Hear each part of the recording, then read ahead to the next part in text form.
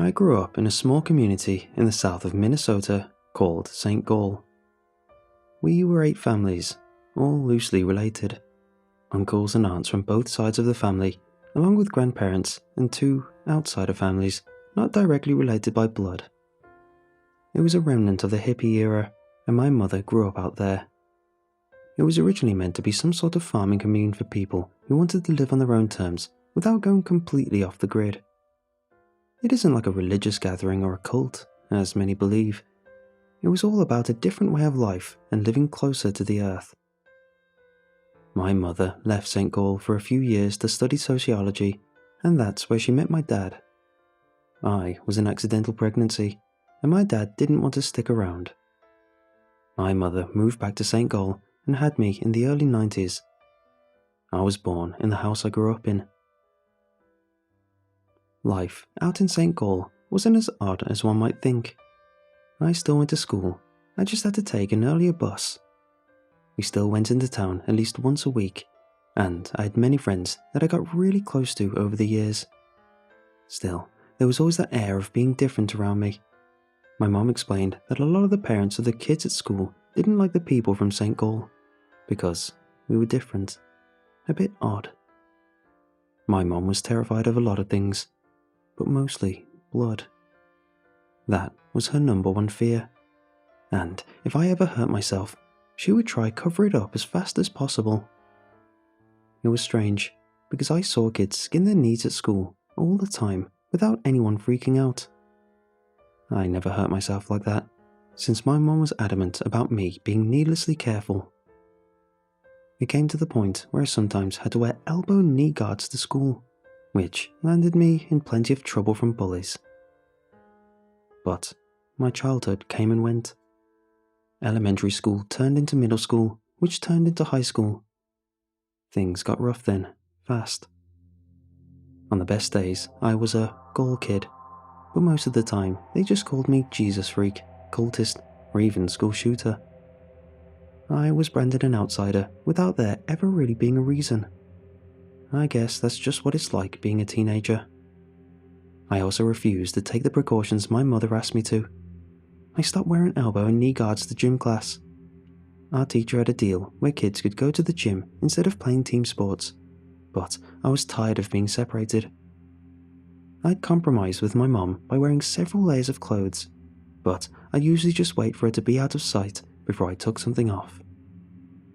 If she ever knew I was pretty good at both soccer and basketball, she'd have a heart attack.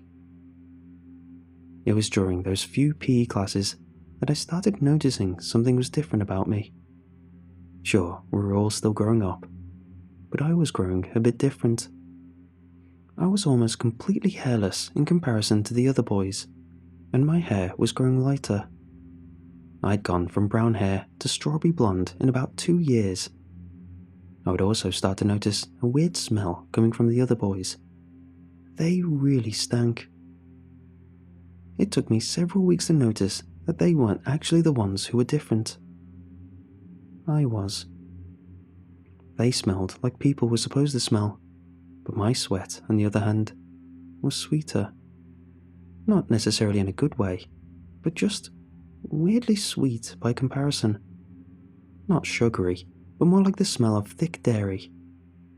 I hadn't thought about it. I just figured that was the way sweat was supposed to smell. It wasn't. I made one friend in high school, Darren. Short guy who dropped in and out of social cliques like it was his job. I talked to him about it and asked him to smell me. Weird, I know. And he agreed that something was off. He convinced me to talk to the school nurse, thinking it might be something like diabetes. I was scared he'd tell someone about it, but he never did. Good guy. I had a long chat with the school nurse, Anita. She was very reassuring. Apparently, puberty can have all sorts of weird effects on the human body. A sweet smell coming from your sweat was hardly the worst she'd seen, or in this case, smelled. It was weird, sure, but this was a weird time to be a human. Still, she decided to run a few blood tests just to make sure my iron levels and white blood cells were okay. As soon as she poked the needle through my arm, she recoiled and crinkled her nose. The syringe dropped to the floor, and I got up. She got a tissue and started to blow her nose repeatedly, over and over. "What the hell was that?" she exclaimed. "What did you—" I had no idea what she was talking about. I looked at the drop of blood poking out my arm, and I didn't notice anything odd. I just put a band-aid on it while Anita tried to regain her composure. Come back tomorrow," she coughed. "We'll talk more, okay?" But she was sick the next day. I felt uncomfortable with the whole thing, and I wanted to talk to my mom about it, but I also didn't want her to get worried. When you have someone in your life that is always on the breaking point, you make a habit out of stepping carefully. It took Nurse Anita the rest of the school week before she returned to her job. I was immediately summoned to the nurse's office. She'd lost weight. A lot of it. She was drinking water from a large bottle when I got there, and she had dark markings around her eyes. She didn't seem well, but she lit up as she looked at me.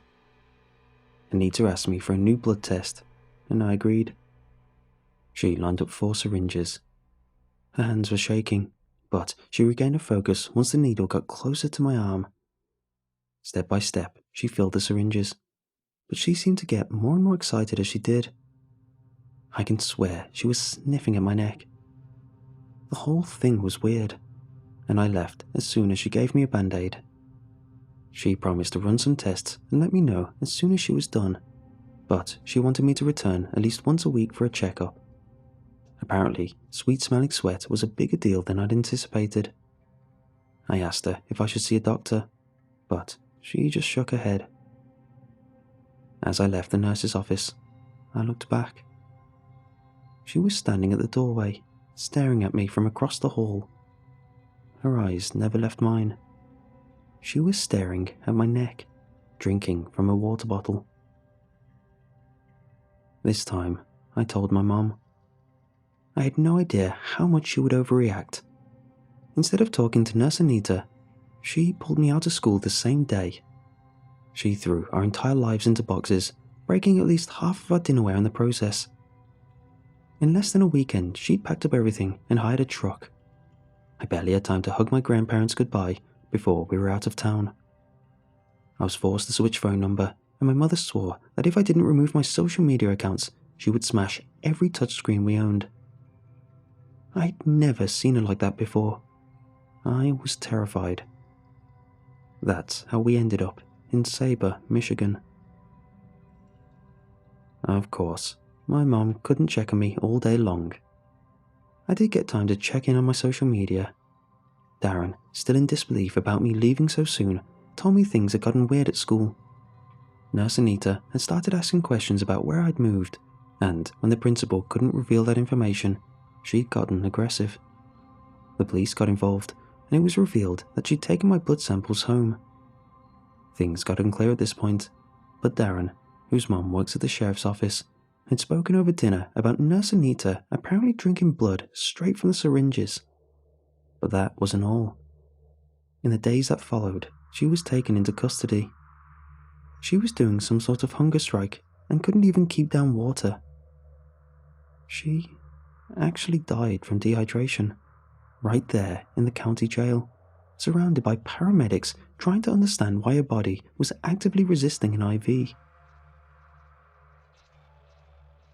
By now, my mom and I had settled in at a small 3-bed apartment. I confronted her about Nurse Anita and what had happened. My mom finally opened up to me. "You know what capsaicin is?" she asked. "It is the thing in spicy food that makes your tongue and throat hurt. It is a kind of self-defense thing that just is supposed to make us stay away." I'd heard about it, and I was aware of the concept. This thing that is supposed to make us stay away just makes it more enticing, she explained. People can get addicted to it. To many, it has the opposite of the intended effect. It became something to be desired instead of something that protects the plant. Do you understand what I'm telling you? I sort of was. I didn't want to think I was. but I was. Our family is different, she told me. I was hoping this wouldn't happen to you, but it did, and we had to move. She really did try to bring me a normal life. She tried not to worry. But whatever is inside me was growing extremely potent. I started to understand why our family had lived isolated and why she wanted me to be careful around the others. As a kid, it wasn't as dangerous. But as a teenager, it was stronger than ever. That's why even I was noticing my own smells. They'd gotten stronger. But the years passed. My mom got a job at a gas station, and I helped out as a farmhand and cherry picker. Things were going pretty well, all things considered.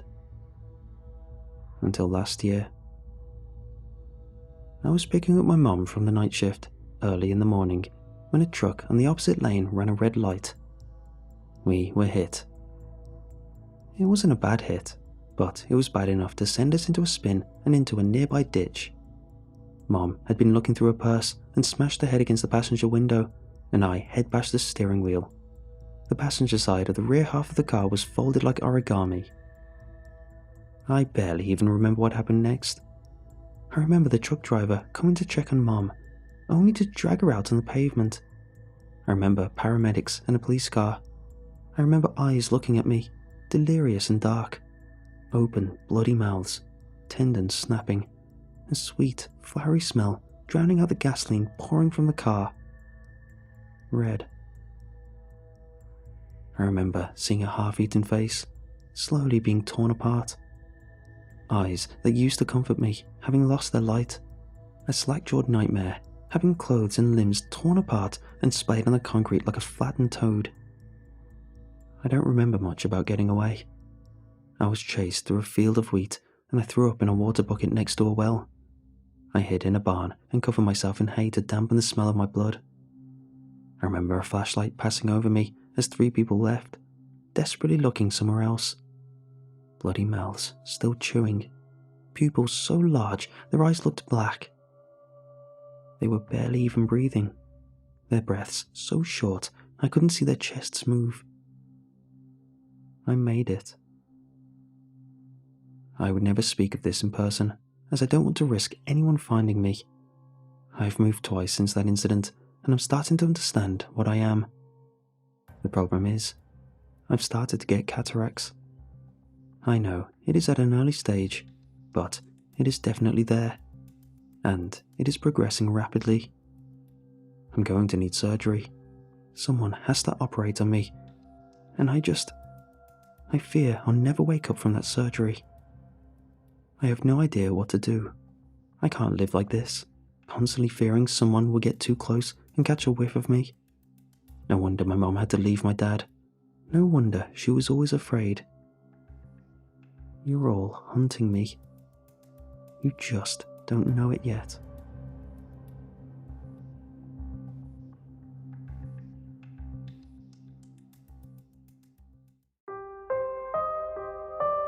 I've been an investigator and hunter of the paranormal for longer than I care to remember.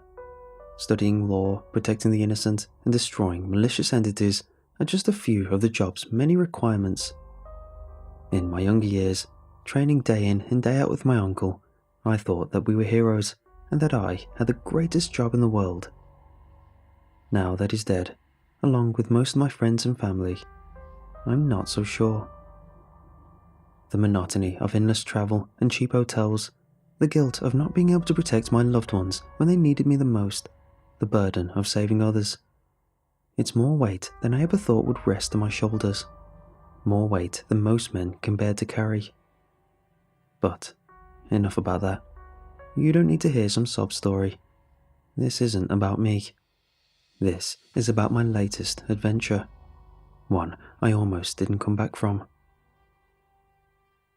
A few months ago, while digging through various news articles and police reports for choice words like bizarre and unexplainable, I came upon a tabloid piece about a man, Jack, on a business trip.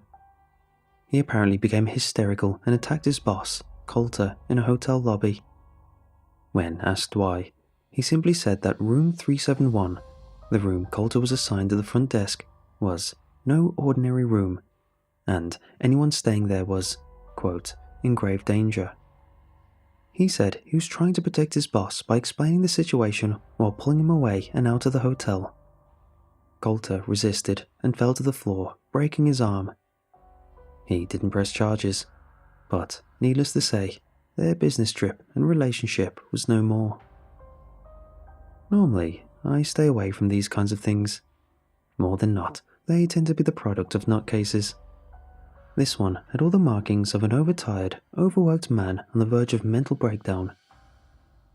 Still, it piqued my interest.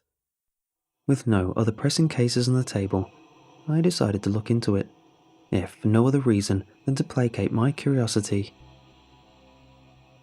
A quick bit of research revealed that the Covanwood Inn, the hotel where Jack and Coulter were staying, only had 2 floors with room numbers ranging from 101 to 256. There was not, nor had there ever been, a room 371. This wasn't enough to build a case, but it was strange nonetheless. I couldn't find any contact information for Jack, but I found an email for Coulter and a site dedicated to networking for investors and business leaders. He responded, but only gave me a brief account of the incident, not wishing to discuss specifics. In his summary, however sparse, even he described being handed a keycard for room 371 before Jack grabbed him. The plot was thickening. Next order of business was to call the hotel. I did this on 3 separate occasions, spread out across the week with 3 different aliases, and spoke with 3 different staff members ranging from entry-level to management positions. In the hunting business, this is known as the Rule of 3.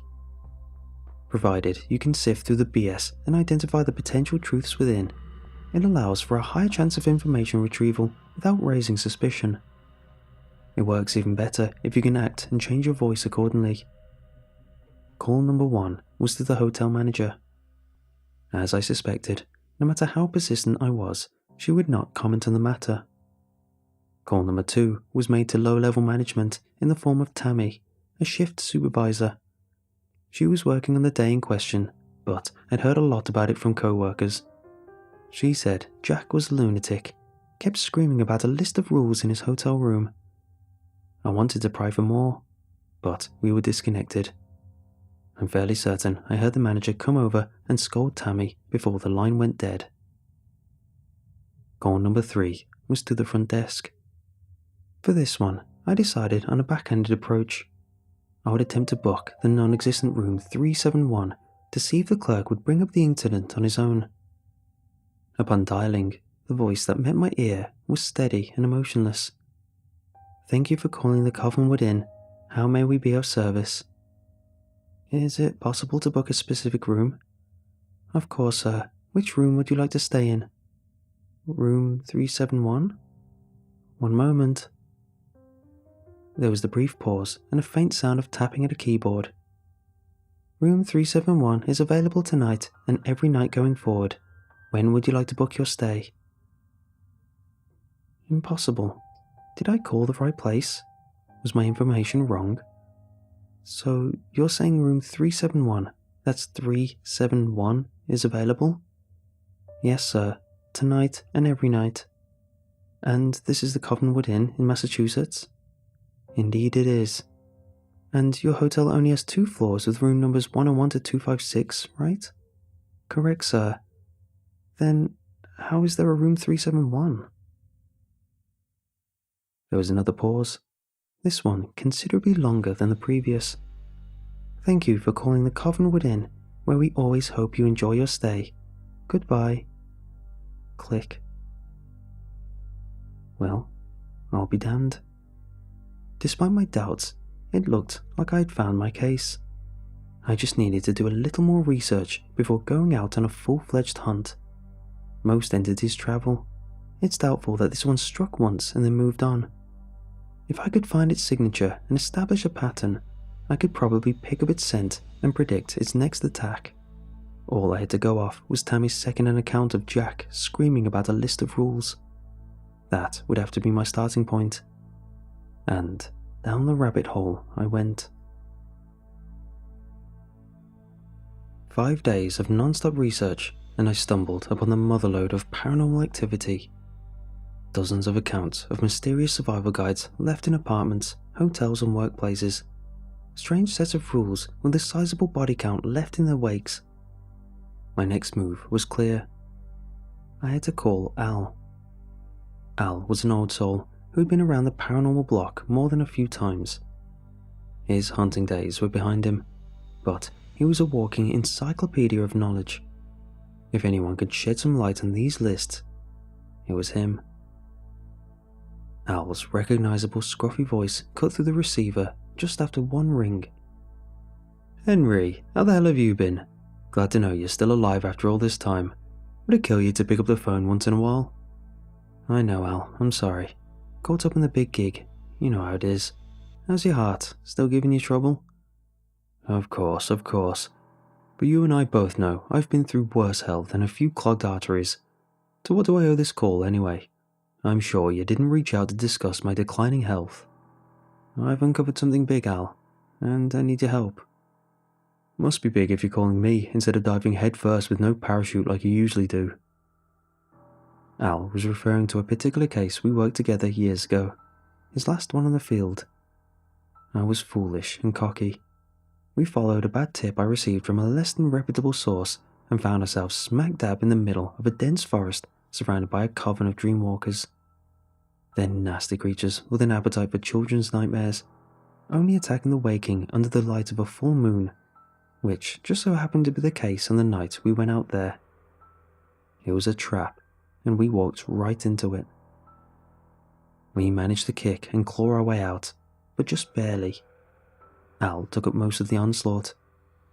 I carried him out to the main road, where we were picked up by a passing truck and brought to the hospital. The physical damage was healed, but Al was never the same after that. He never said as much, but I swear he blamed me for what happened. Even if he didn't, I did. I can't ever forgive myself for that one. There are these strange survival guides being left in random locations across the country, and they're racking up quite the body count. I don't know if it's... Al interjected with a heavy sigh. I know exactly what you're talking about. You should probably swing by my place to talk more about it. Al, you're across the border, over 300 miles from where I'm... Click. Damn it. Al was a stubborn man, and a lonely one at that. He probably just wanted a visit, and I couldn't really blame him.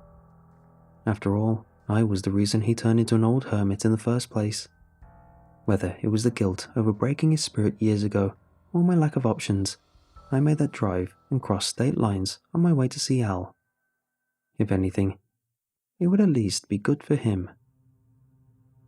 It was just how I remembered it. A perfect little cottage tucked away in the middle of nowhere, far away from the outside world.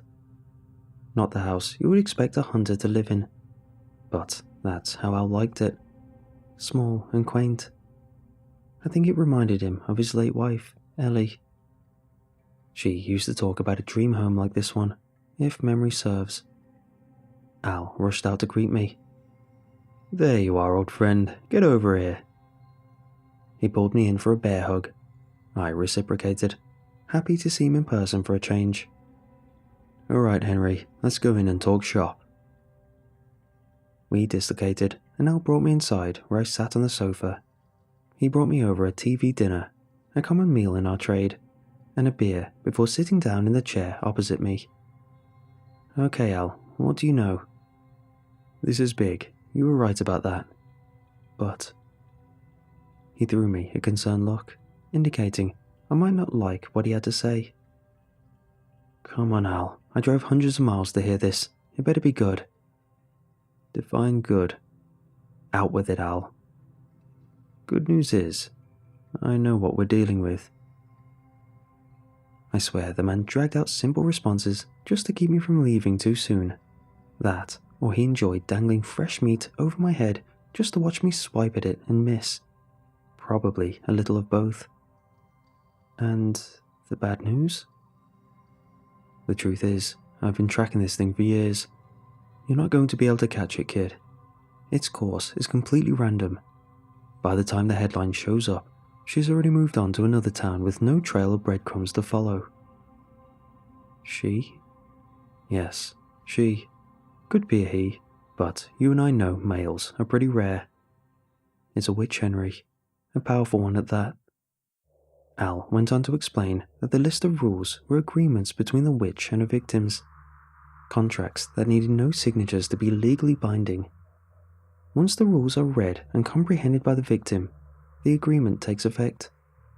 If one or more rules are broken, a supernatural calamity will befall the victim, usually resulting in their death, at which time part of the life force is absorbed by the witch. With each soul piece she takes, she becomes more powerful. Why do folks break the rules in the first place? It's all part of the design. Most of the rules are simple spell traps dependent on time triggers. To most, it's nonsense. Even I, with my vast knowledge of the paranormal, would be hard-pressed to not use the bathroom after 11:22 p.m. just because of a list I found on a motel dresser. How do you know all of this, Al? I learned most of it from a man who stayed in an Airbnb near Cape Cod. He found a list and broke each and every rule, but still managed to make it out of there alive. He even gave me the damn thing. What? You mean you have it right now? You've been holding out to me this whole time? Al walked over to his desk, opened up a drawer, and pulled out a sheet of paper. He then walked over to me and tossed it on my lap. It won't do you much good. I've examined it more times than I can count. It was beautiful in a morbid sort of way. I'd been studying the case for so long, it felt amazing to have a piece of the story in my hands, a physical piece of evidence I could inspect with my own eyes. Feels different from normal paper, wouldn't you say, Al? It's papyrus. I imagine the other lists are made from it too, necessary for the spell. I turned it over and noticed a dark splotch near one of the bottom corners. Al, what's this? A stain, I guess. Probably wine spilled from the last guy who had it. That wasn't wine. I was sure of it. I raced over to Al's bookshelf and grabbed a copy of The Demonic Dealings by Jack Grovewood and began flipping through the pages. Al, what do we know about witch deals? Aside from these ones, they're verbal contracts between a witch and a human. One wish granted in exchange for a piece of their soul. Why, what are you getting at? I found the page I wanted and scoured the text until I came upon an image. Aha! I held up the picture of two hands dripping red over a chalice. And how are the deals sealed, Al? With blood from both parties. We know all of this, Henry. This is different. She doesn't need permission, and there's no wish granted. You break a rule and you're toast. That's it. Clearly, this type of contract doesn't need blood from the victim, but what if it still needs the witch's blood to bind the soul piece to her when it's done? I held up the list and pointed to the dark spot. Al thought it over for a moment, before it all sank in. You genius. Are you saying we have the witch's blood right here? That's exactly what I'm saying, Al. But what does that matter? We can't cast the summoning spell without fresh blood, no older than 2 months. I received this ages ago. I know, but there's no statute of limitations on blood packs. That's how ghosts are able to make deals with demons, witches and the like. If we create our own list with identical ink and paper and smear some of this blood onto it, it should work the same and bind the witch to the deal. When we break the rules, she'll have to show up to collect. Then, well, we kill her. Al shot me a dirty look. Are you insane? Another one of Henry's misguided tightrope walks? Glad I'm alive to see this one. We don't know the conditions of the spell. There could be more to it than this. You want to risk it backfiring, or worse, it actually working and us getting ourselves killed by the most powerful witch we've ever gone up against? As the words rolled off his tongue, I sensed the excitement in his voice. He was dying to work another case after being on hunter's leave for all these years. Al, are you in or not? He turned his head for a moment, and then turned back to meet my gaze. You bet I am. Another week of research and gathering materials later, we had what we needed. Witch-killing instruments, stakes soaked in the Dead Sea and welding torches, and a new list of rules uniquely equipped for Al's cottage. Number 1. All lights off by 10:41 p.m. Number 2. Leave the bedroom door closed at all times. Number 3. Do not step outside after sunset. Number 4. If anyone knocks on the front door at 3:45 p.m, do not answer it. Number 5. If your television is on, do not tune it to Channel 9. After spreading a sample of blood from the previous list on the back corner, we got to work, breaking as many rules as we could. 12 hours passed. We had all the lights on, opened the bathroom door, tuned the TV to Channel 9, which was just plain static, and walked outside after sunset. Then we waited for the inevitable knock at the door. It never came. We waited and waited and waited, sitting on the sofa with stakes and torches in hand, but there was no activity. None whatsoever. Even without the knocking, something should have happened. We'd broken 4 of the 5 rules. At 2 in the morning, Al turned to me and shook his head. Looks like it was a bust, kid. Just as I was about to swallow my failure and admit defeat, a gust of wind pushed the front door open, and a clean-cut man in his 50s, grey hair, grey moustache, waltzed in with a smile on his face. It looked as though it was a male witch after all. "Hello, boys. Looking for me?" Al and I raced over and pushed our stakes through him. There was no effect. We then held our torches up and attempted to burn his skin. Again, no reaction. This was not good. With a flick of his wrist, the man was able to swing us through the air and pin us against the opposite walls via an unseen force. No spell recited, just pure, powerful magic. Is that any way to treat a guest? We tried to break free, but it was no use. I didn't have to show up, you know. Using my blood was a good idea, but your list was voided the moment the ink touched the page. Without my handwriting, the thing's useless. He cackled as we squirmed. I just couldn't resist seeing this for myself. 2 humans meddling in my affairs, attempting to draw me out of hiding. Whatever did you think you would accomplish? He shut the door behind him, walked over, and sat down on the sofa where we had previously been seated. And the stakes and fire, what a great laugh that was. You know, as a powerful witch, I can ward myself from just about anything. With enough soul shards, you can pretty much render yourself invincible. And I have plenty to spare. What do you want? I screamed out, impatient as ever. Al looked at me wide-eyed, almost as if to say, what the hell do you think you're doing? Punishment, of course.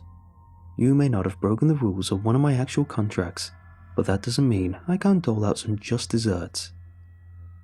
Just then, there was a knock at the door. What's this? The witch said in a delighted tone. It looks as though we have more guests. Please, come in. The door swung open and 2 figures walked in. 2 figures I recognized.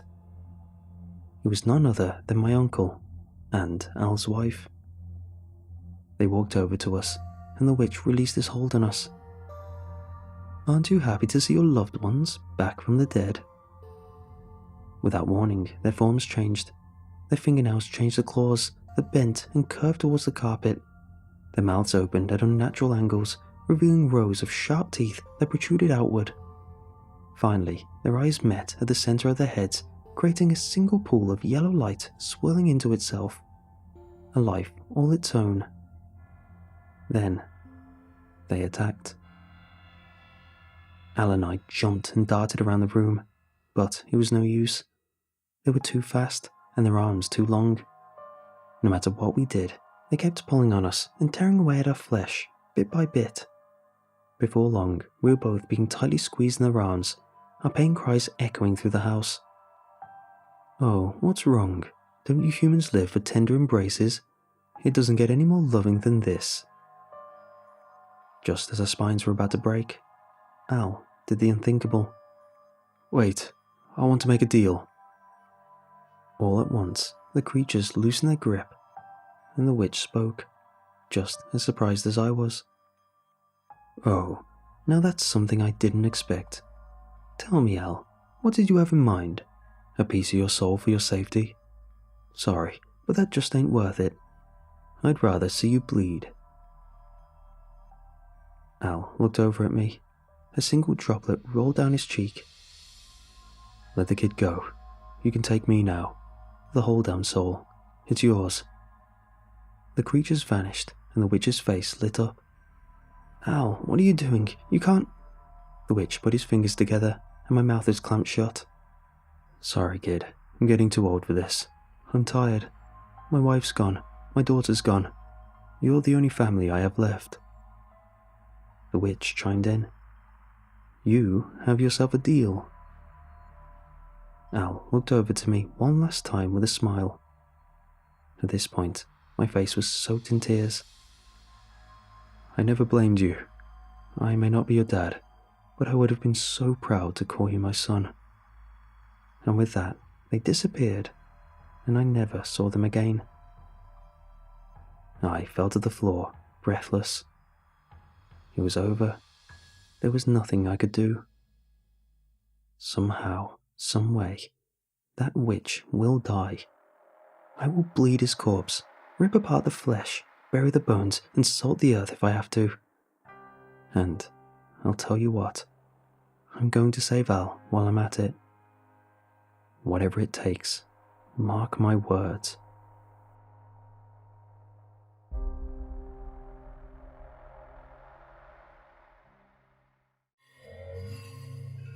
Growing up, I was always drawn to adrenaline, extremity, and testing my limits. I started out doing relatively common stuff, bungee jumping, parachuting, mountain climbing, but like a junkie needing a greater high, I always wanted something more. I gathered a group of like-minded friends through my adventuring. There were 5 of us, 2 girls named Kate and Lena, 2 guys named David and Jake, and me, Adam. Together, we moved onto more dangerous activities, base jumping, cave diving, things like that. 3 years ago, we had what we thought was a great idea. We would ski to the South Pole. It didn't take long for us to agree on this trip. Only Lena was against it, not liking the remoteness of the continent. But it didn't take much for us to persuade her. Soon, we were all planning, saving up money and researching. On November 6th, we stepped off a hired plane at Hercules Inlet, a bay in the southwest of Antarctica, and the beginning point of our 50-day ski trek. Waiting for us was our guide, Leif Steenson. Jake had picked Leif personally. He'd been recommended by one of Jake's traveller friends, who had also hired the Norwegian as a guide on an Antarctica trip. He struck me as a gruff, silent man. "Hey there," Jake called out as we approached him, hauling our packs and skis behind us. "You must be Leif, right?" "Yes," he answered curtly. His voice was heavily accented. "And you are Jake?" "The very same," my friend smiled. He was a likeable and friendly guy, in stark contrast to Leif's disconnected manner. We made our introductions, and our guide immediately got down to business. "There are a few basic rules you need to follow in order to stay safe. Obey my commands at all times. Do not wander off from the party. Do not walk away from camp." "Will we get a handbook?" Katie laughed. She was the joker of our group. Leif looked at her icily. No handbook. You remember or you don't go at all." Kate stopped laughing quick. After Leif had finished his briefing, we set out at last. I can't even begin to describe the scenery. Nothing I've ever seen quite compares to it. Flat, endless ice sheets, spreading out as far as the eye could see, like a sea of snow. It was undeniably beautiful. It also pressed home the reality that we were alone out here. No humans for possibly hundreds of miles. If anything were to go wrong on this trip, it could be deadly. I loved every second of it. As we skied northeast, I strayed out of line and fell beside David. He was the most like Leif among our group, quiet and reserved. At least, until he got to know people. "So, when are you going to ask Leif out?" I grinned at him. "Shut the hell up, Adam," he laughed back at me. I will say, though, that the way he shut up Katie was glorious. Wish more people could do that. Katie shot us a withering glare from in front of us. We both giggled. "Not like there's many coffee shops out here anyway," I sighed. "Your date will have to wait some time, it seems." After some hours of travelling northeast, Leif's voice carried over to us from the front of the column. "We stop here for now. Unpack your tents." As we took off our skis and began setting up camp, I wandered over to Lena. "So, how do you like it so far?" I said. "It's beautiful here, I'll give you that," Lena answered. "But, like I said before, it's so barren, so massive. I can't help but feel small and meaningless, like a fly on the wall." "I'm sure you'll be fine," I said, putting a hand on her shoulder. "In a month we'll reach the Thiel Mountains. That should break the monotony a bit." Lena was about to answer, but then stopped, squinting over my shoulder at something in the distance. "What's that, Adam?" I turned, looking out over the expanse of snow. "What? I can't see any—" I finally noticed what she was pointing out. Far away on the horizon, something was sticking out of the ice, grey and unmoving. It was too far away to tell what it could possibly be. I called over to our guide. "Hey, Leif, you got a second?" He came over to us, his bearded face stern, as always. "Yes, what is it, Adam?" "Any idea what that is?" I said, pointing to the faraway object. He stroked his beard in thought. "I do not know," he finally said. "Rocks, perhaps?" "It's roughly in the way we're going," Jake said, walking over from his pack. He smiled winningly. "Maybe we could check it out tomorrow. What do you think, Leif? Up for an adventure?" Leif seemed uncomfortable with the suggestion. "I don't know if that's a good idea. We need to keep up a good pace." "Jake's right. It's roughly in the way we're going anyway," said Lena. "Come on, it may be something interesting." Leif sighed. "Fine, tomorrow. Probably just rocks, I would say." My first night in Antarctica was sobering. Even in my tent, dressed up warmly and in a special sleeping bag, I could feel the cold. Thankfully, after some time, my breath warmed up the tent and I fell into a deep sleep. 8 hours later, Leif woke us to break camp and set out again. As I was eating a small breakfast of freeze-dried cheese and chocolate, I saw Katie looking at the grey objects on the horizon. She looked strangely confused. "What's up, Katie?" I asked, walking over. "Slept well?" "Those things, weren't they to the north when we set up camp?" she answered. I froze, trying to remember. "I think so, yeah. Why?" "They're to the east now," Katie said. I paused, confused. "Are you sure you didn't get turned around?" No, I checked my compass. It's definitely to the east." I frowned again. "I guess we misremembered then. We were all tired after all." "Yeah, must have been that," Katie said absently, her mind elsewhere. "Wonder what those things are anyway. Guess we'll find out soon enough." After eating and packing up, we put on our skis and set out, heading towards the strange things on the horizon. Leif seemed slightly troubled, and I wondered if he too had misremembered the direction they were in. As we got closer, we could make out what the things were. A circle of massive, rectangular stones standing on their side. They reminded me instantly of Stonehenge. Approaching them, David fell beside Leif. "I thought Antarctica never had an indigenous population," he said. "Who could have made something like this?" Our guide appeared perplexed. "I'll be honest with you, I do not know. I've never seen anything quite like this before."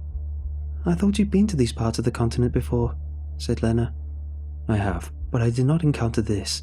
It is irregular. We should take a closer look." Katie grinned back at her guide.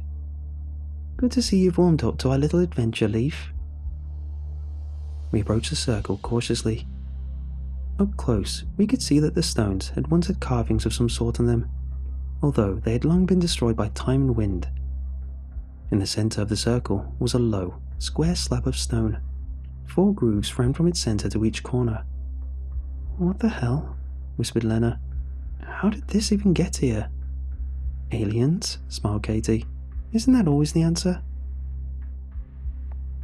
I walked over to the central stone. It was dark, about knee-height, and featureless. For some reason, it made me feel uneasy, although I couldn't pinpoint why. I touched it, hesitantly. It was completely smooth, unlike the rest of the circle. We should continue, Leaf called out. We have a timetable to fulfill. We can write down the coordinates, and once we return, tell someone who will know what to do with this discovery. Slowly, my group pulled back together, and we set out again. The expanse stretched out around us, completely featureless, and I was glad we had an experienced guide like Leaf. Every so often, he would take out a compass and check our heading, making slight adjustments every time. I slept better on our second stop, knowing that the cold would get better eventually. I talked with Lena before I went to bed, and she confessed that the stone circle had made her feel uneasy as well. It shouldn't be here, she said firmly. This place hasn't had any native people, ever. It's only scientists and tourists. And why would they possibly make something like this? Maybe Katie's right, I smiled. Aliens. Lena groaned theatrically. You're all underestimating how important this discovery could be. Maybe we've accidentally stumbled upon proof that the history of this continent was completely different. I hope not. I don't want my name in a history book being my legacy. We both laughed, the unease of the situation relenting somewhat. When I woke, I could tell something was wrong. I could hear hushed voices talking outside my tent. I climbed outside, rubbing my gritty eyes. Leaf, Lena, David, Katie and Jake stood in a huddle in the middle of our campsite. They were talking quietly and casting furtive glances to the west. I looked over to where they were looking. On the horizon, far away, I could see a familiar circle of grey stones. A chill ran down my spine. I walked over to my friends. How is this possible?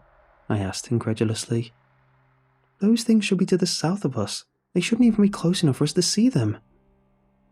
Leaf silenced me with a gesture. We have been talking about it, Adam. The only logical explanation is that this is a second circle. It is strange, to say the least. I've never heard of a stone circle in Antarctica, let alone 2. Do we go investigate it? Asked Lena. No, replied Leaf resolutely. Yesterday's detour already put us off our timetable. We must press on. I will write down these coordinates and we will pass them on to the experts later. We packed up and set off. A strange hush had fallen on our group. The second circle had affected us strangely. I could tell the others were disconcerted by them now, not just me and Lena. During the day's hike, I only talked once with Katie. I was hoping her joking attitude would help me relax. So, aliens, huh? I said, skiing next to her. That a professional opinion? She grinned at me, but I could tell she was troubled. It's obvious, isn't it? She answered jokingly. What else could it be? Maybe Leaf put him there to scare us, I suggested. Did you see him looking at them? He was confused too, Katie said, suddenly serious. And he's been through here before. How come he didn't see it? Maybe it was snowed under, I suggested. I've read that the landscape can change a lot here. Our conversation trailed off, and we remained silent till we broke camp again. Before I went to bed, I noticed David scanning the horizon. It was a clear day, and we could see miles away. What are you looking at? I asked, walking over to him. Snow and ice? I'm making sure there's no bloody stone circles around here, David replied. I laughed, but he didn't join in.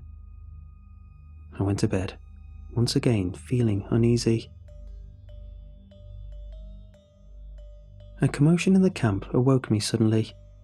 I tore out of my tent, not even getting out of my sleeping gear.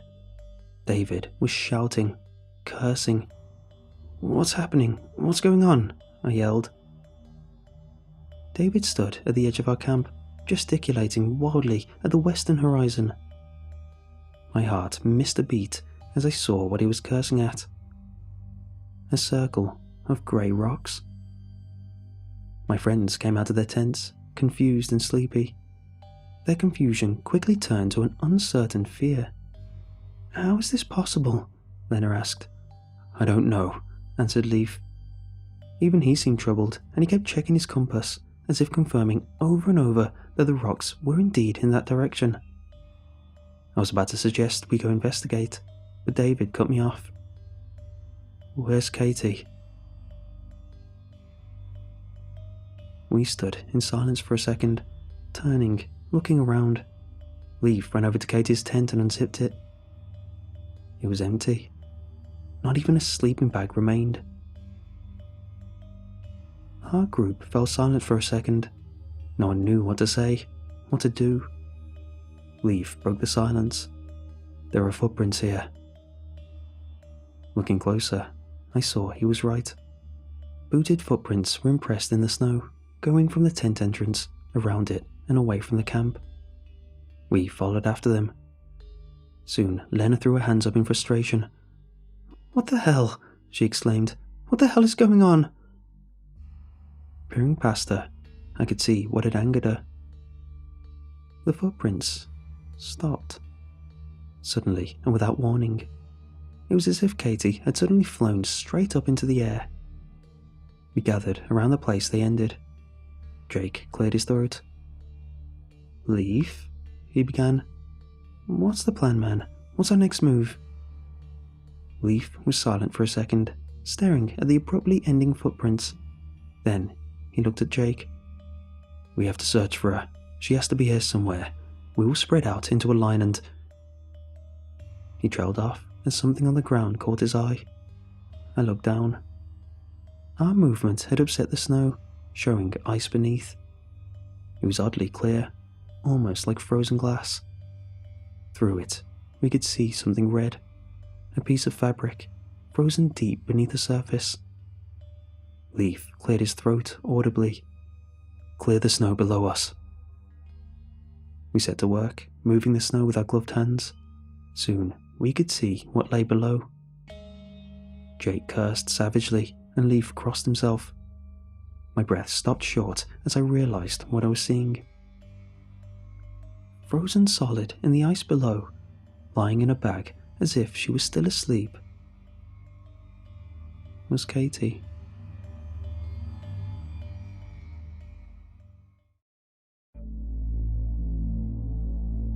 Lena sat down in the snow, her breath coming up in panicked gasps.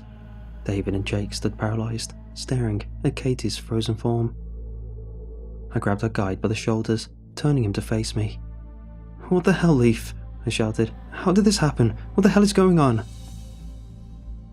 Leif looked at me, his face like carven rock, but I could see a gleam of fear in his eyes. "I don't know," he replied, almost whispering. "But we must return. We have to get out of here." "What, and leave Katie behind?" said David incredulously. "You can't be serious." "There is nothing we can do for her. She is dead. We have no pickaxes to dig her out, and even if we did, what would we do then?" Leif was somehow remaining calm. "We need to return. Whatever is happening out here, we must escape it. We must go back to Hercules Inlet." "What is happening here?" yelled Jake, his anger flaring up. What did that to Katie?" Leif looked at him. "I do not know," he said, finally. "I am as scared as you, Jake, but if we wish to survive, you have to listen to me. We have to turn back. Now." A shocked silence fell on our group. Slowly, we picked ourselves up and headed back to camp. David stayed the longest, looking down at Katie's frozen form through the ice.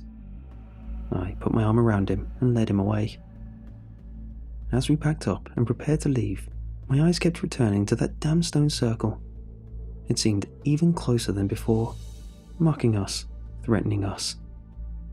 We set out in mournful silence. The weather, fair for the last 3 days, was taking a turn for the worse. Snow and wind began gaining its strength. Finally, Leif stopped the group. "We must set up camp before the conditions worsen," he announced. We set about the task.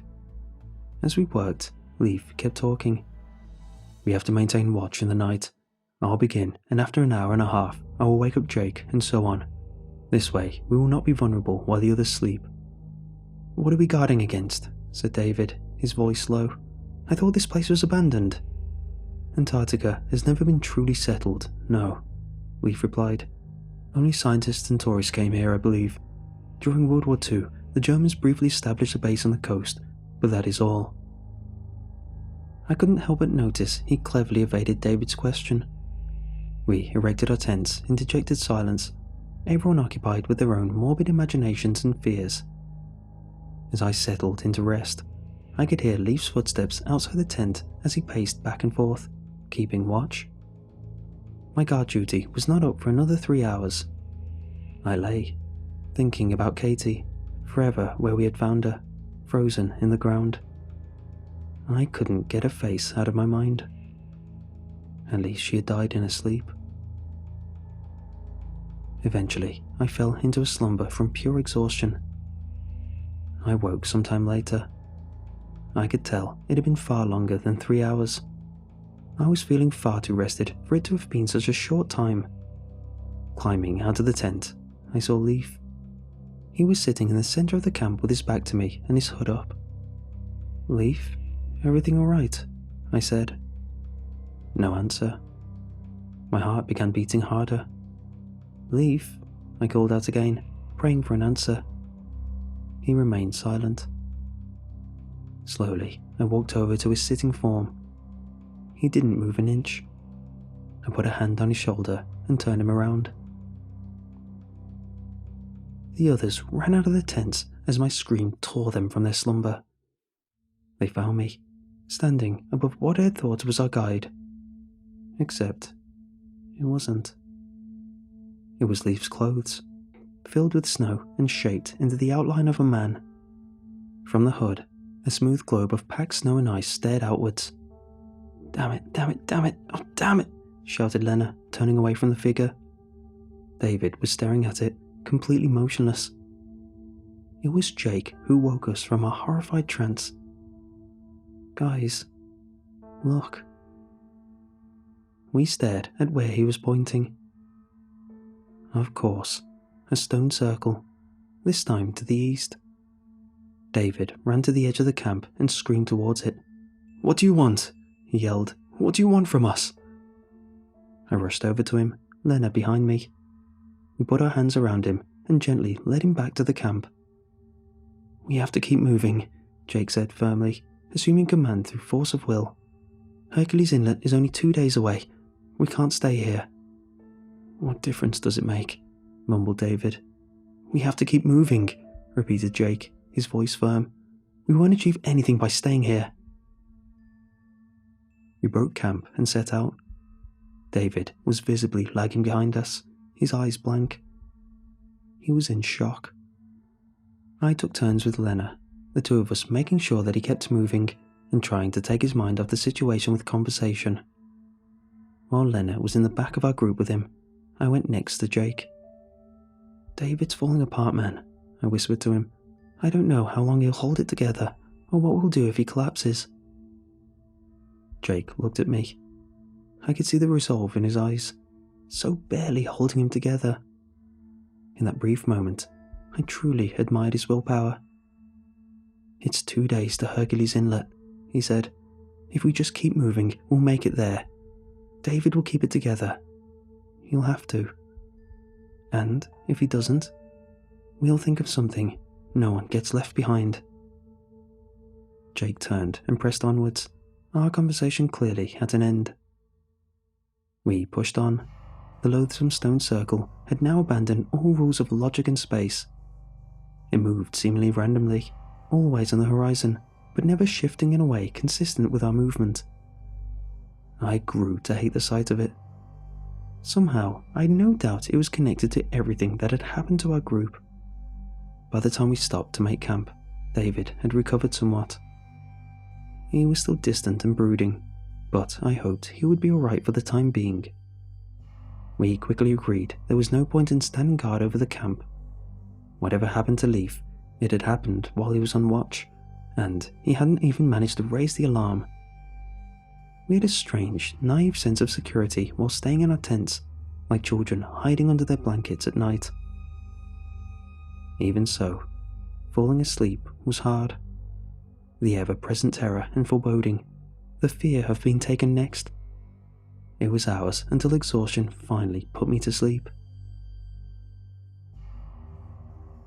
I dreamed that night. A horrible nightmare. Someone was opening my tent. I lay in terror, holding my breath. The zipper went down. A grasping hand grabbed my legs and pulled me, kicking and screaming, into the snow outside. A dark, hooded figure stood over me. It reached down with gloved hands, going for my neck. I flailed wildly about, searching for a weapon. My hand tightened around my skiing stick, lying in the snow. I lashed forward, driving it like a spear into the figure's throat. Blood spouted out. It gurgled horribly. I woke. I could immediately tell something had happened in the night. Lena was crying outside, low, heaving sobs. Jake was comforting her. Silently, dejectedly, I climbed out. David? Jake nodded grimly. Gone from his tent. Footprints? Yes. Where do they lead? Instead of answering, Jake pointed, gesturing behind me. I knew what I would see, but cursed loudly anyway when I saw the damn stone circle in the distance behind me. It was a lot closer than before, about a mile away. We should go check it, Jake said, although I could tell he didn't expect to find anything good. He may still be alive. We didn't break camp before setting out. I think there was a slight hope shared among us that if we hurried, we would find David, that he would somehow be alive. As we approached the circle, we could see something was lying on the central slab. I gestured to Jake and Lena to wait. Stay here, I'll check it out. They didn't argue. I walked into the circle cautiously and approached the central slab. I almost vomited when I saw what was on it. David, covered in blood. It was running away through the 4 grooves on it, a frozen trickle leading to the 4 corners of the stone on which he lay. His throat was speared through by a ski stick. My ski stick. I retched, gasping for air. I couldn't have done this. I had been sleeping. Had I? Was it a dream? Was I sleeping? I stumbled back to the others. Lena saw my expression, and her face fell. David, is he? Dead, I said hoarsely. I wish we had mourned our dead friend like people should, but no tears would come, no deep sorrow, only an emptiness inside our souls. I think that we were all too numb, too shocked to process the situation enough for an actual reaction. Some leftover survival instincts or self-preservation force kept us moving. We packed up our tents and left. It was some 4 hours into the journey when Jake stopped us.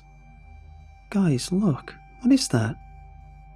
We turned, half expecting to see another stone circle. Instead, we saw a small, square building rising from the snow. It seemed uncannily out of place in the frozen expanse, like it had been dropped here by accident. Do you think we should go check it out? Whispered Lena. It's not a stone circle. That's got to mean something, said Jake.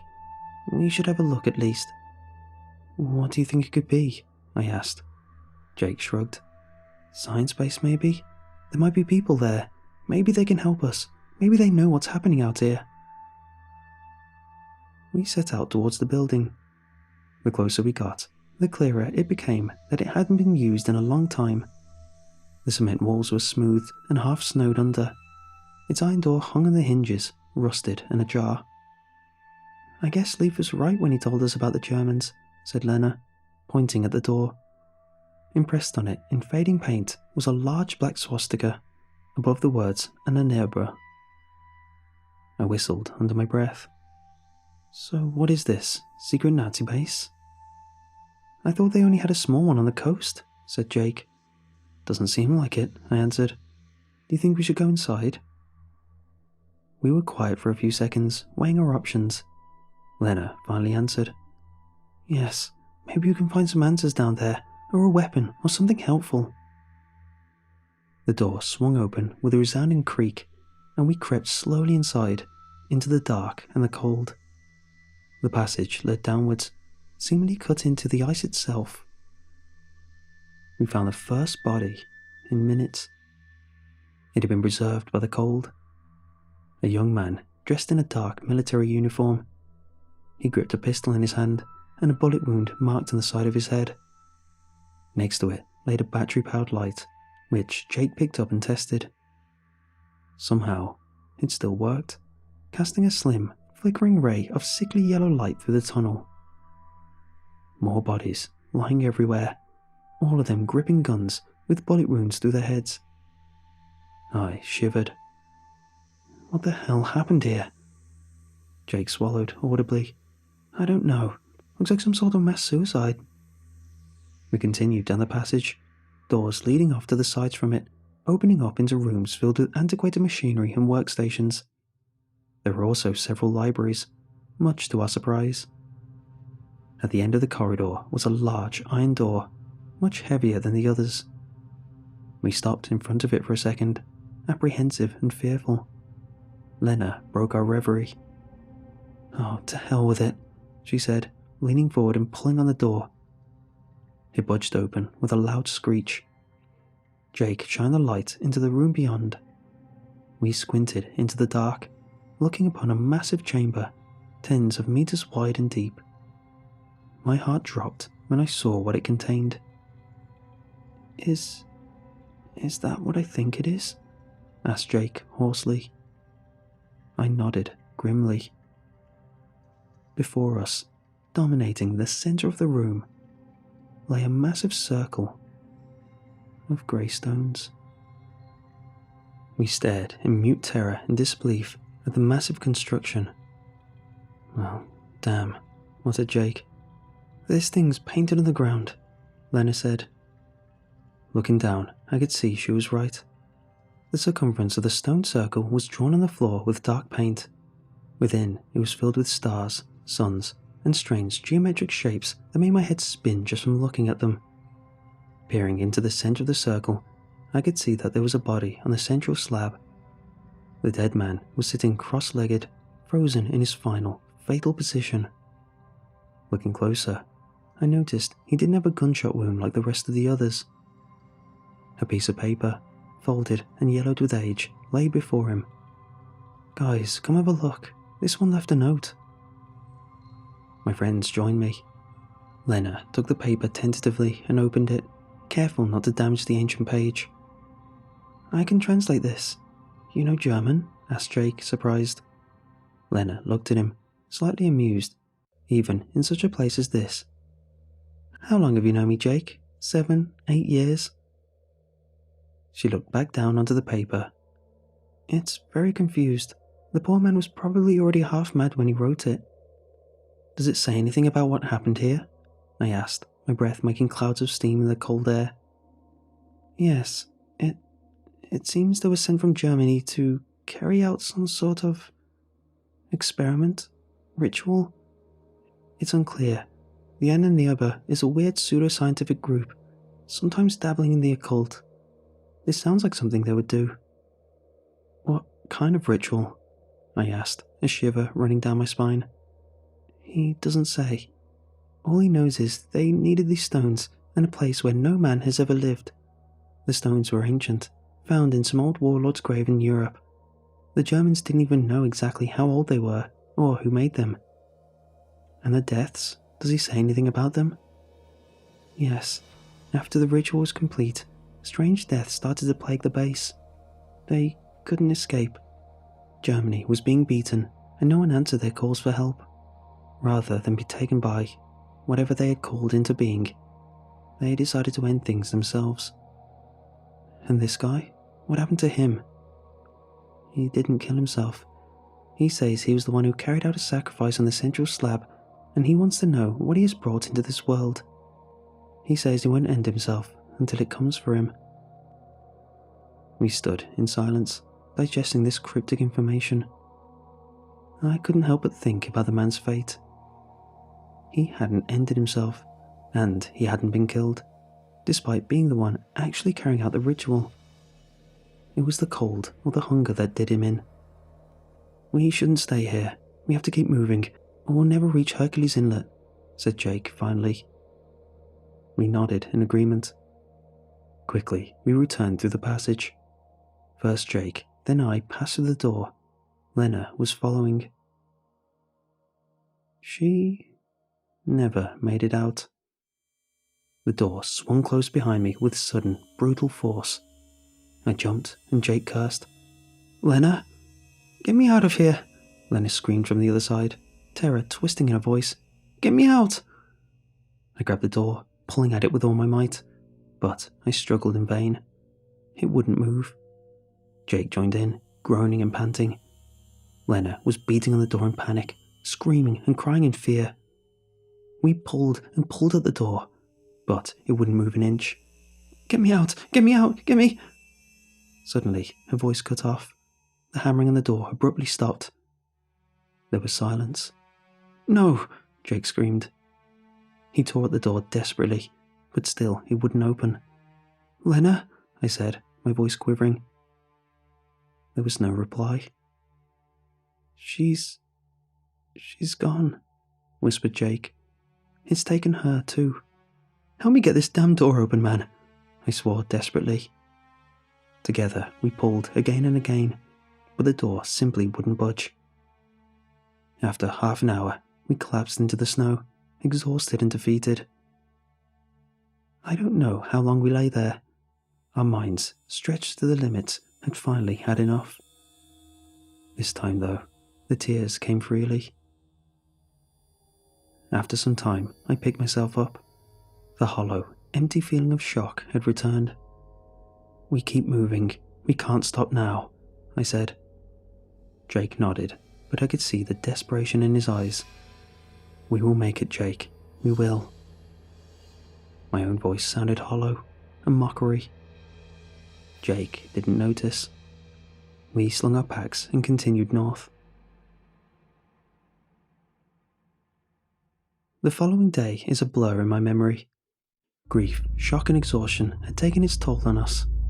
We were moving from muscle memory alone. When we stopped and set up camp, we remained silent. What was there left to say? Even if we got out of there alive, could we really live on like before? Through some mute communication, we decided to sleep in one tent. It gave us more of that naive sense of security, even though it had not protected David, or anyone else for that matter. When we awoke, we breathed a silent sigh of relief. We were both alive, both present, both lucid, or at least as much as we could be given the circumstances. Once again, we shouldered our packs and set out in silence. The circle was on our left now, unmoving and sinister. I kept glancing over at it, almost expecting it to move closer to us. Jake seemed to be pointedly ignoring it, refusing to even look in its direction. After several miles, he spoke up. The first time I'd heard his voice in hours. "Do you know what's the first thing I'll do once I get out of here?" "What?" I said, confused as to where he might be leading with this. "I have no idea." "Go to Stonehenge." I stared at him incredulously. "Why? Why the hell of all places would you go to goddamn Stonehenge?" Jake grinned. "To take a massive dump on the stones there." I was silent for a second. Then I started to laugh. A hysterical, insane laugh. The type of laugh only someone on the brink of death, pushed beyond his limits, can have. Jake joined in as we skied forward. "You can count me in on that one, man." Yeah, revenge is better. Suddenly, there was a sickening, tectonic crack from beneath us. The earth shook, and we swayed to keep our balance. The ground fell away. We had been travelling over a hollow on the ice, and without warning, it gave way. We fell downwards, only a few meters, but the skis affixed to our legs made our landing clumsy. As Jake hit the ground, he let out a scream of pain. The air was knocked out of me as I hit the ground. I gasped, my lungs burning. I called over to where Jake lay. "Are you alright?" "No," he said through clenched teeth, his face twisted in pain. "I think I broke my goddamn ankle, Adam." My heart dropped, but I forced myself to my legs. "Come up, I'll help you." Jake leaned heavily on me, and I slowly raised him to his feet. The second he put weight on his ankle, he almost collapsed again. "Yep, it's definitely broken. Damn it, Adam, it's broken." "Let's get out of this hole first," I said, forcing myself to remain calm. We had to take this one step at a time. Thankfully, the sides of the hole we had fallen into were sloped, making a crude causeway for us. Slowly, painstakingly, I helped Jake get out of the hollow. Every step, he would wince and gasp in pain. Once we were on the surface again, Jake sat down onto the snow. "What do we do now?" he said. "I can't walk, I can't ski." I didn't know. Let's just stay here for now. Rest your leg. Maybe it's just sprained, and we can continue later." "Sounds good," answered Jake, but I could hear it in his voice. We both knew his ankle was broken. No amount of rest would help him. While Jake rested, I took a ski pole. It had been Lena's, and broke it in half. I got a length of rope from our supplies and approached Jake. "What's that?" he asked. "Splint," I answered. He smiled thinly. "I didn't know you were a certified field medic." "I'm not, but if it helps you walk, it's worth it."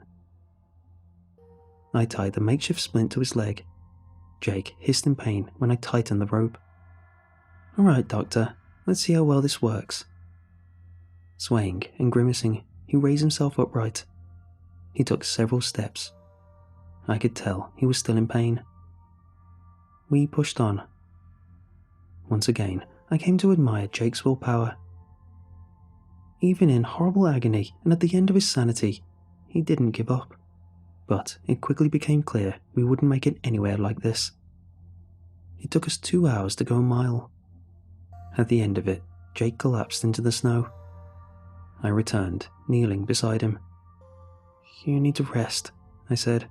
"We'll move on later." "I'm no use to you," Jake whispered. "I'm just slowing you down. We'll never make it with my pace." "Don't talk like that," I said, anxious for my friend to not lose hope. "It's true, Adam," he answered, looking up at me. "I'm just dead weight now, and whatever's hunting for us, that damn circle, it won't let us leave, will it? It's been playing with us all this time." He laughed, but it was an empty, morbid sound. For all we know, it's been leading us in circles anyway. Oh, the irony. Circles. "Just rest, Jake," I said. "You'll feel better afterwards, I swear." He was silent for a second. I think I know what it wants." "What?" I asked, dreading the answer. "What are you talking about?" "The circle, Adam. The man we found on the altar. He made a sacrifice to it, and it didn't kill him. If you make an offering to it, it may not take you." "What offering? What do you—" I trailed off, realizing what he meant. My heart stopped in terror. "No, you can't be serious. Just think about it. I'm useless to you. I'm just slowing you down, and if this thing feels like it's not going to get what it wants, it'll just kill both of us." My blood ran cold at my friend's words. "I can't do this. You know I can't do this. We don't even know if it works like that." Jake looked over my shoulder and laughed grimly. "I think we do. I think it just sent us a message." I looked up and stared in shock. Somehow, even though we hadn't moved, we were now sitting inside a circle of grey stones. Looking back down, I realized that Jake was actually sitting with his back against the horrible altar itself. Jake, please, let this be my last sacrifice and last act of friendship. Let my death have some meaning at least. Grimacing, he pushed himself upright, using the altar as support. Stretching his arm out, he placed his ski stick into my cold hands. I won't do it, I said, my voice quaking. Jake looked me in the eyes, silently, and my heart broke. You have to. Slowly, he lay down on the altar, folding his arms on his chest. Tell everyone what happened here, Adam. Tell them not to follow in our footsteps. This thing, it won't stop. He will always want more. We can't allow that.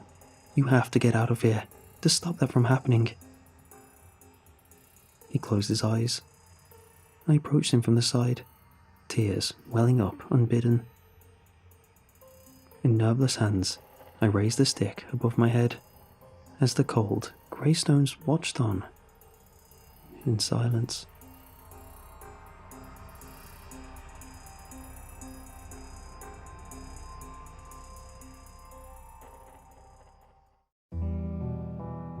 Sometimes the past comes calling when you don't expect it. A picture, a mention of a name, even a small memento can bring memories rushing back like a joint popping back into place. It feels like something returning to where it belongs after you've forgotten what it was like to have it there. But its return to its natural state feels strange somehow. That is how I felt when I received the phone call just yesterday as I drove back to my old home in northern Pennsylvania. When my phone started ringing, I jumped with surprise. I had been zoning out from driving back and forth, up and down on the endless hills of this forever road. Besides, no one ever called me. I picked up my phone from the seat next to me. The caller ID took me by surprise. No data. Wasn't the point of this thing to tell me who was calling, so I would know a scammer from a friend who just got my number? Shaking my head, I answered the phone. I could use the company, even if it was a robot trying to tell me my car warranty was about to expire. Hello? I asked. Hello, came the reply. Is this Jeremy? The voice sounded so familiar, but I couldn't place it. Definitely not a robocall. But there was too much distortion to fully make it out. Yes, this is him. Who am I speaking to? Come on, I thought for sure you'd remember me, intoned the warped, crackly voice sadly. I sat for a second in silence, racking my brain to find a place for that voice. Was it my friend Peter's father? I'd only spoken to him once, and didn't see any reason for him to be calling me. Perhaps Dr. John, my family doctor as a child. It was my birthday after all. Then it hit me. I smacked myself in the forehead for not thinking of it sooner.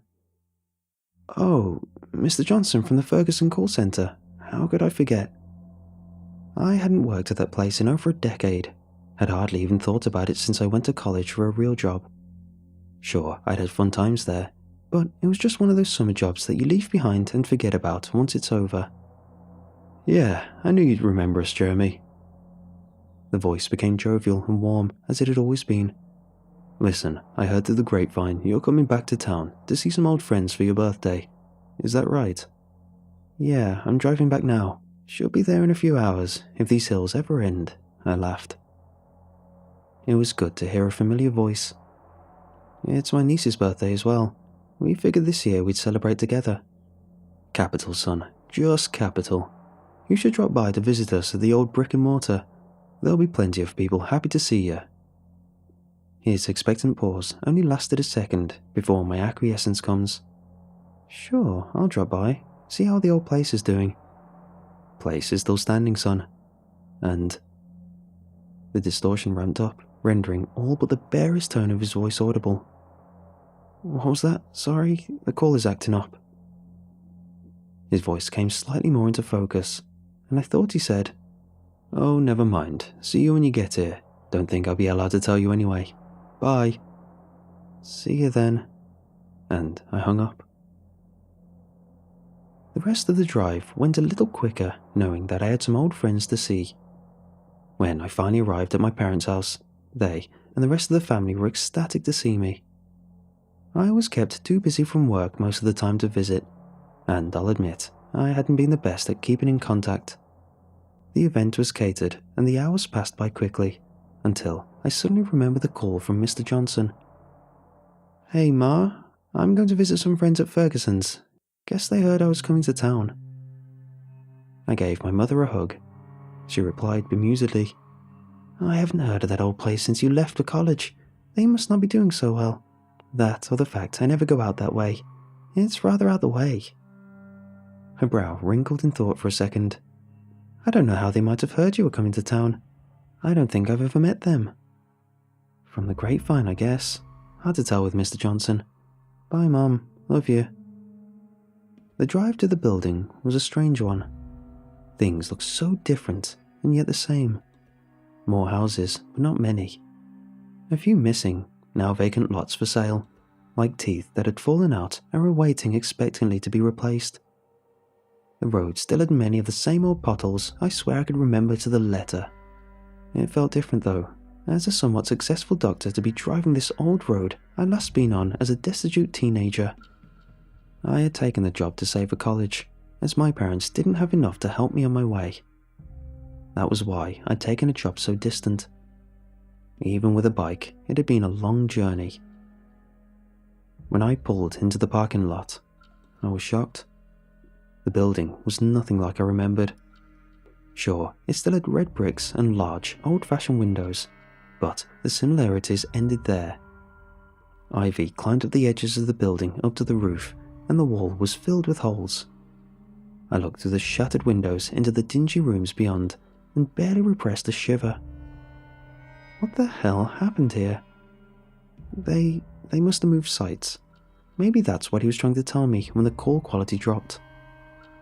I combed through my recent calls to ask him what this was all about, but with all the calls with well wishes and birthday messages, I couldn't find which one was his. I shook my head and put my phone back in my pocket. He'd call when it got closer to closing time, and then I'd be out of here. It looked like I had some time to kill. "You've seen better days, haven't you, old friend?" I spoke to the crooked sign for Ferguson's, as if it could reply. There was no one around to hear me, and why not?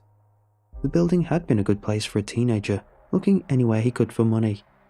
It made it possible to move on to better things, so why not indulge my imagination a little? I paced around the parking lot aimlessly, kicking my heels on the asphalt with every step, waiting for the call that would tell me where to go from here. It didn't come, and I found myself facing back towards the doors of the derelict old building. I felt a strange tug enter me and slowly fill me until I felt I was about to burst. "Fine, I'll go inside, just one last time," I huffed at the building. It might have been morbid curiosity, but it beat standing around here. I'd explored plenty of ruined old buildings in my time, like the old school in the neighbouring township, rotting but unburied. I stepped inside those open doors.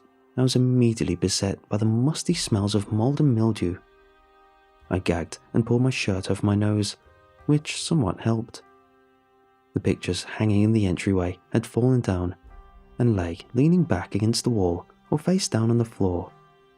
For some reason, they reminded me of the patrons of a bar near closing time, and I chuckled to myself. "I wonder why they didn't take these things with them to the new site," I muttered to myself. They would have been worth some money, so it could be that the call centre wasn't in business at all, new site or no. Maybe Mr. Johnson was trying to tell me his home address, where he'd invited some of our old co-workers. In the midst of these wonderings, I wasn't paying much attention to my surroundings. I was brought back with a crunch under my foot. I looked down before I thought I might not want to see what I'd stepped on. It was a decomposing rat, near to finishing its journey back to the earth. I stepped off of it and felt some bile rise for a second before settling back down. As I turned my thoughts away from tiny broken bones and what liquids must now be in my shoe, I wiped my shoe on a nearby patch of moss and moved on. I gazed into the rooms I passed curiously. One room looked like a miniature nature habitat, moss growing on the floors amid pieces of ceiling tiles and broken glass. Another room was piled with teetering stacks of tables and chairs, as if someone had just left them there and never come back. I was surprised that there was no graffiti in this place. Most places that were abandoned attracted teenagers who liked to leave their mark, which usually included 666s and swear words. This place just looked forgotten, like a bird in a quiet room, lying cold and undisturbed on the floor of its cage. I sidestepped some holes in the floor and came to the next room. It held a strange beauty. It had beams of sunlight shining in from the broken windows, with birds fluttering about us somewhere above the ceiling tiles. This had been Dave Johnson's office. I'd come here often to chat with him about particularly difficult customers, or just to shoot the breeze during my breaks. He always seemed to have time, even for a whiny teenager. I smiled wistfully and moved on. A sudden distant clatter startled me, and I froze in place. Was somebody in here? Some small-time gangster selling drugs? A squatter? A shudder passed through me. If there's one thing I'd learned during urban exploration, it's to steer clear of any people you might encounter in one of these places. You never know what kind of person you're going to run into, so why take that chance? I should have left right then, but it was quiet. Maybe it was a bird that had knocked a knick-knack off of someone's desk. After a minute of silence, I assumed it was just that and moved on, down the hallway. Wait, I did hear something, but I couldn't make it out. It was too high-pitched for speech. But could it be music?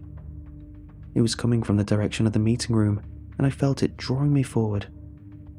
I hardly glanced at the rooms I passed anymore, only glancing away from those double doors at the end of the hall to watch for nails and broken glass. The sound became clearer and clearer. It was definitely music, maybe from a music box, playing a familiar melody I couldn't place. I had to get closer. I pushed open one of the heavy wooden doors and nearly had my heart stop when I saw a person shape in the corner. I jerked my hand off the door and the door closed with a thump, which I immediately regretted. I didn't think they'd seen me. They hadn't even turned around when the door squeaked open. Maybe I was just overreacting, seeing human shapes just because I was expecting to. I eased the door open a crack and could tell immediately that it wasn't a person at all. It was a large mannequin standing next to the counter, facing away from me. I breathed a sigh of relief. Mannequins weren't my favourite thing, but it was a far cry from the man with a knife waiting to stab me. The music played on, still muffled by the thick door, and I pushed open the door to hear it fully. My focus lapsed off the music by what I saw in front of me. The conference table sat in its old place, but it wasn't what I was looking at. Rather, I was looking at what was in the chairs. Every chair but two had a fully clothed mannequin sitting in it. I felt my stomach drop, somehow sickened. As I walked around the table with morbid curiosity swelling in me, I saw that every one of the mannequins had been arranged looking at each other, their stiff hands on pens and paper before them, or raising up as if making a point. The one at the end of the table, a darker skinned one, looked caught in the middle of straightening a stack of yellowed papers. I felt like I'd walked into a scene frozen in time. What kind of sicko would go through this much work in an abandoned building to simulate an office meeting? The one in the corner was even putting a tea bag in a cup of tea, for goodness sake. Still, a strange sense of déjà vu crept into me at the surreal sight. Those clothes looked somehow familiar. The purple Christmas sweater on the black-haired one on the far side, the green threadbare sweater vest of the tall one with the brown hair, the navy business suit on the figure at the end of the table with the rotary phone off its hook. I was taken aback by the realization that came rushing in. They looked just like my old co-workers, caught in the middle of a meeting with only me unaccounted for. This had to be some kind of prank put on by my old co-workers. At least I hoped. No, it was impossible that any of them had set it up. But what are the chances that some mischievous teens had come in here with a bunch of mannequins and not only dressed them in the right clothes, but placed them on the right places at the table? I shook my head to dispel the images of monkeys typing on typewriters and took a closer look. One loop around the lot of them, then two. On every pass, I noticed more details. A pair of dangling earrings, cat hair on a sweater, fresh coffee in every cup. This was getting ridiculous. Why go into this level of detail? I poked one of the mannequins in the shoulder. Honestly, the unsettling presence of the mannequins would have been enough to put me on edge. There is something unnatural about things that look like people, almost perfect but for missing breath. I hated it. I called out suddenly, a loud noise to flush out any people dressed as mannequins, to physically startle them enough to see if they'd jump. Nothing. The quiet was really getting to me. Guys, if you're going to surprise me, just get it over already. Still, nothing. I eyed the walls and ceiling for any hidden cameras, but came up dry. What the hell was going on? Any prankster worth his stuff would have leapt out by now, not keeping me waiting for so long. The music entered my awareness once more. I'd stopped noticing it, but the music had kept playing this whole time, just on the edge of my awareness. And I recognized it. A tinkling rendition of "Happy Birthday to You" jingled menacingly through the open door into the next room. Was that where they were all hiding, chuckling to themselves at their prank? It was the only rational explanation. Anything else, I gulped, suddenly aware of my dry mouth. I tiptoed past the mannequins at the long table towards the open door of the break room. I could see nothing through the open door. It was on the far side of the break room. I needed to cross that threshold to solve the mystery. When I finally could bring myself to do it, I looked into the room and saw a simple music box, sitting comfortably next to a chocolate cake with a large lit candle. The song played to a close, and it was quiet once more. I stared at it, and then laughed my heart out. All that for this? No jumping out to scare my skin off, no laughter at my expense, no revealing the hidden cameras. My heart rate began to slow, and I called out, "Thank you, you sick freaks. Now where are you hiding?" As soon as the words left my lips, there was another loud crash behind me, and I jerked around, still reacting with the adrenaline left in my system. Every mannequin in that room was now looking in my direction, all facing fully towards me. And they were now stiffly holding different poses, many crumpled into themselves in a paroxysm of mirth, fists in the middle of striking their legs or the table. There was no way someone had rearranged all of those mannequins so quickly. It was impossible. The one with the sweater vest had its head thrown back in the attitude of uproarious laughter. Just like Andy. Its mouth was now stretched wide open to unleash its silent laugh. Goosebumps erupted all over my skin, and that's when I knew it. My co-workers had been right here the whole time. The uncanny valley had stretched too far, and I had had enough of it. My knees trembled like they were about to buckle, but my legs were moving almost before I thought of running. I clipped the standing mannequin who had been making tea as I ran past and nearly fell over. The thing was frighteningly solid, much more than a store mannequin. These things were definitely something else. As I heave aside the double doors from the conference room, I can hear something I can't explain. A rapid noise, off-tempo sound reminiscent of 1,000 fingers drumming started up on every surface around me. As I ran, more frantic than ever, the whole building began quivering intensely. A ceiling tile, then two, more, was shaken down to the floor. I ran down the hallway, just barely missing the holes in the floor with my feet. There are more of them now, in the floor, in the walls, and through each I could see blank eyes pressed against the cracks, watching me. I was having trouble keeping balance with how violently the building was vibrating. The gaze of those creatures from all those holes was filling me with a strange dread. I didn't know what they were watching me for. Were they simply interested? Or were they about to break through the walls and floor? Did they want to keep me here? I tripped headlong as I passed the hole at ankle level. My hand, stretched out to catch myself, collided with the glass exit door and shattered it. I didn't feel a thing. I was back on my feet in a second. I couldn't see whether it was an arm that sprung from the hole or a painting on the floor. I was too filled with adrenaline and pain to care. I hurriedly fumbled my keys from my pocket, started the car and took off, not looking back. I have been blindly driving through the night, back south to my apartment. Though the world around me no longer shakes, I still find myself trembling. I got a call while flying blindly down the dark road from an unknown number. I didn't answer it.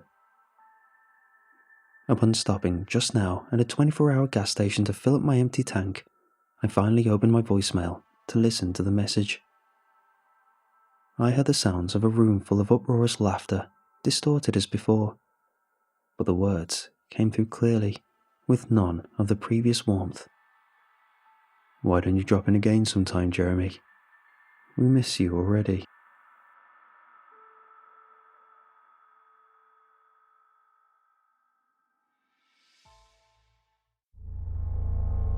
Thunder rumbled in the distance as the last of the storm pelted rain down on the roof of my apartment. My dog, Dux, an incredibly dopey but lovable German Shepherd, was desperate to go outside to attend to his business. He'd been afraid of the thunder and didn't like getting wet, so coaxing him out of his hiding spot in the closet took several treats and the gentle promise of a nice walk in the cool, dark night.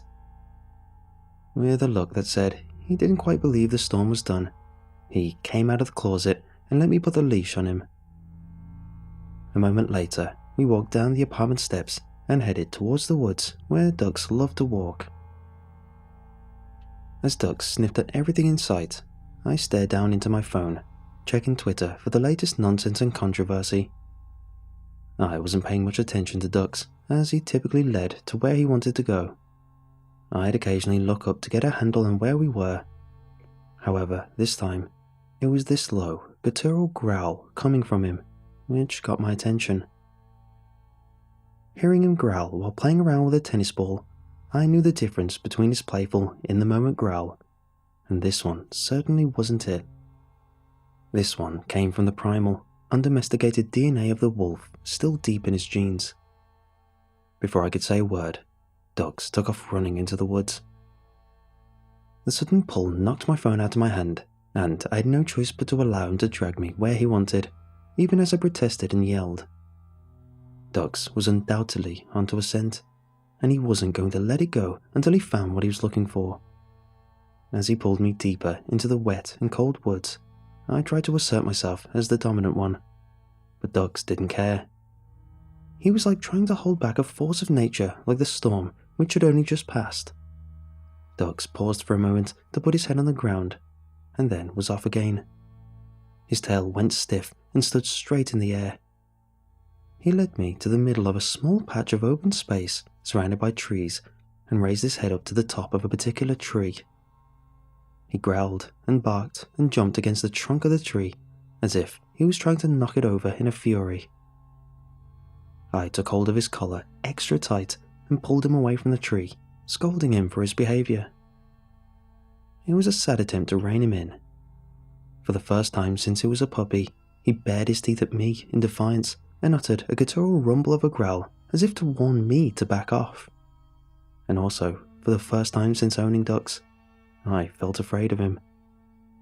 I didn't know what was up with him. Did the storm drive him crazy or something? What the hell was going on? Once he realized I wouldn't be pulling on the leash anymore, he went back to barking and attacking the tree trunk. I stood there like an idiot, defeated and feeling scared of my dog who cowered away from bicycles, baby strollers and balloons. Here he was snarling and battling with a random tree in the woods. To this day, I cannot describe the sound I heard that came from the tree branches. It was something between a screech and a chitter. Just as quickly as Dux was this brave and unstoppable Cujo-like mad dog, all the aggression left him. He turned back into the closet carrying dope he was. Except this time, his ears were down and his tail was tucked between his legs. He cried out pathetically and urinated before running back to me and getting as close as he could to me for protection. When I looked into the tree, all I saw were dozens upon dozens of little red glowing orbs, and then they started to buzz like cicadas in the deep summer heat.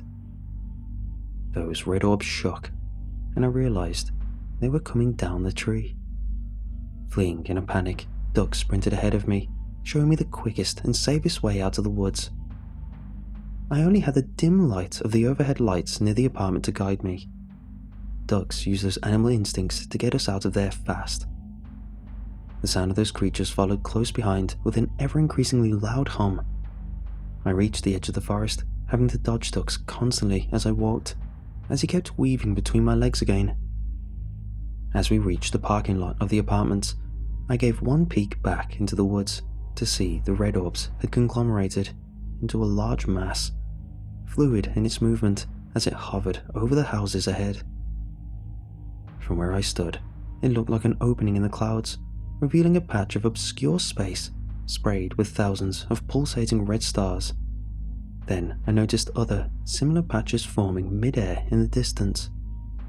The overwhelming humming, combined with the roaring sky, stripped Dux of all his will to move further. I pulled on the leash to no avail. He glued himself to the ground, his claws stabbing deep into the muddy surface. I had no other choice than to pick him up in my arms, carrying him like a baby down the path to my apartment building. As the noise emitted by the strange floating body continued, it soon got the attention of the people living in the apartment block near the woods. The streets began to fill with people. I shouted for them to get back into their homes, but it was futile. They stared in awe at the manifestation above, and then the buzzing cloud came down, collapsing over the gawking people. Their gaping mouths ingested the soup of dark matter and red dots, while their bodies ended in a state of a violent convulsion. Men, women, and even children in pajamas kicked their legs in agonized pain. Their heads crashed into the ground roughly, over and over again, as if shattering their skulls would ease their suffering. The sound of the torment joined in with the abyssal hum of those red-eyed creatures. There was nothing I could do for them, and with Ducks in my arms, I had no other choice but to escape from the madness into my own apartment. I ran between many cars, checking behind me to see that nothing was coming for us. My limbs were aching by the time I got to the back door of my building. Ducks was not a puppy anymore, and I was not in my best shape. The second his paws touched the floor inside the apartment, Ducks launched towards the sofa, sinking deep beneath it and the wall. I crashed onto the couch to catch my breath. It felt as if I had run a marathon. My lungs burned, my throat felt dry.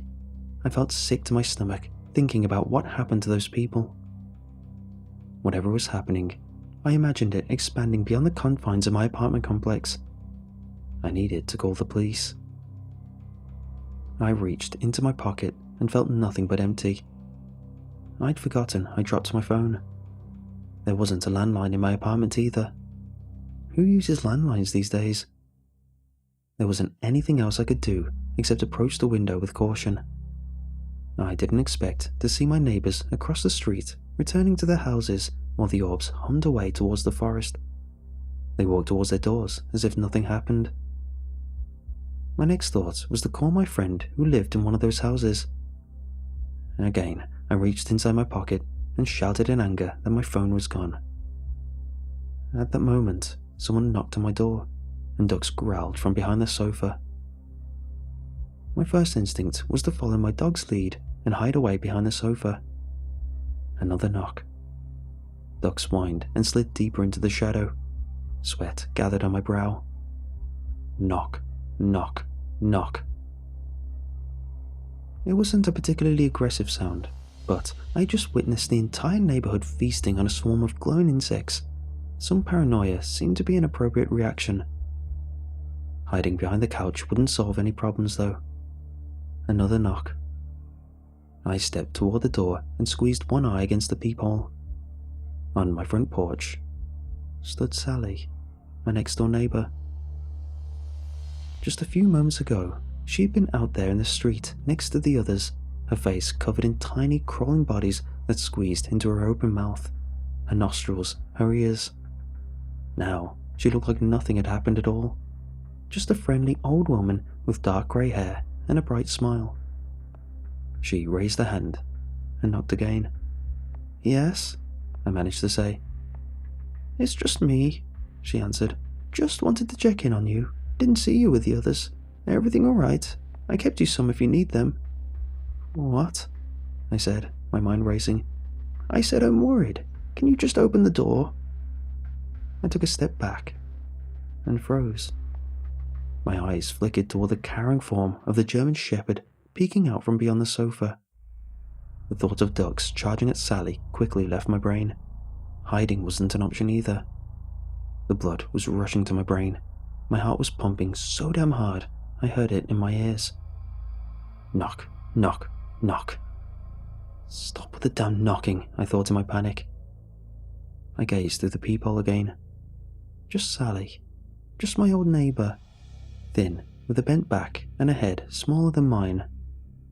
Was there really anything to be afraid of? I fumbled for the knob, latched the chain on the door, and cracked it open slightly. "Sorry, I'm just a bit under the weather," I said. I didn't know what to do. Should I have told her what I saw? Should I have played dumb? I stumbled over my words as I searched for the appropriate response.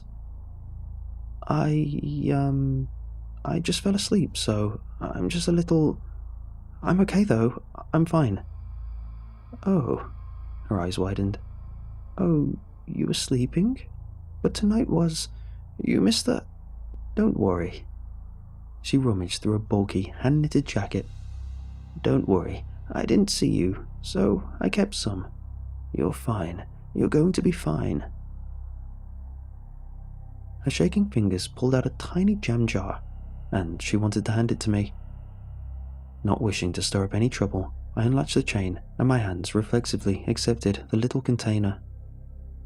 I lifted the glass up to my eyes. It vibrated in my hands.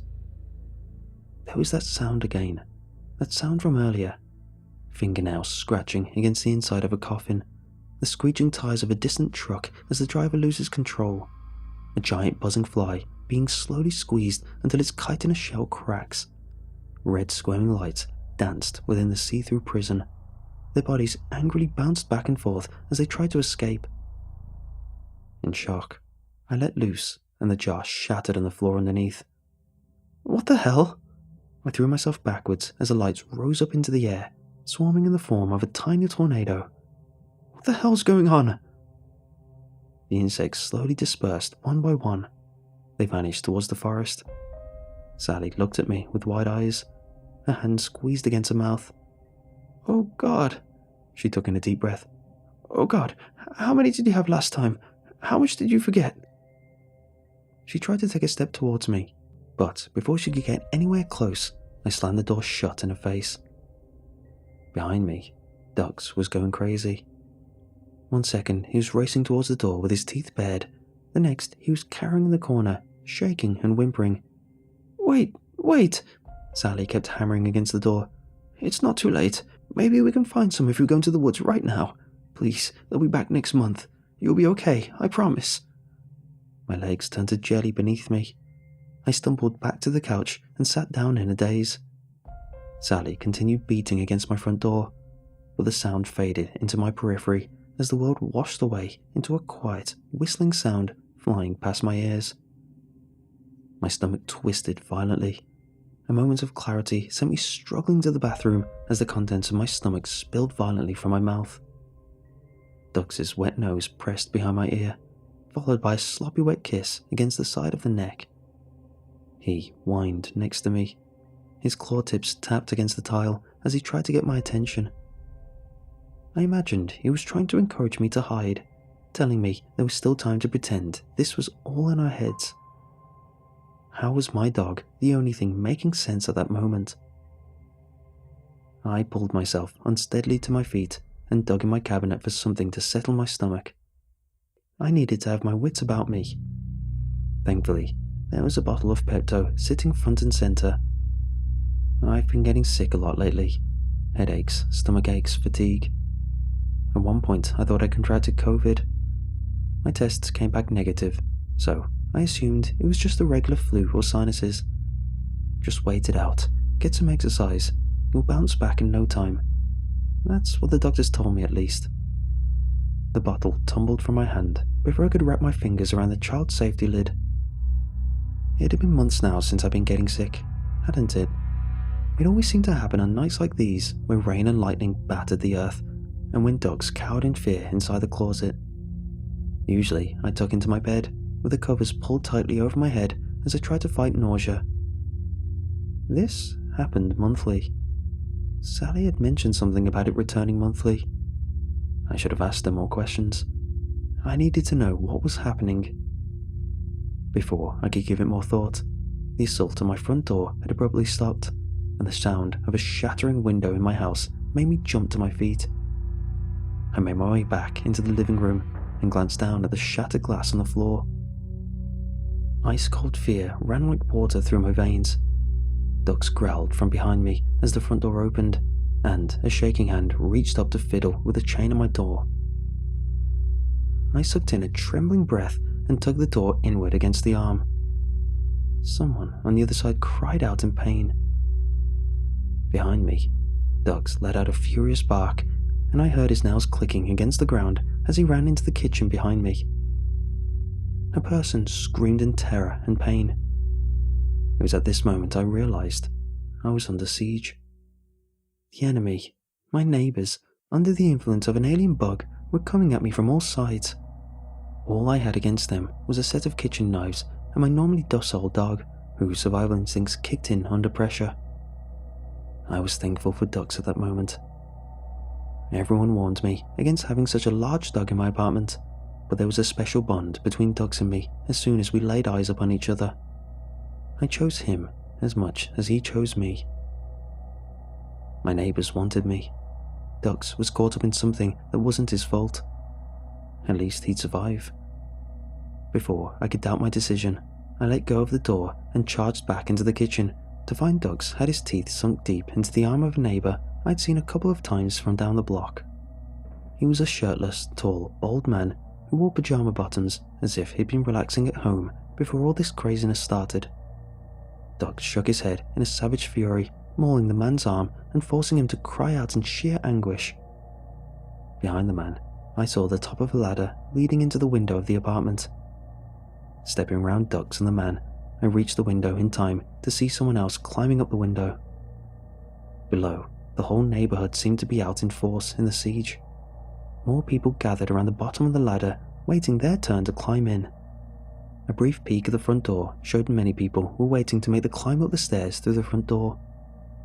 My only saving grace was the bottleneck the stairs and the entrance caused for them. Only 1 or 2 people could get into the stairwell at the same time. Running on pure adrenaline and survival instinct, I shoved the ladder away from the window. The man on the ladder shouted as he fell backward along with the ladder back to the ground. With that taken care of for the moment, I had to deal with a man inside the house. The closest item to me I could use as a weapon was my microwave.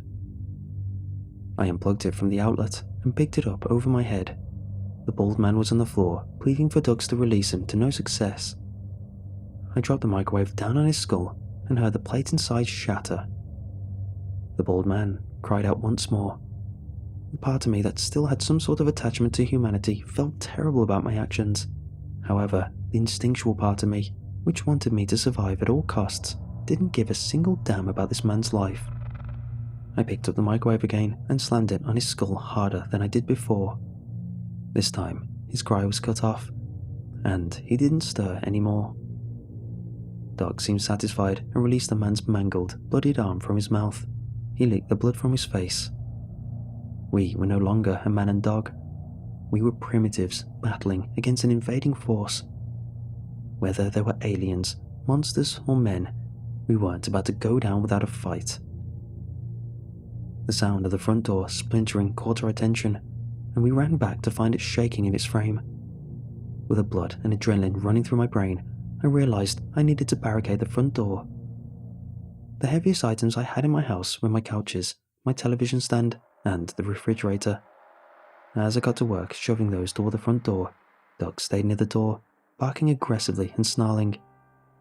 I pushed the love seat to the door and yelled for Ducks to get out of the way. That pause doomed me. I felt something crash against the back of my head, and I immediately saw stars. A stinging pain ripped at the top of my skull, and a splattering of fireworks exploded behind my ears. I immediately dropped to the floor.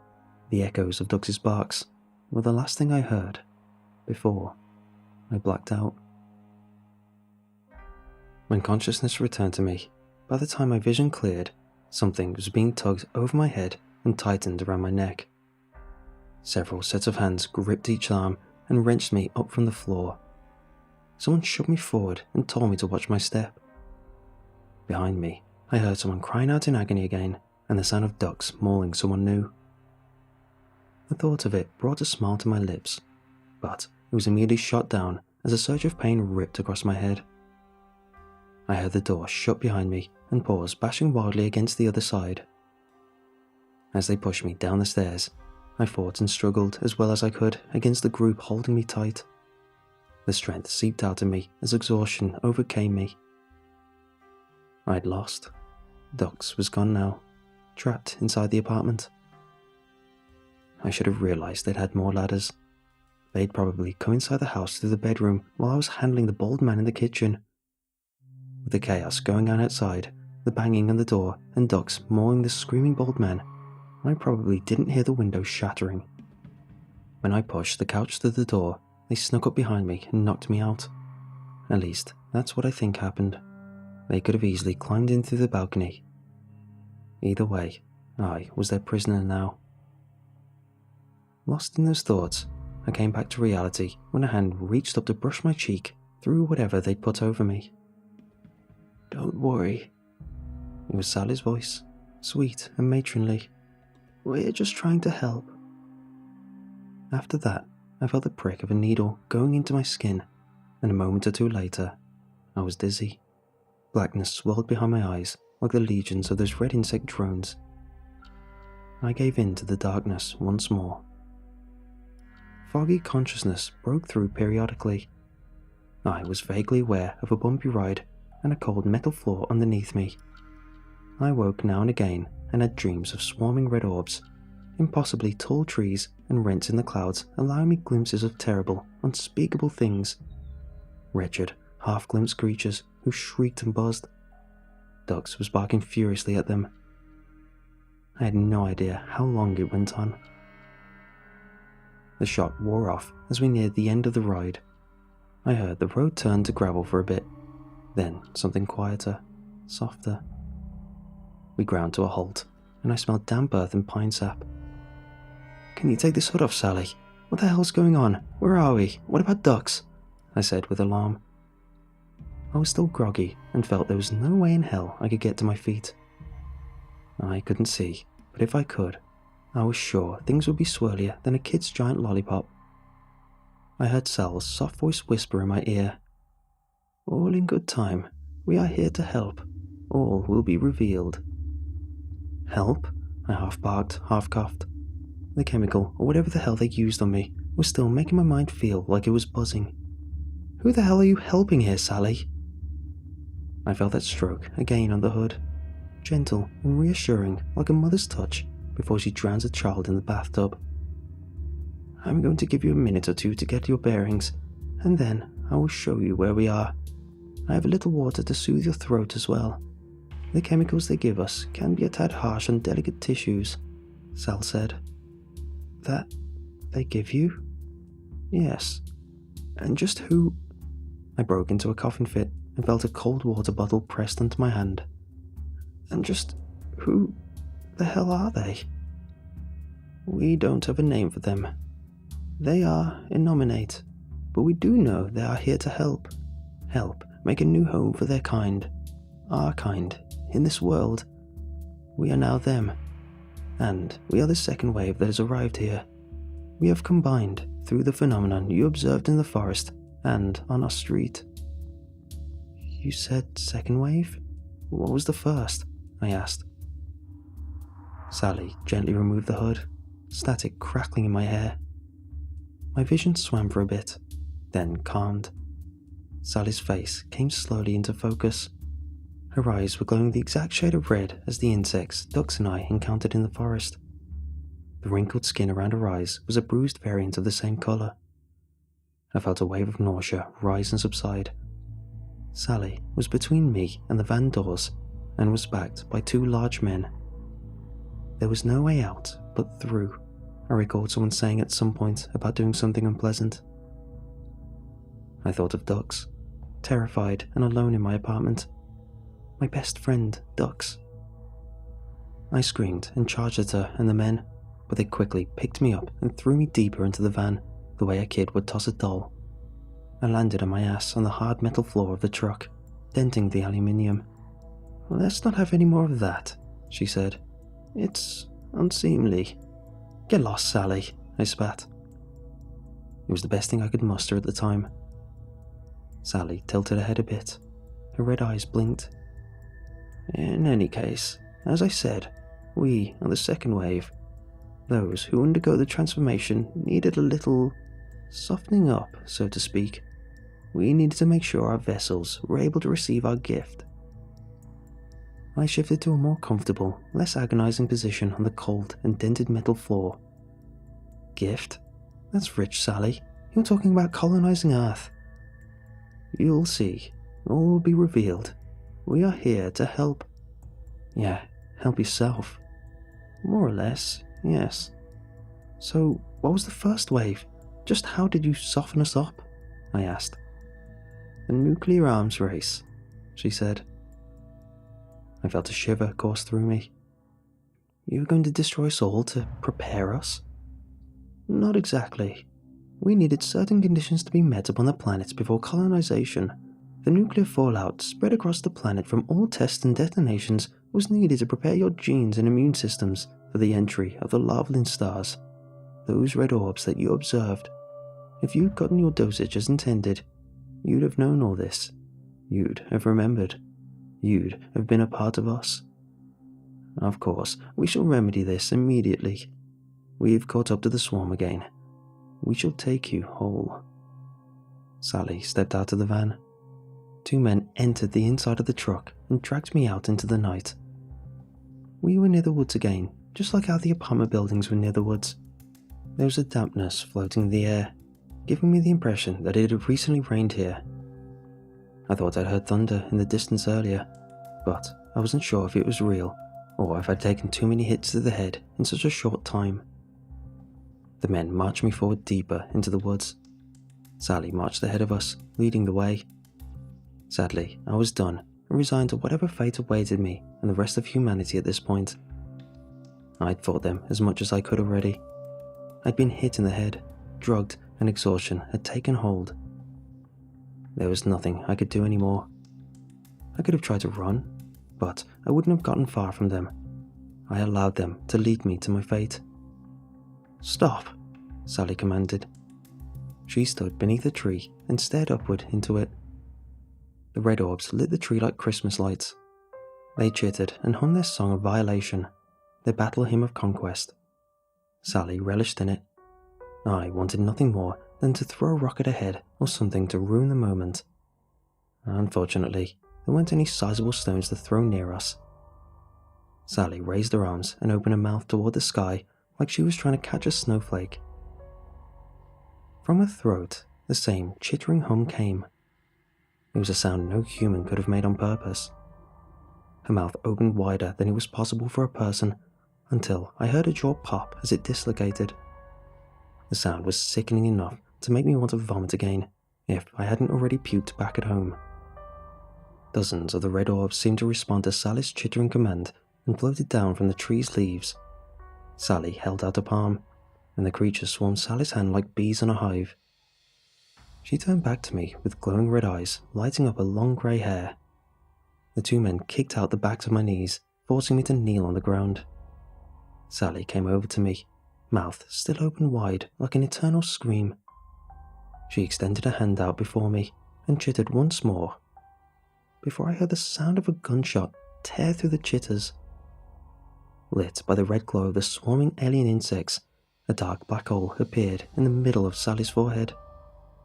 A stream of blood flowed down the middle of her face and dropped off the top of her lip to the forest floor, and then she collapsed into a heap in front of me. 2 more gunshots rang out, and the 2 men holding me fell over as well. A moment later, humanoid figures emerged from the woods carrying rifles, dressed in all black to blend in with the night. They moved forward with trained precision, aiming their weapons in my direction. While this happened, I saw other people emerge from the woods, and torrents of fire lit the night along with the forest. Men with flamethrowers obliterated the alien swarm in the trees. The chitters and hums were replaced with what must have been the sounds of their collective screams. The men with the rifles approached with caution. I didn't know what else to do, except put my hands into the air to show that I wasn't armed. "Did any of those creatures get into you?" one of the men pointing the rifles at me asked. I had trouble finding my words, as I had never had a gun pointed directly into my face. I stuttered a no, and the men helped me to my feet. "Didn't think so," said the soldier who'd asked me the question, and led me away. As he did, his companions fired another round into the heads of Sally and the 2 men who'd been assisting her. "Who the hell are you guys?" I asked the man as he escorted me through the woods. "You ever watched the movie Men in Black?" he asked. I nodded. "That's us, minus the suits and ties." I shook my head from side to side and just accepted this as truth. I allowed him to drag me out of the war zone the area had become. We walked through those woods. I saw more and more soldiers with flamethrowers incinerating the woods. The swarm cried out, filling my ears with their terrible sound. It wasn't until the soldier delivered me to a van on the outskirts of the woods that the sound stopped once I got inside. "This is where I'll leave you. They're going to make sure you aren't infected and give you a ride home to your dog. Safe travels. You gave those buggers hell, kid," the soldier said, and marched back toward the woods. I had so many questions, but I couldn't handle much more. Inside the van, a doctor in a hazmat suit ran some sort of scanner over my body and deemed me alien parasite free. Once they finished, they removed their gear, and it was a woman who introduced herself to me as Dr. Orchid. "Are you feeling alright beside the craziness that happened to you tonight?" she asked. I'm just tired, and I want to get back home to my dog," I answered. With a chuckle, she said, "Your apartment complex is in lockdown right now. We've got a cleanup crew vacating your neighbours, so they'll be okay. For tonight, we're going to put you up in a pet-friendly hotel," Dr. Orchid replied. "Dux is okay?" I asked immediately, sitting up with second wind. "Yeah, he is. He's at the hotel already, waiting for you," Dr. Orchid answered. We left the woods almost immediately and drove back toward my town. Dr. Orchid filled the time talking about the Marvel superhero movies she's watched, and she thinks Star Wars needs to let go of the past so they can move on with the franchise. I sat there, staring at her, and wondering how this woman, who has knowledge of parasitic alien swarms, talked about such mundane subjects. I thought about asking for more information about what was happening, but then decided against it. She acted as if nothing happened, so I assumed it was best to pretend I was getting an Uber ride home from a very talkative driver. When we arrived at the hotel, I could see Dux inside the lobby. He made his bed on one of the sofas. "Get some rest tonight. We'll see you tomorrow morning. And please, don't try to leave in the middle of the night or something like that. We've got the place on watch," Dr. Orchid said, putting back on her professional voice. I told her I'd probably need a wake-up call after tonight, and went into the hotel. Dux jumped out of the couch and ran toward me. He howled with excitement and happiness. Whoever had gotten him had washed off all the blood and gave him a proper grooming. I dropped to my knees and Dux showered me with kisses. I cried with happiness, knowing that everything with him was okay. "Excuse me, sir," said the hotel clerk as he hovered over me. "I'm sorry," I said and stood from the floor. "You're in room 1002 tonight. It's right down at the end of the hallway. If you're feeling hungry, please help yourself to anything in the cafeteria down the other end of the hall that way. Or, if your companion needs to use the facilities, you can take him outside the side door near your room," the clerk explained, and handed me the room key. Dux and I immediately went into the room and shut the door behind us. I locked the deadbolt in, yanked off my clothes, and fell into a deep sleep with Dux cuddled up next to me. I have no recollection of these events at all. The last thing I can recall from my own memory is the thunderstorm mentioned in the opening paragraph above. Otherwise, I feel as if I returned to consciousness only minutes ago. All the information I've given I found on handwritten pieces of paper with the hotel's logo on top. The handwriting was mine. I read over what happened above and didn't know what to make of it. It seems as if I decided to write a movie or something. I took the pages to read them over clearer when I had the time and wasn't feeling as if my brain was made out of bread pudding and applesauce. When I went to the hotel clerk, he told me I'd been in the hotel for several days after some people from my apartment complex had helped me check into the hotel. I asked him why they did that, and he had no answer, as he hadn't been the person who checked me into the hotel at the time. From his expression, I could tell it was probably a weird question for someone to ask why I was there. They don't care why you're there. They only care that you pay and get out on time. Dux and I took an Uber home with a driver who didn't mind a dog in the car. While the driver drove us and pet Dux as much as he could, I checked on my phone and noticed that all my apps and logins weren't saved. I spent a bunch of time logging back into my social media and spent the whole ride checking in on what I'd missed in the world. I hadn't missed much, apparently. When I arrived home, the door was open and everything was in place like I'd left it.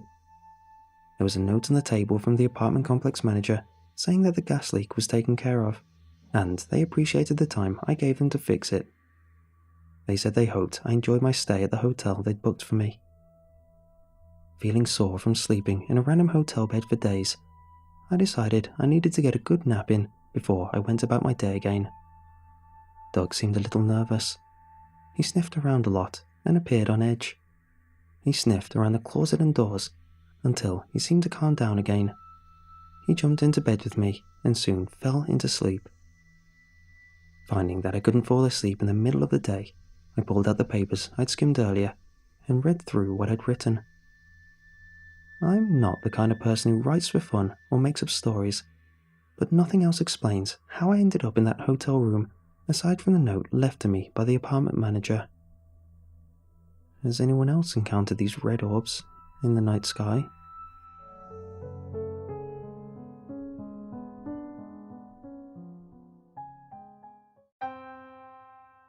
That afternoon, the downtown traffic splashed through rain puddles on the street, spritzing me as I rushed toward the psychic studio on Main Street in Bloom. The psychic shop blazed on the corner in neon glory, illuminating the street in incompatible shades of red. Bells chimed as I entered. Inside, sequin disco lights, the size of pumpkins, swung from the chipped ceiling, emitting a pinkish glow into the closet-sized space. To the right, a burgundy velvet curtain separated the waiting area from the psychic's chambers, clashing with a faded red shag carpet that looked like it had been stripped from the floors of a condemned motel circa 1970. Oh God, I thought, am I really doing this?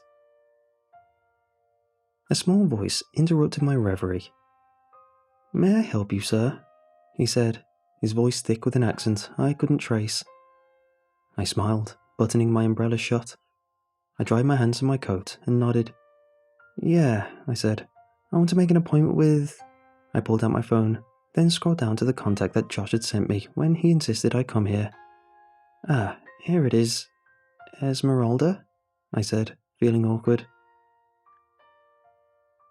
I scanned the room for familiar faces, hoping not to find any, but I was the only customer. I had never been to a psychic.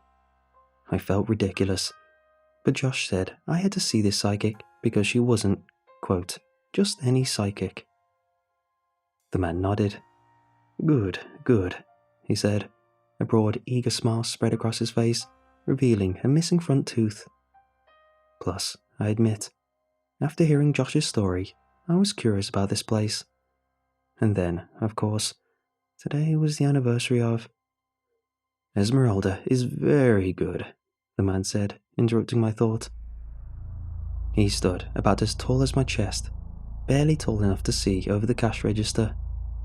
His head bobbed around as he spoke. I nodded, but I had to laugh at his enthusiasm. Yeah, that's what my buddy said. The man glanced at the clock. Esmeralda can see you in 20 minutes. I shrugged. Sure, why not? Good, he smiled. After I paid, he gestured toward the empty burgundy chairs in the waiting area. Please, have a seat. As I searched the crowdless room, I couldn't help but wonder, if this lady is such a master, why doesn't she have more customers? You'd think she'd have a longer wait list. After what seemed like an eternity, the burgundy curtain parted, and a short, portly woman in her mid to late 50s appeared. She wore a long, burgundy gown, and her hair was swept into a messy chignon secured to the top of her head with a pencil. Every finger on both hands glittered with jewels. She smiled when she saw me. You must be Nick, she said, her voice warm. Wait, I thought.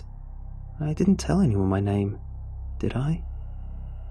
She motioned toward me. I followed her past the curtain, down the hall to a reading room, then gasped. Wow, I thought, grimacing at the explosion of kitsch decor. It was an interior designer's nightmare. Red gypsy Tiffany lamps stood at the side table next to a splayed deck of tarot cards, glittering candles and crystals, red-headed Hummel figurines, and other knickknacks. The room looked like a Christmas display gone awry, as though a drunk, angry reindeer had thrown up. I sat at the large, round table, where a candelabra stood in the center, surrounded by smaller, golden red candles. Esmeralda took a seat across the table and gazed at me, her blue eyes soft and maternal. Now, tell me what kind of reading you would like, she said. She must have sensed this was all new to me, because she chuckled at my expression. Let me explain, she said. I do tarot readings where I can read cards and tell you about a life problem, and I do palm readings, and I do medium readings where I summon the deceased who speak through me. That's the simple answer. So, during medium readings, you can summon anyone? She nodded. Pretty much, she said. Unless they don't want to talk. That has happened, but not often. She studied my reaction, then flashed a knowing smile. This is the one you want, isn't it? She asked, her voice gentle. She paused, shuffling a deck of cards. Then, is your loss recent? My stomach fluttered. Was it that obvious? It isn't that recent, I said, avoiding her gaze. She set aside the tarot cards she had been shuffling and reached for my hands, taking me by surprise. Her hands were warm and maternal. A strange energy coursed through my hands as she held them. I want you to know that your mother is okay, she said. The threat of tears burned in my eyes, but I fought them back. I wasn't going to be that guy. Today is special, isn't it? She said. But she already seemed to know the answer. I nodded. Today is the first anniversary of her death, I said, looking down at the worn red carpet. She nodded, sympathetic. Here's what we'll do, Nick, she said. I light a candle and you close your eyes. I guide you through a meditation, and then we ask your mother to join us. All you have to do is follow my instructions and tell me what images come up for you throughout the meditation. Okay? Okay. But before we start, there are 3 things you should know, she said. 1. Always keep your eyes closed unless I tell you otherwise. 2. If you feel overwhelmed, tell me and we'll stop. 3. 3 is the hardest, but you should know. What is it? Sometimes they change, she said. What do you mean? She shrugged. Just like we grow and change, well, our deceased loved ones do too. Sometimes it isn't a dramatic change, but you should be prepared. The thought concerned me, but it didn't sound like I needed to worry too much, did I? Before I could think about it, she continued. She smiled. Ready? I nodded. Let's do this. Remember, she said, keep your eyes closed. I didn't bother to ask why. Just follow my voice. I settled into my seat. Close your eyes, she said, her voice gentle like the spring wind. I obeyed, and I listened. A match sounded, and the scent of lavender filled the room. Light, invigorating, relaxing. A click sounded from across the table. Then a soundtrack played at a low volume. Ambient nature sounds with rushing waterfalls and rhythmic chanting. It was just loud enough. Breathe in, she said, her voice slow and soft, and breathe out. I inhaled, then exhaled. Again, breathe in and out. I relaxed, melting into the sound of her voice. Let the images come, she said. And they did. Imagine you are traveling through a tunnel, a long, dark tunnel with a soft white light all the way down at the end. This tunnel is taking you back in time. My body relaxed, growing heavier with each breath. I breathed again, deeper and deeper. I followed the tunnel toward the light, going back and farther back in time. Then the house appeared. Where are you now, Nick? My parents' house, I said. I described their white stone house with ivory climbing up the walls and the greenhouse in the backyard. Tell me about the greenhouse. I described each image as it surfaced. It's all glass, filled with plants and tons of ivy, and inside the greenhouse, a shovel is propped against the wall. I see it when I walk inside. Good, Nick, she said, reassuring me. Now, what else? At first, it doesn't look like anyone is there, I said, seeing snapshots of that day again in my mind, stunned by the clarity of the images. The detail was so vivid, so crisp. Then I see my mum's purse on the ground, tipped over, with all the belongings spilling out. I call her name, but nothing. Then what, Nick? Then I hear someone groan from the back of the greenhouse, I said. I don't see anyone around, but I hurry toward the sound, following it, calling for her. Mom, Mom! But nothing. And what happened next? Then I find her in the back, curled up on the ground. She's clutching her chest but can't speak. I panic, breathless. I grab my phone and dial 911. Then what? I can't keep her awake. My voice broke. I paused. I tried to... By the time the ambulance comes, I could have... No, Nick, Esmeralda said, reassuring me before I'd even finished my sentence. You couldn't have done more than you did. It was her time, you see. The hot sting of tears returned, but I fought them back and kept breathing. But she is with you, Nick, Esmeralda said, and she is here now. She says she wants to speak to you. Is that okay? I nodded. Okay, Nick, Esmeralda said. Keep your eyes closed as I perform this next step. I nodded again. Something rustled, then the scent of jasmine wafted through the room. Esmeralda hummed and chanted. I waited. Barbara May, she said. We ask you to join us, Barbara May. Your son, Nick, has asked you to join us today. Speak through me, Barbara May, she said, conjuring a spirit like a magician. I listened, with my eyes shut. Never mind that I hadn't told her my mother's name, or even my name for that matter. At this point, I no longer cared how she knew the things she did. As I waited, the energy in the room shifted. A chill pierced the air. I shivered. When Esmeralda spoke, I froze. Instinctively, I knew Esmeralda wasn't the one speaking anymore. Esmeralda was gone. "Nick," the voice said, her voice soft and careful, as though trying not to frighten me. I knew that voice. I'd always known that voice. It was the first voice I had ever heard. A whirlwind of emotion tumbled through me. "Mom?" I kept my eyes shut as Esmeralda had instructed. And I waited. "It's me, Nick," she said. I wanted to open my eyes, but a part of me was too afraid of what I might see. "Nick," she said, her voice dropping to a whisper. "I've missed you, sweetheart." My eyes burned again, but I fought hard, holding back. "Why did you leave, Mom?"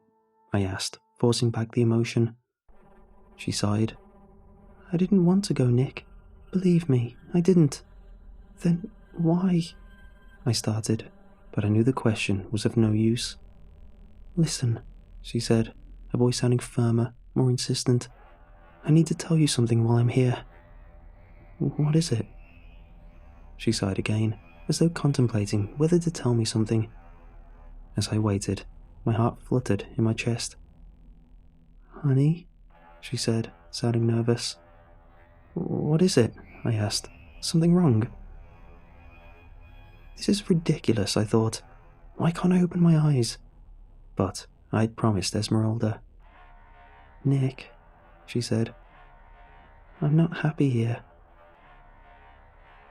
Something in her voice. It didn't sound right. "What do you mean?" I asked, my anxiety growing. Something didn't feel right. I tried to ignore it. "This place," she said, the pitch of her voice rising. "Oh, Nick, it's so dark." Her voice lowered, then deepened. "It's so dark here, Nick." Chills swept over me. Goose pimples raced up my spine like electric tickles. This didn't sound like my mother anymore. This couldn't be my mother. Then I remembered Esmeralda's warning. Sometimes they change. "I've done a bad thing," she said. An ominous tone leaked from her voice, as though she was harboring a secret. What are you talking about, Mom?" I asked, even though I wasn't sure that this was my mother. "I've done a terrible thing, Nick," she continued, sounding agitated. "What did you do, Mom?" I asked, not wanting to know. "Just know that I did it out of love," she said. "He had nothing left to live for." But I could hear the lie in her voice. "I couldn't stand the loneliness," she said, her voice thick with desperation. "I found a pickaxe and—" "No!" I shouted, but she wouldn't stop. "I had to, Nick," she said. "I was so alone." "What did you do, Mom?" I asked, my heart racing and thumping like a juiced-up gymnast in my chest. "What did you do?" "I didn't want to hurt." She tried to sound apologetic, then her voice trailed off. My stomach churned. "Esmeralda," I begged, "I need you to come back now." But nothing. "Esmeralda," I shouted. I couldn't take it anymore. I needed to open my eyes. What would I see if I did? But my mother kept speaking. "Nick, I have 3 warnings I must give before I leave," she said, sounding unfazed by my terror. "I don't want to know." I pressed my hands against my ears to tune her out, but couldn't. She spoke louder, sounding more authoritative. "1," she said. "The body is buried behind the garage. Look for the fresh mound of dirt." "No," I shouted, sobbing, imagining my poor father. "2," she continued, her voice unwavering and merciless. "Don't climb on rooftops or you'll get hurt." "Stop," I shouted. What was she talking about? "And 3," she said, ignoring my protests. "I'm sorry, Nick, but a much, much worse fate awaits you." That was it. I couldn't resist any longer. I had to look. Without a second thought, I opened my eyes. But I wasn't prepared for what I saw. Standing in front of me, in all her dead glory, was my mother. But not the mother I had loved and remembered. This mother was grey-skinned and wild-eyed, her once blue eyes cold and steely, her cheeks gaunt, her eyes sunken. Her once silky blonde hair was coiled into a gnarled grey mess. She stared at me, unblinking, like a grotesque statue. In her eyes, I saw the absence of everything that should have been in a mother's gaze. "Esmeralda," I shouted, "come back, I want to end this now." But my mother kept talking as though she hadn't heard me. "I'm sorry it has to be this way for you, Nick." "End how?" I asked, not wanting to know, but needing to know. But with that, the room went dark and the candle flame blew out, as though extinguished by some phantom breath. A moment later, the light flipped back on, and Esmeralda stood in front of me, calm and serene, as though she hadn't heard or seen a thing. "What was that?" I asked. "What happened to my mother?" Esmeralda shook her head. "Sometimes they change." As I drove home after the reading, I crept down the freeway at the speed of a geriatric heading to a bingo game after church. I was too afraid of what might happen. The speed limit was 60. I drove 35. I ignored the many people who honked at me and gave me the finger. When I got home, I texted my dad, but never heard back. I was too afraid to go to his house, even though I wanted to. I tried to convince myself that my psychic reading had all been some elaborate mind trick or a prank. The next morning, I called Josh, but he didn't answer. Minutes later, I got a call from an unknown number. The deep voice of a stranger replied on the other end. "Nick May?" he asked. "Yeah." "Afraid I got some bad news." "What?" "Is your father Jerome May?" "Yes," I said, feeling sick with anticipation. "I'm afraid he's had an accident. Fell off the roof doing some home repairs. Happened about an hour ago." "Wait, what?" "And who was buried in the garage?" I wondered. "What the hell? What happened?" "A neighbour reported a strange noise coming from your father's home," he said. "Said he heard a man scream. After he called the station, we sent law enforcement to the scene. When the officer alighted from the vehicle, he heard the voice of an older, unidentified male subject calling from a bush on the property. He headed toward the sound and found your father incapacitated." "Incapacitated?" I asked, confused. "Yeah, a broken arm," he said. "Might want to come down to the hospital for a visit." "Is he going to survive?" I asked. "Probably." As I dressed to go to the hospital, I flipped on the TV and listened to the news. A breaking news story interrupted the usual morning program. "Breaking news," the news anchor said. "This just in. Around 5 o'clock this afternoon, police responded to an anonymous tip that a body had been buried in the backyard of a home in the quiet Dover Hills neighborhood, located on the southeast corner of Hammond Street and Trinity Avenue. Once on scene, police discovered the body of this 20-something male, buried in a shallow grave." When the picture appeared on the screen, I dropped my coffee. "Josh," the anchorman continued. "This man has been identified as 25-year-old Joshua Williams." But I didn't hear the rest. I thought back to last night. 2 out of the 3 warnings had already come true. I grew restless as I replayed my mother's words. A much, much worse fate awaits you. Now, I can't help but wonder, what happens next?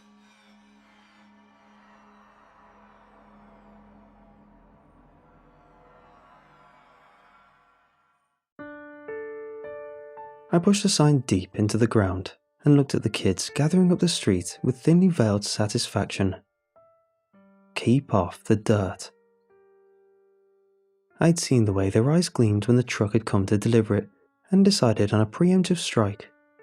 A tall pile of fill dirt was irresistible for a small child, and I needed as much of this dirt for my project as possible. Having it scattered all over the yard would make that difficult, and I needed to post signs before the neighbourhood rowdies got any ideas.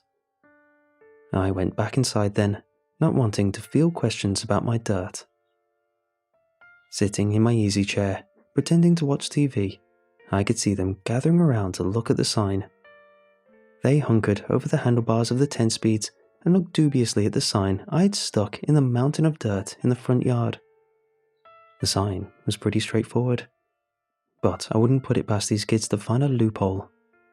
They knew me as the cool neighbour, the single guy who gave out full-size candy bars on Halloween and sometimes played baseball in the street with them, the guy who drank on his front porch and sometimes let them fish in my canal if it was okay with their parents.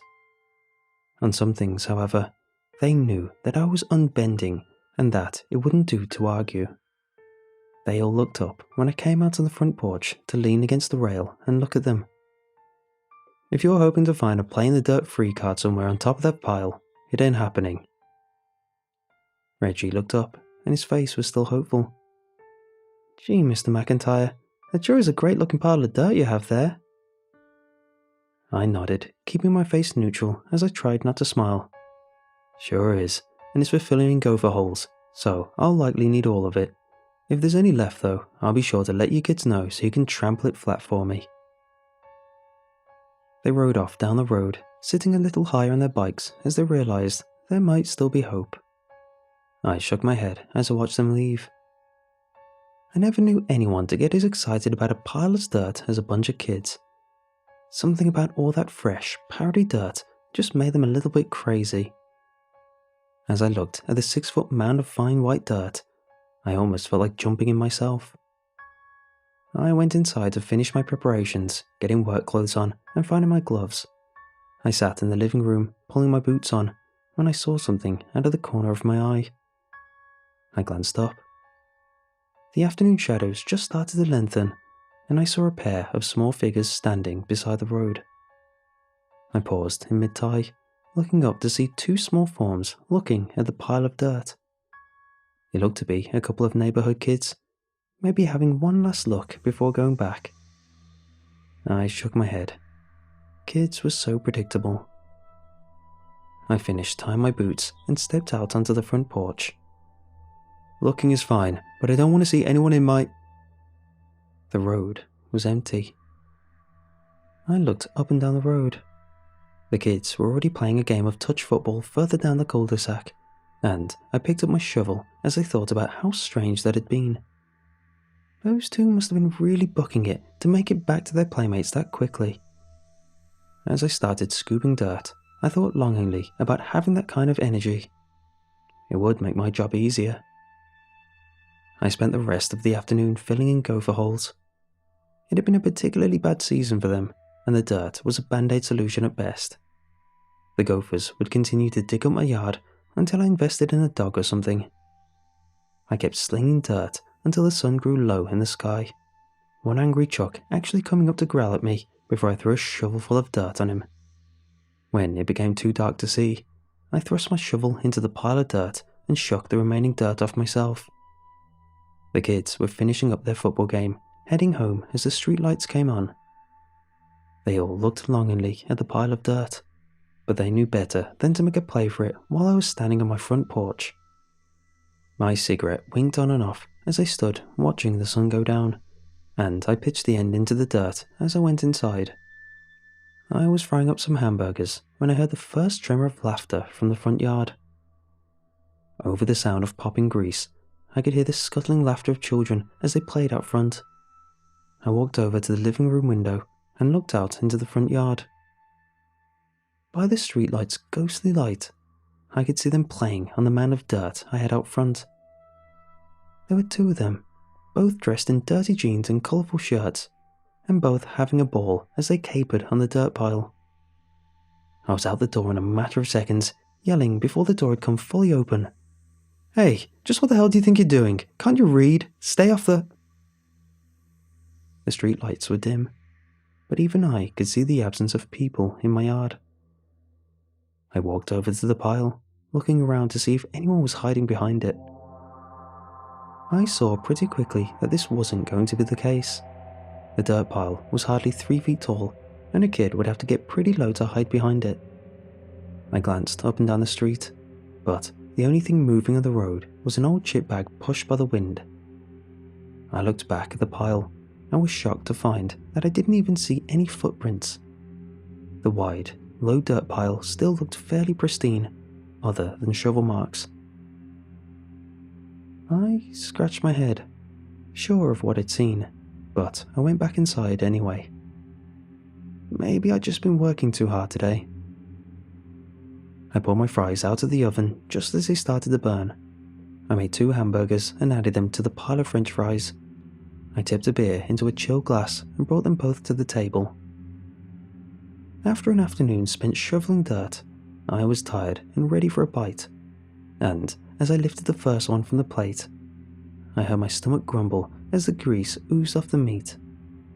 I had just taken the first bite when I heard the metal clanging of my shovel falling over. I looked up to find those kids playing in my dirt pile again. I came barreling out of the door, my dinner cooling on my plate as I stormed to send these kids off. I was becoming frustrated.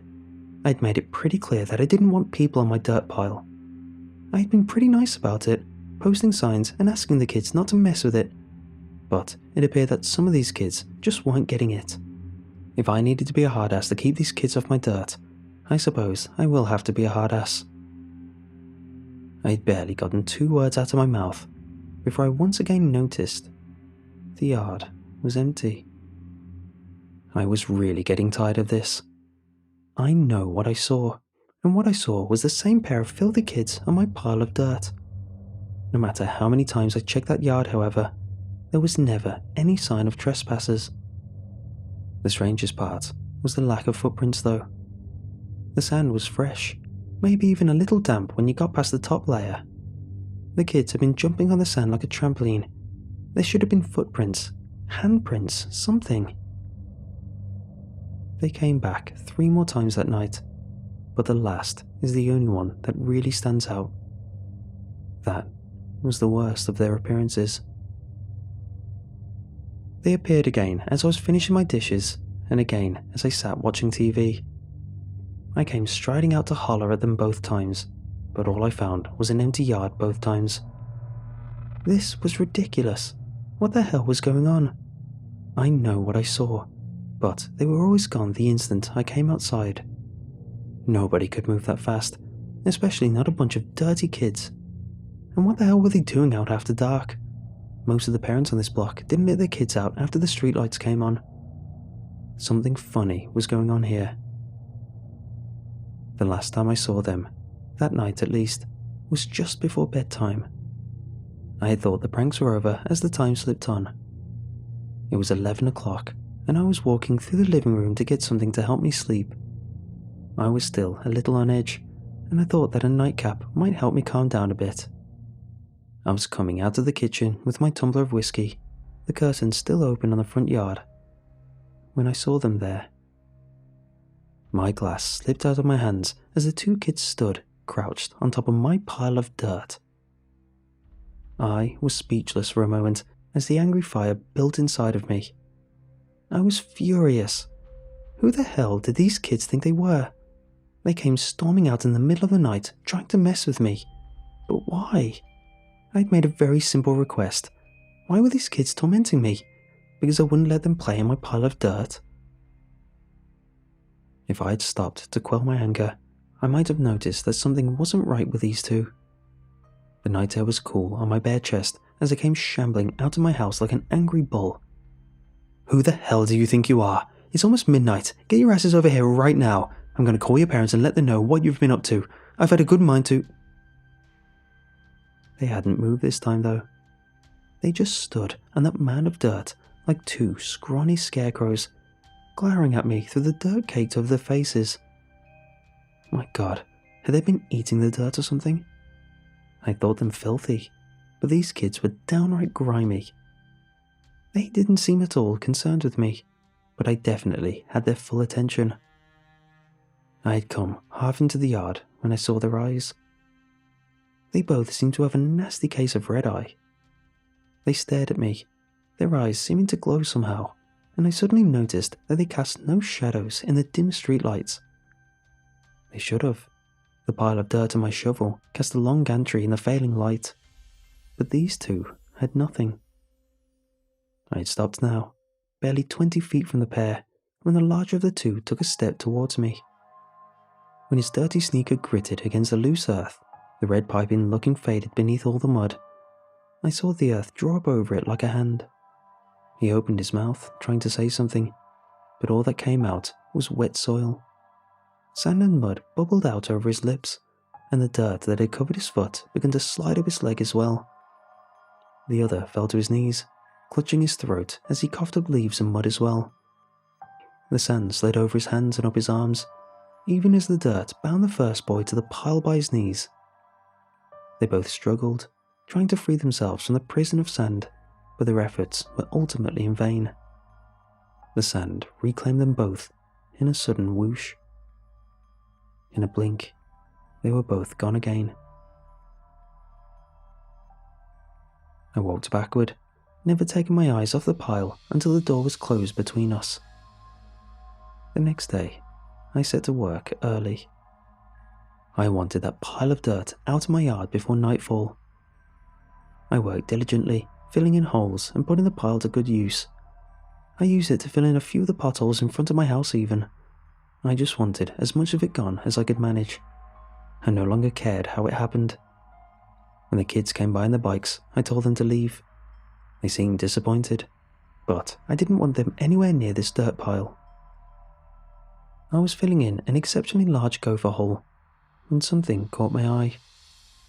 I nearly turned back to the pile when something pale and long made me take a second look. At first, I thought it might be a worm, but the more I looked, the more I thought I knew what it was. I bent down, the shovel hitting the ground woodenly, as I reached down to pick up what I hoped was a bleached piece of wood. It wasn't though. It was cold, malleable if not unmovable, and crooked like a letter C of pale, purpling flesh.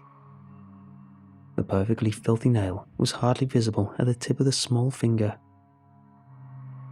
I went back to the pile and saw the rest of the hand poking out from the bottom, minus the finger I had accidentally severed.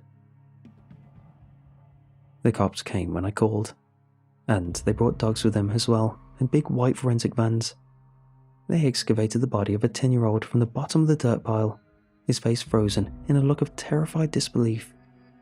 He was dressed in very dirty, if not very familiar clothes, and his sneakers had the same filthy red piping that I had seen the night before. When they lifted him free, they found his other hand intertwined with something as he came free. So too did the other hand. The other boy had been about 8, and the two had died hand in hand. The police wanted to arrest me, or at least bring me in for questioning, but the forensics guys figured out pretty quickly that these kids had been dead for at least a month. A quick search determined that they had also been on the missing persons roster for about 3 weeks, and their parents had feared that they had been abducted. They had been playing near the sandpits before they had gone missing, and the coroner would later find dirt and mud in their lungs and mouths. He figured they had been climbing the big sand piles they have out there, piles just waiting to be scooped into a truck and sold as fill dirt, and one of them had been sucked down by a pocket of air or an empty spot in the pile. His brother had tried to help him and ended up getting pulled down as well. The two had suffocated as they tried to get out and had been picked up with the fill dirt as they trucked it to the company I'd bought it from. It happened sometimes, the coroner told me when I asked him about it a few weeks later. Kids never think about that kind of thing. They just see a big pile of dirt and start climbing. I haven't seen the two since they took the bodies away, and the company I bought it from came and got the rest of the dirt after they gave me a full.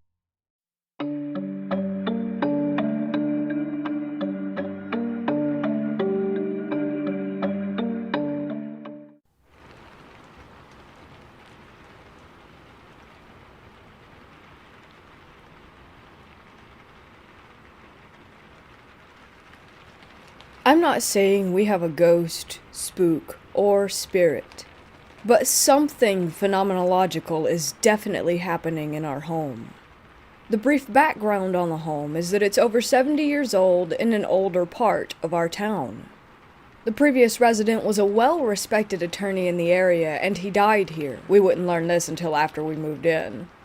The house was almost completely dismantled and rebuilt with new everything. Paint, electric, plumbing, drywall, etc. One floor, not a whole lot of square footage. An attic that has about 2.5 feet of clearance. Not long after getting moved in, my wife and I learned a little bit more about the house's history, and that the previous owner had passed away, and that it was quite some time after his death before he was discovered. We made peace with this information, and continued settling in. The first peculiar incident wasn't really that peculiar. It had been well over a year since the previous owner passed, but he kept receiving mail. A lot of mail. Fun mail, too. Magazines and newspapers with the subscriptions renewing. We remarked on the mail as being merely interesting, and for the sake of creating a tradition, we always kept the old attorney's mail for a day or two in case he just wanted to read it. Eventually, this would trickle to a stop. The second peculiar incident caught our attention. After 2 months of being in the house, we decided to get newer, better locks for the doors. I had a new key, my wife had a new key. 2 extra keys went on the key hook. A few days go by, and my wife asked me if I had lost my key or if I had trouble locking or unlocking the door. I hadn't. She showed me the 2 extra keys. Both were still on the wire ring, and both had bends of about 15 degrees right at the key's shoulder. We agreed that this was odd, but we let it go with some loose rationalizations. The third peculiar incident started a little over 2 years ago, and continues still. Neither I nor my wife smoke. However, about once every 2 weeks on a random day, and usually after midnight, the distinct odor of warm cigarette smoke can be smelled in our living room. At first, we thought it was someone walking nearby, or a neighbor, or an odd or unfortunate combination of smells from a garbage can. We got some cameras, and pointed them outside to see what we could see. Nothing. The last time we smelled cigarettes was about 2 weeks ago. And we've had electricians check our wiring on unrelated matters just in case. The fourth incident relates to the second.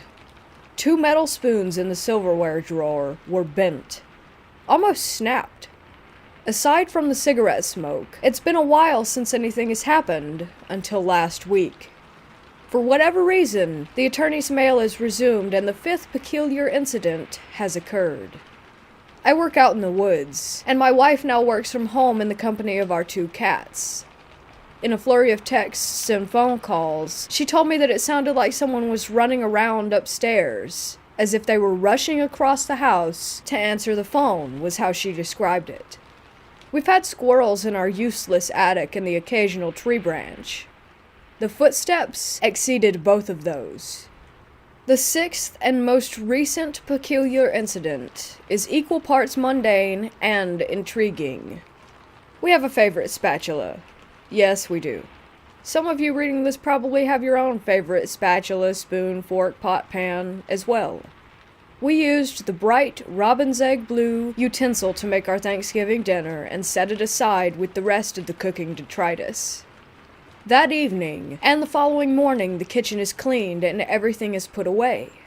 Sunday began the greater holiday baking season, requiring the favorite spatula. Except, it was missing. The ceramic container where the utensils are stored has everything else. Red things, green things, metal things, wooden things. Visual inspection of the surrounding area results in zilch. Every cupboard and drawer opened and investigated to nothing. We sadly conclude that after the big cleanup, it must have ended up in the trash. So we began an online hunt for its replacement. On Friday last, I get a picture of the utensils sitting quite happily amongst all the others. I was confused by this, since the evening before we had to use other tools instead of the missing spatula because it was missing. So, sometime after 9:30 p.m. Thursday and 7:18 a.m. on Friday, something that was missing for at least 5 days returned. So, here it is in order. 1. a confluence of strange coincidences. 2. Sleepwalking. 3. Someone is managing to live in our attic. 4. That I and my wife are in a weirdly mutual prank cycle. Or 5. Something real is happening. If you have any ideas, tests, solutions, resources, or suggestions, I'm listening. Nothing seems malvoyant about what's been happening, but it's definitely happening.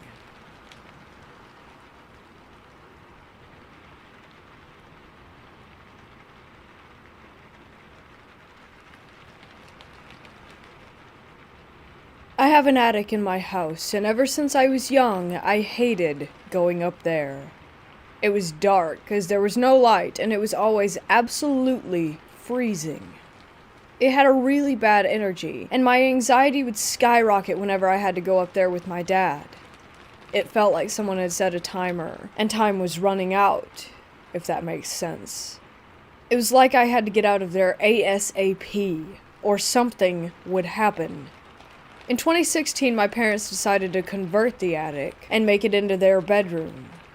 After this happened, I noticed a lot of unexplainable events. One day, I was off from school and I was home alone. I was lying on my bed watching Jeremy Kyle show clips with both of my cats on the bed with me. Then I heard what sounded like someone walking down the stairs from the attic. It's a very distinct sound, and I knew it was the stairs creaking as they were new and didn't normally make any noise. I paused the video and listened. I didn't hear anything, so I continued watching, now a little on edge. 2 minutes later, I heard the footsteps again. Peanut, my cat, started hissing and meowing and went to the end of my bed and hid. At this point, I was tearing up. I somehow managed to get out of bed and pull my dresser in front of my door. I sat in front of the door and called my dad, sobbing. I explained to him what was happening, and he said, "Go out of my room and look." Hell no. I begged him to call my neighbors to come in and get me. It was only after I called my dad 5 times, he kept hanging up on me, that he called my neighbors. One of my neighbors, who have a key, came in. I flew down the stairs, sobbing and shaking. My neighbor checked the house, but no one was there. I didn't feel safe staying home for weeks after this. My best friend and I would hang out after school at my house most days, and whenever we did, we would always hear noises from upstairs. One time in particular, we were in the kitchen making noodles, and we heard banging. I assumed it was my cat and didn't think much of it. My friend then shushed me and said to listen. From upstairs, I could hear the sound of someone opening and closing a chest of drawers and slamming my wardrobe open and shut. Now my cats are loud, but how on earth does a cat open up a drawer? It's a very distinct sound. We ended up waiting in my back garden holding a paint scraper and a knife until my dad came home. This is by far one of the scariest ones. My dad called up the stairs to me and said he was going to the shops. Once he left, I went downstairs to grab some food. I asked my sister if she wanted anything to eat, and she said yes. She was in the front room, so I was talking to her from the kitchen. My dad knocked on the door, and I yelled at her to get it. She didn't. I went to answer it, giving it to her for being lazy. When I opened the door, in came my dad and my sister. After months of noises, banging, hearing people talking and walking around when I was home alone, I was sick of it. I felt anxious to be in my own home, and I had other things to worry about. So one day I decided to try to talk to whatever it was that was in my house. I didn't use a Ouija board. I just sat on my stairs and had a chat, I guess. I told him that I respect that they were in this house before I was, but that they were scaring me and stressing me out. I asked if they would be able to leave or at least stop frightening me. After this, I've never had anything happen in my house. No banging or noises. I think that it was the spirits of the previous owners, a nice elderly couple who sadly died in the house of natural causes.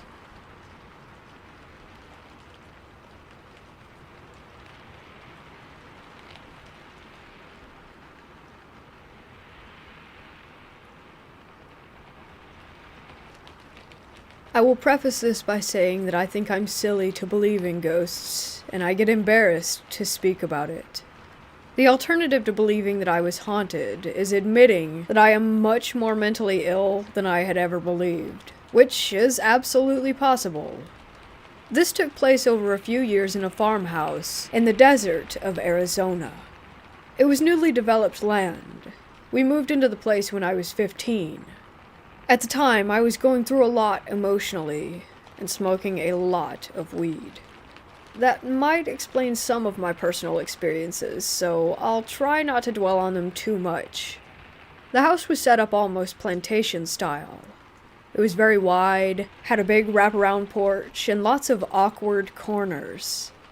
The front room was a tall library with an open balcony to the upstairs, which ran into long, skinny bedrooms. My parents' room was closest to the stairs and was attached to a nursery with a sliding ensuite door. My brother's rooms, who were 2 years younger than me, and my room were at the end of a dark hallway. That side of the house never got sun, so it had bad vibes all around. Downstairs, there was a messed up Harry Potter-style closet, a sunken-in living room, a kitchen in the center of the house, and a sunken playroom for the baby. It honestly started the first day that we moved in. My brother and I were the only ones in the house, and we were unboxing plates. It was so empty that everything in there echoed. I swear it sounded like a little girl laughed, like a creepy track that you could get off of an app or something. Keep in mind, the TVs were not plugged in. We were on an acre of land, far away from the dirt road, and my brother was way too stupid to pull a prank like that. I started hearing voices at night. This wasn't unusual. I honestly used to freak myself out so badly that I think I made noises up to scare myself. My parents had raised me not to talk about things scaring me, to tough it out and be a big girl. It was fine most of the time during the day. Everything bad came at night. I remember distinctly when it started messing with me in bed. In solidarity, my brother and I kept our bedroom doors open for the hallway's nightlight, and in case we needed to call for each other. We had a pretty messed up childhood that might have contributed to all the codependency I'll describe during this. I was falling asleep, but not quite out. I felt the blanket slipping off the bed and reached down to grab it. This was common. I didn't have a bed frame with a foot. It kept slipping no matter how I tried to tuck it. In classic horror movie fashion, the last time I pulled it, I felt tension. There was nothing it could have been caught on. I felt like the second I went from confused to terrified, it bounced back to me. I don't know how to explain this that well, but I was certain that someone was under the bed pulling it away from me. Later, I moved another nightlight into the bedroom. It was a kind of spooky amber orange, and I convinced my parents to let me paint the walls cherry red. Again, I was almost asleep, but not quite out, so I don't think it could have been sleep paralysis. I heard the carpet rustle, and maybe joints cracking. It sounded like my mom had come in to check on me. I opened my eyes, and immediately froze. I don't think I've ever been more scared in my life. There was a woman crawling across my floor from the far side of my room to the foot of my bed. She was pale and stringy-haired as if she were going bald. I couldn't see her face. I don't know how I fell asleep. I couldn't scream or move. I think she disappeared under my bed. But again, this could always be a hallucination. My baby brother was about 7 months old when she started coming out during the day. My mom was a teacher at the time and was able to stay home with us during summer vacation. It was lunchtime and we were watching a movie quietly downstairs while the baby napped. There were noises upstairs, as if something had been dropped to the ground. We listened for a second before my mom ran up. She thought the baby had fallen out of his crib. We opened the door and found him sound asleep. There was weird white stuff on the floor. It took us a while to figure out that it was drywall or something like that. There was a crawl space to a small attic where the AC and insulation could be reached. It was barely big enough to get into and a good 9 feet from the ground. It also had to be pushed up and slid over to open. There was a visible gap. The carpet was a really ugly dark blue, so we could see the white spots on the ground as if something had been dragged from one side of the room to where the crib was, and it stopped right in front of it. My mom checked the closet and called my stepdad. He couldn't leave work, so he stayed downstairs until he got home and checked the crawl space. We have never had animals. It's really difficult for most things to live in Arizona, so wildlife is pretty rare in that area. He didn't find anything, or signs of anything living up there. This happened every other day for 2 weeks. We really didn't know what to make of it. My mom thought it might be the AC suctioning the opening upward. It stopped and didn't happen again for 2.5 years, until my baby sister was born and stayed in the same crib. Again, it happened on and off for a few weeks, and never again. To keep my own solo experiences brief, I had a period of 3 months where I straight up did not sleep. I went crazy. Every night, I felt like my bed was shaking. The instant I laid my head down, it would vibrate, the metal frame would sway, and I would feel as if something was pushing the mattress between the baseboards or sitting on the corner. I had my brother touch the frame one night to tell me if the shaking was in my head or not. He said it wasn't, but I'm still not sure if he wasn't just playing into it. I thought I might be having seizures or something. At one point I got so frustrated I started sleeping on the couch downstairs with the dog. I started hearing whispers too. Not a noise that sounded odd, but someone calling my name. My name has 3 freaking syllables. I would be in my room, door open, doing something at night after my parents went to bed. It was a female voice, but it sounded off. I don't know how to explain it. The downstairs really scared me after the lights went out, so I never went down, but I did walk to the balcony and look. I never saw anything, but the whispering would stop when I got close. My brother started hearing it too. He's kind of weird. His life's dream has been enlisting in the army, so his reaction was always getting his knife and walking right downstairs to confront it.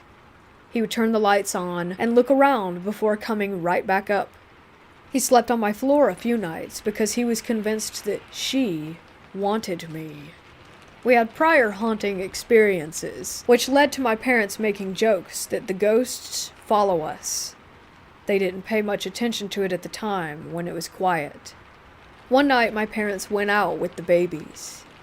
My brother and I were in our rooms, doors open per usual. We started hearing something strange. At first, I thought it was the wind. It got louder until it was clear that a woman was wailing. I know it sounds crazy, but it was so clear. We hid in my room for what felt like hours, calling my mom. For some reason, it never occurred to us to call the police. Eventually, the crying stopped. We hatched a plan to run for the stairs and out the nearest door. All of the lights were on in the house, and my brother has his stupid knives. It's like it knew that we were going to leave. We heard shuffling outside the door, and maybe breathing? I guess it could have been the air conditioning. We kind of decided that we were ready to die, unlocked the door, and booked it. The crying started again, and it was very clear that it was coming from my parents' room.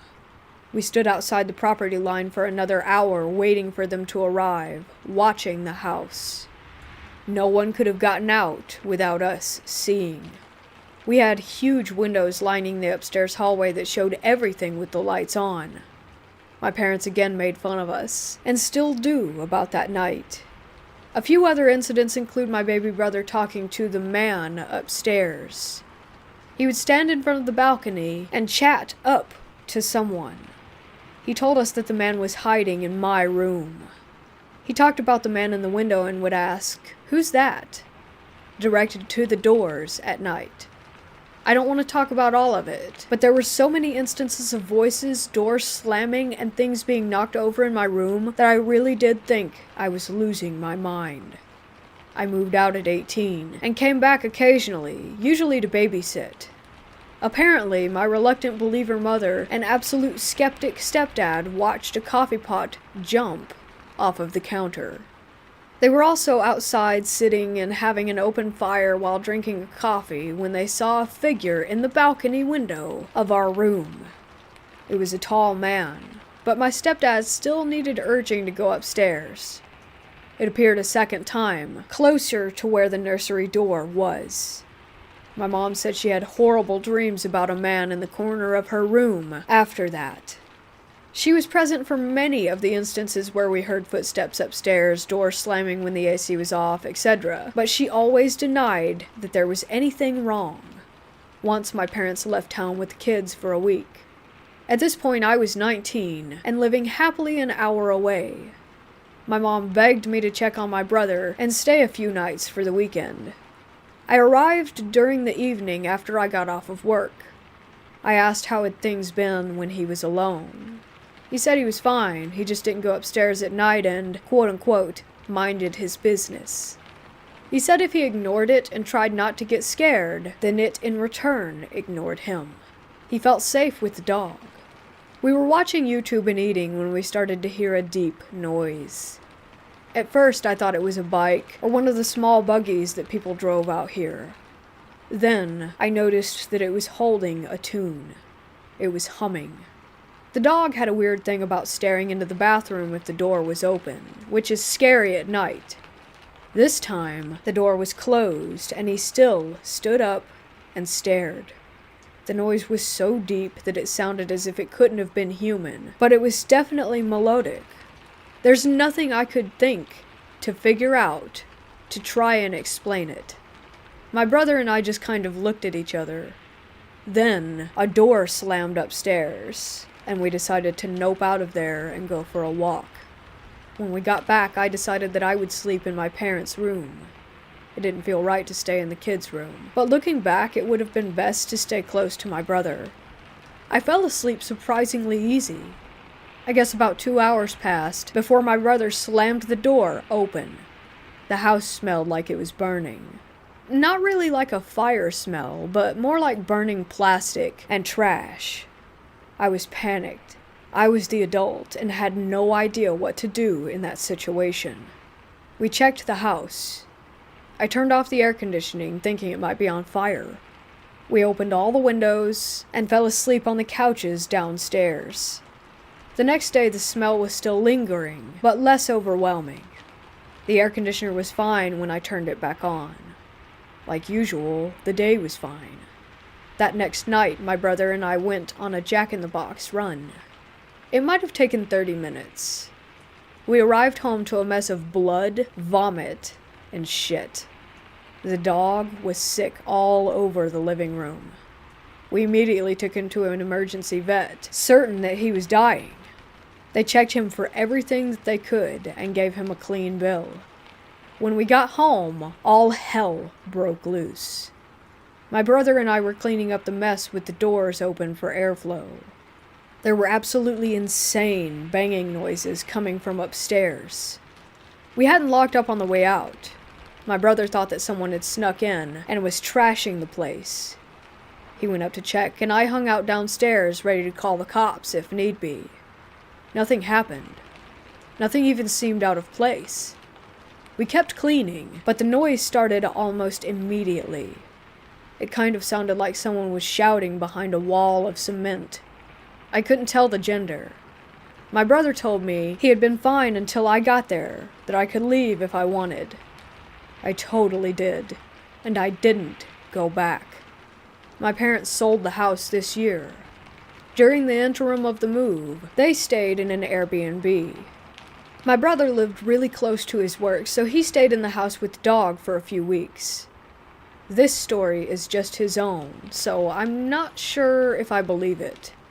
Like I said, he's kind of strange, but he's also not really one to embellish. He had been hearing the usual things, even his name being called in the night, but ignored all of it. His friends had been coming over to keep him company. The last day he was supposed to finish moving, he brought another friend. He says he felt that they were being watched the whole time when they cleared the place out, and his friend left him to lock up. They got into the car facing the house when they noticed that the blinds were open. They were definitely closed on the way out. His friend claims that he saw them open from the corner of his eye. My brother says that there is a woman squatting in front of a downstairs window, close to where he had just left from. She was pale, her nose was hooked, and her hair was black and stringy. Again, classic horror movie ghost. He said she had black eyes with visible white dots in the centers. Inside-out eyes, as he called them. And she was smiling. He says it took him a second of shock to realize that she was looking directly at him. He felt sick, like she could walk right out and get him. They burned rubber when his friend snapped out of it, and they screamed at each other all the way down the road about what they saw. He called me right after to explain it, but I was with my own friends and not really willing to listen at the time. What messes me up is that my mom thought he had a psychotic break. He went into his room and cried all night at the Airbnb. She thought something had happened with his girlfriend. My brother is not a crier. I haven't seen him do that since we were little. When we got together and talked about it, his eyes teared up then, too. He said he didn't know why, but he knew that she wanted to kill him. He drew a picture of her. It's not great, but it still fills me with the deepest foreboding. It took me a while to realize that I saw her too, just once in my bedroom almost 5 years ago. Suddenly it made sense. I knew it didn't feel like a woman, but it felt feminine, like something pretending to be a woman. My ex brought this up today. We dated all through high school and had a few experiences together that she recounts as her only paranormal encounters. I would love to still think that this was my own delusion, but it was shared by way too many people. Maybe a few things can be explained, but most of it truly can't. It has affected me so deeply that I'm still terrified that if I think too much about her, she'll follow us a state away.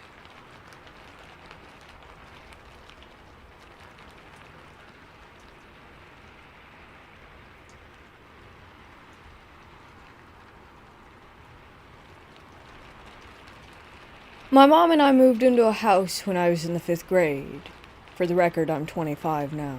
And there was a room in the attic that looked like it was actually built to be part of the house and not some makeshift DIY room.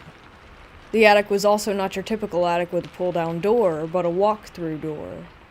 Anyway, the layout was that it made an L shape, and all wooden, and the room was obvious at the end of the L. We used the attic for Christmas decorations and whatnot. But anyhow, on with the story. I turned the room into my little hangout area. The only thing in there when we moved in was a wooden table with 4 chairs and then some weird bench that I hear was a bed, but it didn't look big enough. So me and my friends would always go in there to hang out, play games and whatnot. Well, one day I accidentally broke the table and was worried that my mom was going to be mad at me. I don't think she would have cared since the stuff was so old. But out of fear, I just grabbed all the stuff that I owned and left the room, closing the door behind me. I think I remember once going back in there a few years later, like 9th grade maybe, but never actually spent an extended period of time. I would always stack the Christmas decorations in front of the wall and door to it. The year before we moved, we decided to move everything into the garage after Christmas for my senior year in high school. That way we didn't have to deal with it when the movers showed up. We never used the garage anyway, but got rid of lots of stuff the year prior, so we had plenty of room. That was the last official time I saw the door. But the absolute last time I stepped foot in that house, the stuff was all packed away, on the truck preparing to leave, and I was doing one last walkthrough when I decided to go into that room and make sure that I didn't forget anything and leave it behind. I went to go to the attic, and it was missing. Nothing but a blank wall. Like there was no way a room could have ever even have been there. I was shocked and asked my mom, but she had no idea. I even called my friends to verify, and yeah, they all remembered the room, but she didn't. It was odd. Very odd. I never felt anything weird about the room at all. Like, I'm pretty sensitive to paranormal stuff, and this just seemed like some random room. The house, in my opinion, was haunted because a guy hung himself in the living room, but I don't believe that that was connected.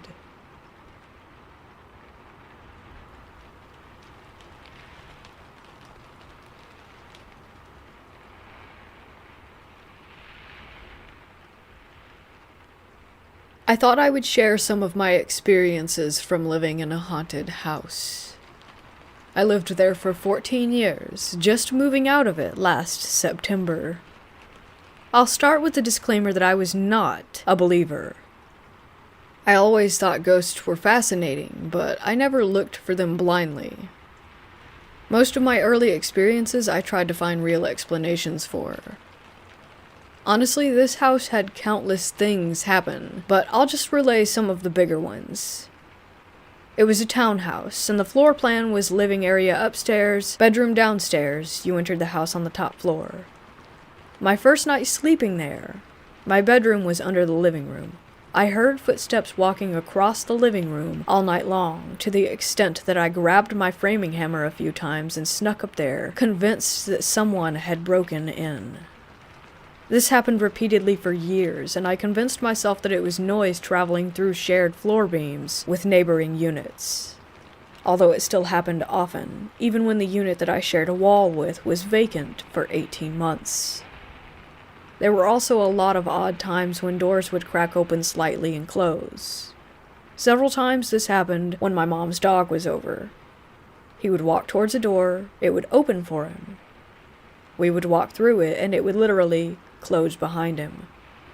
When he would come to leave the room, the door would let him out again. Very weird. At some point, my now wife moved in, and it escalated. One night, I woke up in bed and saw an opaque figure sitting up in our bed, initially thinking that it was my wife sitting upright and looking out the window. When I asked what she was doing and she didn't reply, and went to shake her shoulder, my hand just went through nothing. I then realized that she was asleep on the pillow, and whatever was standing there had just vanished.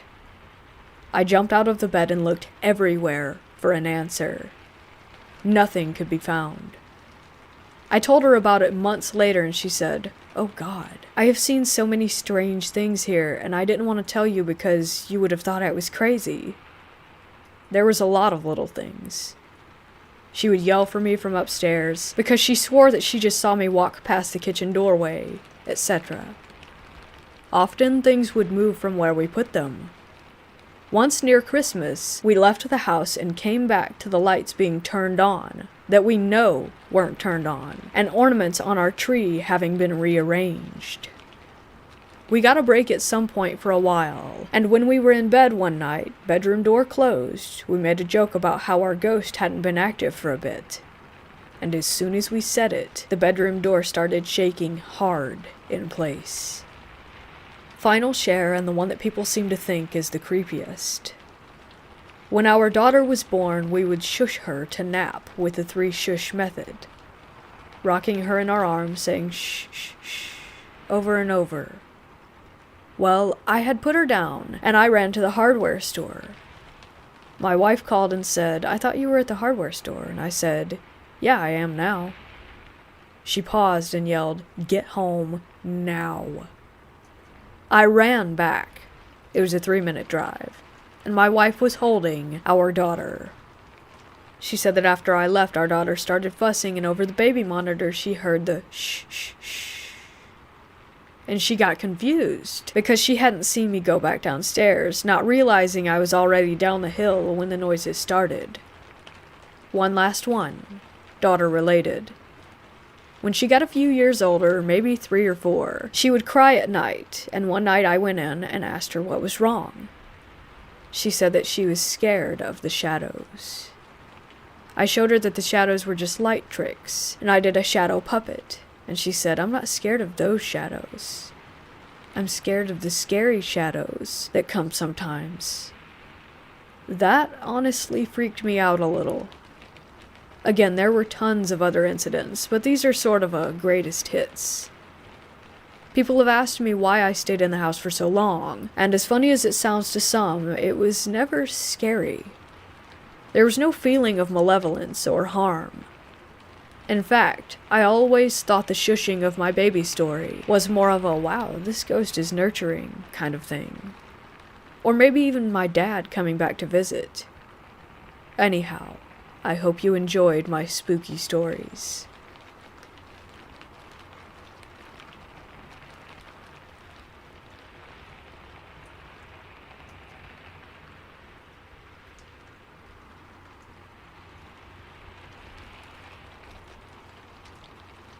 In 2011, my older cousin bought a small, 2-bedroom, single house in a quiet neighborhood for retired folks. The house was very small, with only 850 square feet of interior space, but it sat on a large plot of land. We could have easily fit 2 more houses like it on that lot, and still would have nice leftover space for yards and gardening. I was still a college student at that time, and I lived with my cousin. When he bought the house, I moved in with him. There were the 2 of us living there. According to the real estate agent, the house had been abandoned for around 3 years. The previous owner basically left it unmaintained and moved to a different state. The house had 1 main floor, a small attic, and an unfinished basement. The first time we walked in, the floorboards were already rotted out. We could see the basement through them. Everything was in horrible condition, and we would have to do major restoration to make it livable again. The property also had a small storage shed in the back of the lot. My cousin got a great offer, so he took the deal without much hesitation. Weird things started to happen when we began our restoration work. One day we were working on the bathroom. My cousin told me that he had to go to Home Depot for some stuff, and so he left. I heard him open the door, go outside, close it, turn on his car, and drive away. I was taking apart the old boards that were nailed on the bathroom walls. My back was facing the bathroom door.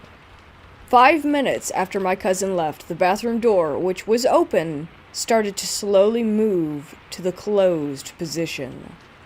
I knew this because I could hear the creaky old door sound that it made. I turned around and saw the door continue to close on its own. Then it stopped just as it touched the door frame and bounced back a little. I thought maybe it's just the wind. Then, suddenly the door pulled itself shut tightly, as if there was someone on the other side of the door. It happened right in front of me. I was only 4 feet away. No wind could have done that. Plus, all the windows were closed around the house, so there couldn't possibly be any form of breeze. You might think that maybe the AC caused it, but no. This old house did not have central AC. We had to put in window AC units afterward. At this point, I thought my cousin was messing with me, so I called out to him, but there was no response. Just silence. I opened the door, continued to call for him, telling him to stop playing around. But my cousin was not there. I checked the parking lot, and he was, in fact, gone. I even got outside and did a perimeter check, but no one was there, and I still cannot explain what happened. After the restoration was done, we moved in. My cousin sometimes went on business trips for weeks, and there would just be me in the house. The following happened whenever I was alone. One night I was studying and had my headphones on. I heard sounds of someone walking around in the basement, which was directly below my bedroom. It sounded like they had slippers on, and I could hear the sound of them dragging on the concrete floor with each step. What's weird was that I could not pinpoint exactly which direction in which it was coming from. It's a strange sensation when the sounds were coming from the back of my head, as if they were just right behind me. The only reason that made me think that it's the basement was because the basement was the only area in the house that had concrete and that could have made the concrete slipper dragging sound. So I took out my headphones, and the sounds of the footsteps still went on. The volume of the sounds stayed the same with or without the headphones. I thought my cousin had come home early, so I called out to him and got no reply. I took the flashlight and went to the basement to check it out. It was dark and quiet. No one else was there. This happened 3 or 4 more times within the first 2 months that I lived in that house. After that, I didn't experience anything unusual anymore. My cousin never felt or saw anything weird, but he seemed interested in my stories. His girlfriend, now wife, who had been to the house every other week or so, also expressed her uneasy feelings during her stays. By 2016, during a thunderstorm, the thunder struck our storage shed in the backyard and burned everything inside it. Luckily, the house was untouched. I came home from work only to find a police officer waiting at the front. He told me what had happened and said that it was an act of God and that our insurance would compensate for the loss. In our Asian culture, people say that when thunder strikes somewhere, often it is to strike down a malevolent force or spirit. We quickly formed the realization that this thunder strike was more than just an accident. I got my own place and moved out a few months after the fire. My cousin bought another house with his wife a year after that. He still owns the creepy house, and it's been left unoccupied since 2017. He plans to tear down the old house and build a larger one to take advantage of the large plot of land. The experiences at this house were the closest I've got to what could be considered paranormal.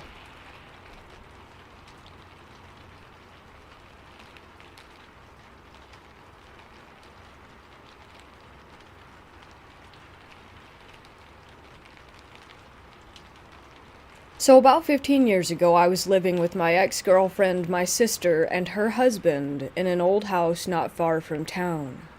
Within the first few weeks of living there, strange things were happening regularly. Lights going out randomly, noises upstairs. At one point, one of the windows at the back of the house was cut, like someone had went in with glass cutters trying to break in, but gave up on it and left. Creepy stuff like that. That was bad enough, but things got pretty severe as time went on. One week in particular was truly insane. The first thing that happened that week was on a Tuesday night. Everyone was working, and I was home alone watching TV when I noticed that our cat was acting really weird, backed into a corner, and arched up as though she was scared. When I went to get up, the electricity went out in the house, and it was pitch black inside.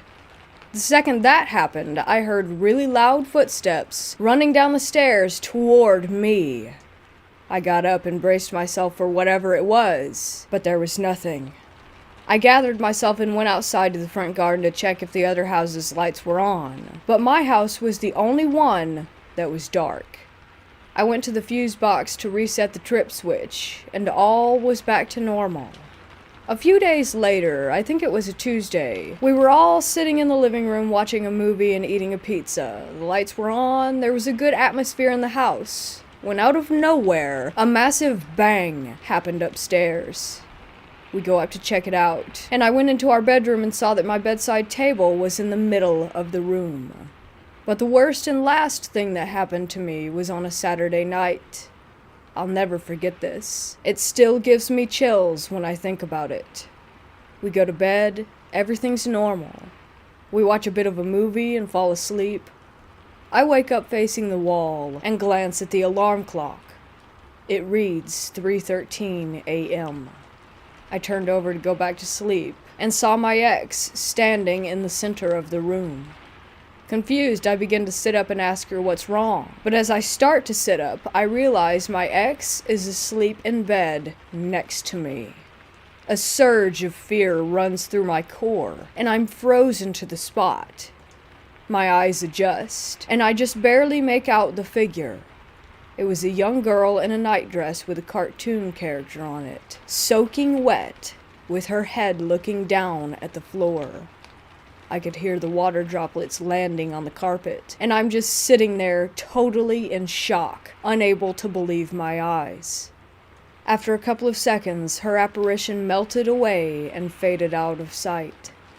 I got up and turned on the lights and tried to tell myself that it was just a night terror or something, but the problem with that was that there was a wet patch where she had been standing. We moved out shortly after that, but I can still picture her to this day. Creepiest thing I've ever experienced.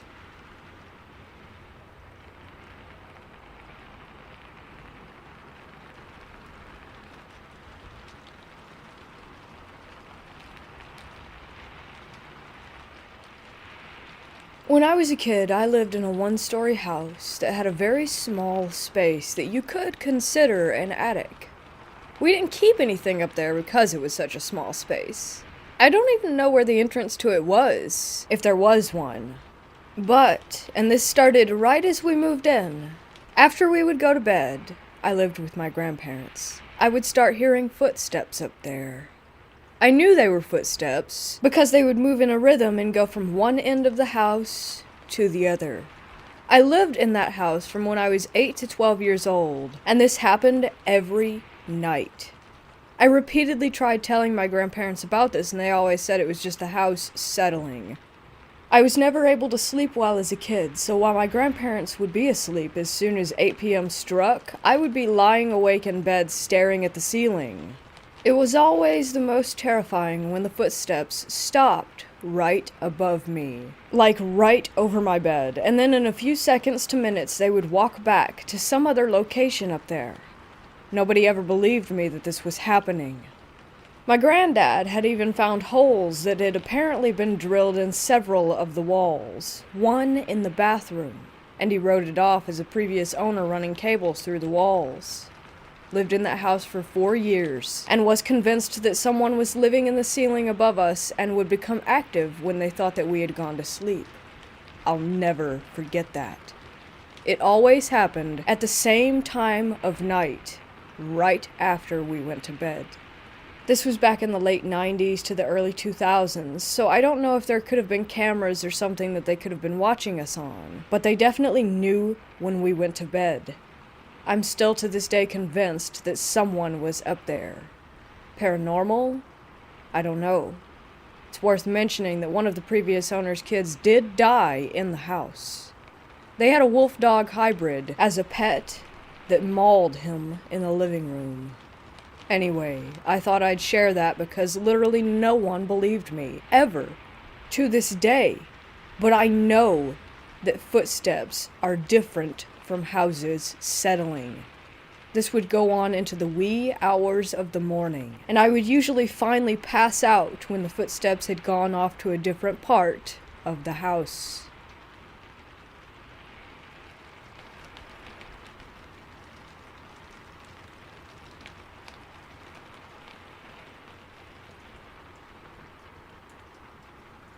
There are some really, really messed up reasons to live in a haunted house.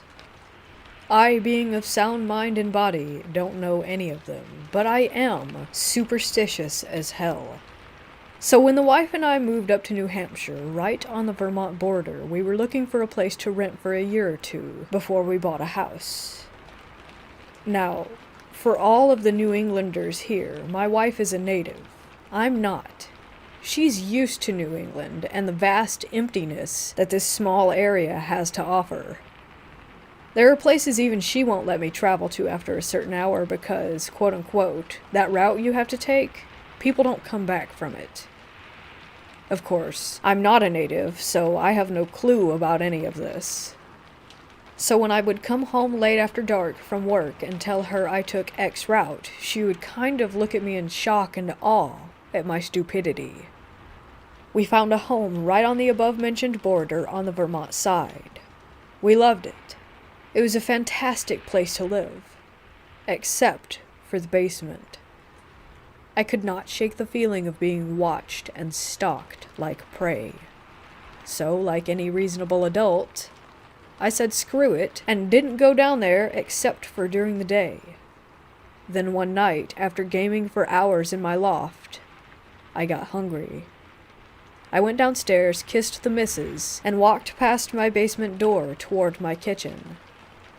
I don't know if anyone reading this has gone hunting, but there's a moment when you sometimes experience, especially hunting predators like coyote, wolf, bear, etc. Sometimes they know that you have them in your sight. Sometimes they look toward you, not quite at you, but it feels like they are boring into your soul, saying, "You've got me. Make it quick." It's an eerie sensation, and sometimes you take the shot, sometimes you don't. On that night, as I was walking past that door downstairs, I saw red eyes and a humanoid figure. I froze, just stopped dead in my tracks. I gave that same look of, "You got me, make it quick." After that momentary lapse of sanity, I just scooted real quickly away from the door, grabbed a weapon, and called my wife, saying that there was someone downstairs and to call the police. There is no other entrance to the basement, and I had the door covered with my weapon from a safe position where I could easily run from the house. The cops showed up, I disarmed, they cleared it out, and they found no person, but a muddy set of footprints that started facing the stairs up, and then proceeded to walk into a hall in the back corner of the basement by the water heater. For some context, the wall in question also blocked off the area directly under my bedroom. It was a solid wall, with a small crawl space and maybe about 4 inches of clearance on the other side of it. The cops called the detectives checked it, couldn't see anyone in it, and they couldn't enter it. Photographs were taken, shoe sizes compared, my feet were too big, my wife's feet too small.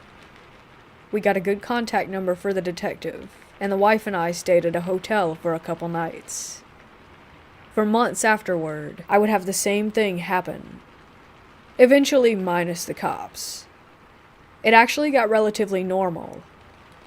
Good old Red Eyes in the basement, chilling like a villain. Wife was less enthused by my antics. Cheerfully, just about, and when I would spot Red Eyes, I would always give him a good old, "How you doing?" Of which we would still have muddy footprints, and I would just have to clean them up. So, COVID hits, the lockdowns happen, and we have an opportunity to move to a better house, one where we'd be able to work at home better. The main reason that the home was better, though, was that we had a mold issue in this house. It was in between the panes of glass in the windows, and every day we were cleaning it from the windowsills, door frames. Hell, we had to replace pieces of furniture multiple times, and we are very clean people. We notified the landlord over multiple months, and eventually a year, and after their actions were not helping at all, we decided to move. The landlord decided to get a housing inspector out there immediately after we left. The inspector came and verified that there was indeed a mold issue. I don't know if they met Red Eyes. However, they did find a metric ton of readings of high spore counts on the wall bordering the space below my old bedroom. The wall where the footprints always ended. So, since it was filled, the inspector scoops a little bit of the earth on the other side of the wall through that crawl space. It wasn't earth as in dirt. It was approximately 7 feet of mold. The landlord then immediately contacted specialists to remove all of it, and notified me to offer some kind of damages for it in the form of refunded partial rent payments. All in all, it made my 2020 pretty good. Until about 3 months later. The landlord calls me and offers to send me a full refund of all rent from the time when I was living there, minus what she already gave. Why? There was a corpse. The medical examiner said that it was the man who had owned the property before my landlord. He was a lineman who, after talking to surviving family members, wore a size 8 shoe.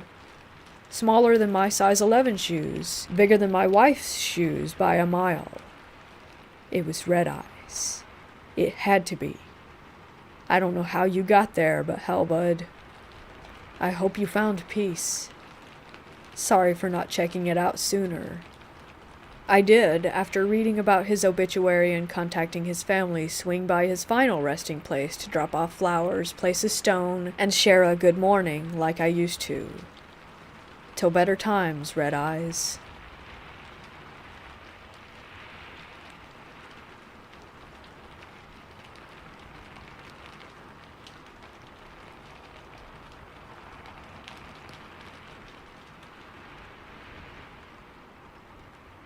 Honestly, I don't think I've ever experienced paranormal activity in terms of seeing something. But ever since I was a kid in my childhood home, I was really scared, almost traumatized of seeing something or hearing something in the dark at night. No specific reason for it. I would just stare at the door frame of my room, which was always opened at night, and wait for something to show. I never even liked horror movies, and even now at 21 I avoid them because I know they freak me out, so I don't believe that the fear came from the movies. The thing is, I moved to a different city when I was 18 years old and changed a few apartments until now, and in every single one of them, I felt chills. Everything is fine, and then comes a certain time of night when it's like the energy in the room changes, and I have a feeling that someone is watching me. I always believed that if I could convince myself not to believe in spirits, or that the paranormal is real, then I can escape from that, and nothing weird will happen to me if I don't believe or give it attention. Am I right? But here we are. I started to think, what if the cold, watching feeling and fear I get every night is related to some childhood trauma that I might not remember? Fast forward to today. My boyfriend and I moved back to his parents' house after the lockdown. We have a separate upper apartment for ourselves, and no one but him ever lived there. We have spent so many months and nights here before, and really the apartment never gave me any chills. Until the last month or so. So lately I have this really bad vibe in this place, especially at night. It can be dark outside around 6 p.m. or 10 p.m. and everything is super. Then there just comes this time, after midnight, when the air in the room changes and I feel like something negative has entered. The whole energy is negative, and the feeling of someone looking at me returns. Most of the time I'm scared to have my eyes opened, that I might see something. He doesn't feel the same thing and says it's because of the stress and anxiety. And true, it might just be paranoia, and I'm going crazy. But I had several nights when I really did feel like something was messing with me. I would wake up with a sensation like someone had pushed me, and my boyfriend was dead asleep. I would have sleep paralysis and again would have a feeling like someone is poking me and hear banging noises that weren't there. I was sleepless for a few nights, and then I started taking Xanax just to make me fall into deep sleep to get some rest. When I am able to sleep, there's that time before falling into sleep when I feel the most vulnerable because of the dark and the dead silence. There are radiator noises and downstairs noises, which, by the way, are loud footsteps even in the middle of the night. And sometimes I would ask them if they were awake at the time, and they said they were sleeping. But still, I kind of comfort myself with the idea of it just being normal house noises. The worst thing is going to the bathroom at night. I have bladder issues, so it's normal for me to go at 1, 2 a.m. Don't know why, but I noticed this pattern. And often, I'm just terrified. I use my phone as a flashlight and practically run there. If I can hold it, I do, because that's how scared I am of the negative energy in the air. I'm so afraid of seeing a shadow or a face staring at me. It's like I know that something is present, but I'm unable to give it shape or form. Sometimes it's like I can sense someone's breath on my face. Never thought I would write something like this because it is the opposite of ignoring the problem and convincing myself that I am imagining. But I'm not sure what to do anymore. Every night I lay in my bed, and in just moments the air in the room switches to negative, cold, and spooky. I can't live like this. It's stressing me out so much, and I just want to know if it makes any sense. Am I crazy and too paranoid so that I just imagine all of this? Or could it really be that something is there?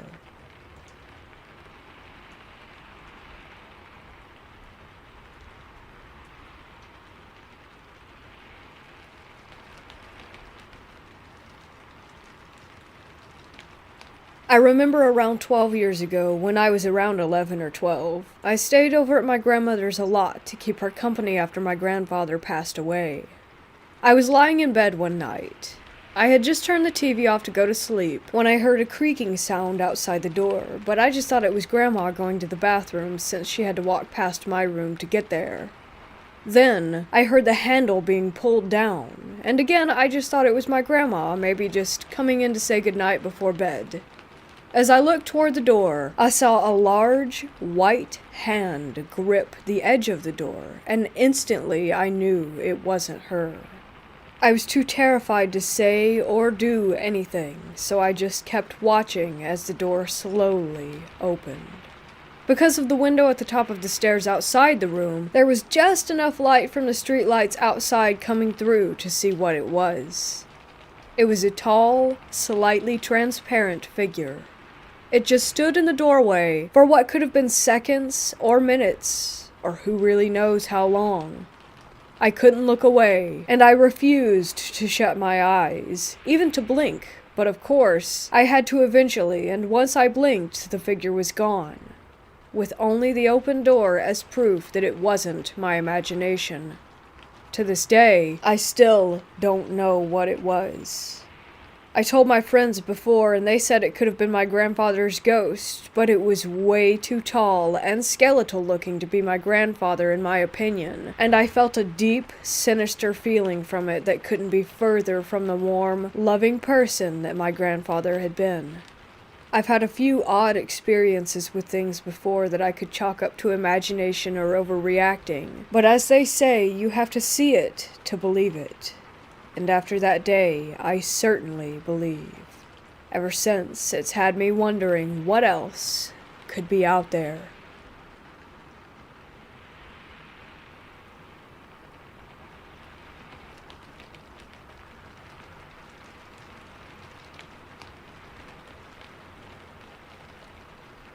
For some background on the house, it was built around 1650 near Oxford, England.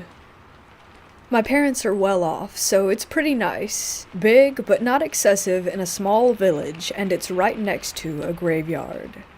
As in, we have an outbuilding, which is an old blacksmith's forge, that literally sits on top of the graveyard, and our garden lowers compared to the graveyard wall because the place is so full of bodies. It was originally one house, then split to 3 with a small cottage, then to 2 houses, and I live in the slightly bigger of them. The house has been a pub, too. We still have a door from when it was. The land dates way back. We have 2 Roman wells on the property, one covered by the patio and one that's full of earth in the garden, which had Roman artifacts surrounding it that had been put there by some old residents. It is really ancient, so it makes sense that it's haunted, right? My family moved in February of 2015. My dad, my mom, my older sister, and me. We had no idea of any of the shit in this house at this point. At first, there were just some weird vibes. We heard some strange noises, some doors closing on their own, but nothing to freak out about. Apart from in the section of the house where no one slept in. Our then spare room in a small upstairs wing of the house. Our printer was kept down there, and whenever my mom sent me to get printouts, I would always sprint away as fast as I could out of fear. I used to cry and protest about going down there because it felt so terrible. There was just a thick air of terror. We actually got the village priest in to bless it about a year later. I went to a Christian school, and my mom thought that it would put me at ease. Instantly, all bad stopped down that side of the house, and my sister suddenly moved rooms down to it, and her old room became our spare room, and instantly got that same thick, heavy air. A few months in, maybe April, my mom had a weird experience of the corner of the duvet being tugged on, and then a creature crawling up her back.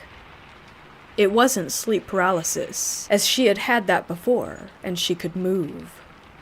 It was heavy, crawling up her back like a person, and it got to her head and disappeared. A lady came round. She heard the house got new owners. She had lived there in the 1970s, and told my mom that she had had the exact same experience of the tugging and the crawling, and also that her piano played itself. among a few other weird experiences, before my mom mentioned anything about what she had experienced, and my mom's heart sank. She didn't tell me anything until a few weeks later when I came to her in tears, saying that I had seen a shape walk into the room and then disappear, and have something tug at the duvet and walk up the front of my body, and that it was definitely not sleep paralysis. That's 3 people having the same experience, give or take how the person is laying, without communicating it. Odd. I can't explain the feeling. By this point, we were all aware of some weird stuff. We found chicken bones in the roof of our cellar, which is way older than the rest of the house, possibly like 1500s. We had doors slamming. We had footsteps. But then, my dad had an experience. He has never believed in ghosts. He's lived in old houses for a long time. He's had family friends have terrible experiences with the paranormal. He grew up Catholic, and he didn't believe anything up until about January of 2016. My mother, sister, and me were all in the kitchen, and he was walking past the spare room and heard shuffling coming from inside. He shouted my mom's name, asking if it were her, and a deep, gravelly voice replied, "Try again." He ran down the stairs, white as a sheet. At this point, it was 2017. Everyone had been through something in the house. Shapes would walk by, disembodied footsteps roamed around at night. We had objects moving, watchful eyes on your back, chairs moving, inexplicably cold rooms. Pretty typical things for a haunted house that were happening basically on the reg. Also at this point, I made some new friends and started inviting them around. The spare room had a double bed, so that's where we would have slumber parties. I had several friends ask me, "Hey, did you hear that knocking sound on the walls or the drawers last night?" Every time they came over, all of them left with very similar accounts. I would then relay my stories and watch them turn pale. It was fun for me. Probably not for them. I had some friends over again, and we made a point of shutting the door to see if it would open, and it did. We all had trouble sleeping that night. In 2018, I had a German student exchange at school, and my exchange partner slept in the spare room. On the last night of her stay, I had something knock on the slats underneath my bed. It woke me up, but I fell asleep again. And it woke me up again a few minutes later, and knocked while I was awake. I left the room and told whatever it was to get out, and it did. I slept fine for the rest of the night. It did not like that the German girl was in the spare room. Around this time, our next-door neighbors walked up to us one day and asked if we had had our house exorcised because of how terrible things were for them. Heavy footsteps would stomp around their house. They heard the disembodied crying of children and playing their glockenspiel in the middle of the night. They were terrified and presumed that the increased disturbance was because we had had it blessed. We didn't, but at this point the activity did slow. Every now and then from late 2018 to 2020, we had banging and footsteps and touching and noises again, the usual. Nothing that phenomenal, just small, creepy, unexplainable happenings.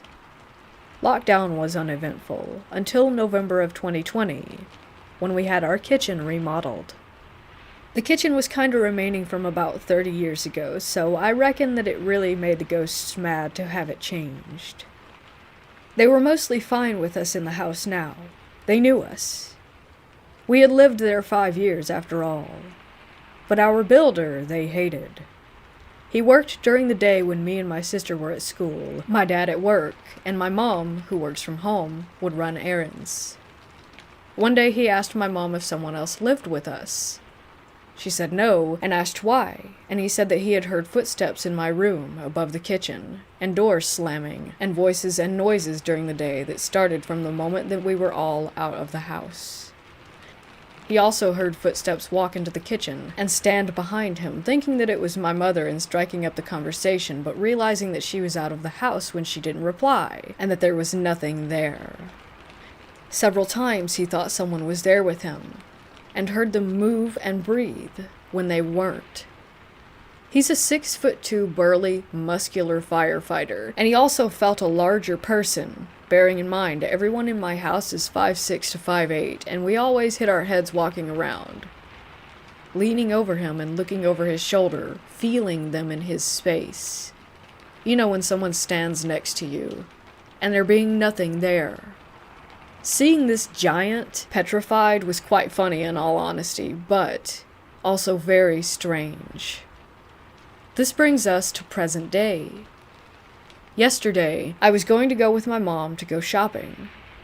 I thought her car had started, so I ran into the spare room to look out the window in the driveway to see her car, and she hadn't. I shrugged it off and kept looking out for a couple seconds, when I heard shuffling and breathing behind me. I spun around, and on the other side of the double bed was a kid. A young boy, maybe about 6. He was staring at me. He was pale, dark-haired, and dirty. He looked sick, malnourished. He didn't feel scary or mean. He just felt sad, and the room was freezing. I would have thought that he was a real kid if he didn't look so out of place. We looked at each other for what felt like a lifetime, but was really only about 3 seconds. And I sprinted out of the room and yelled for my mom. I relayed the story to my parents, and they were horrified. My dad went to look and saw nothing. My mom went upstairs and said there was the same thick, heavy air throughout the whole upstairs area. It's almost like a portal opens up and the house feels so unnaturally wrong and hostile. It's unlike anything I've ever felt before in my life. Seeing it was easily the most scared that I've ever been. It reminds me of when my neighbors said that they had heard children.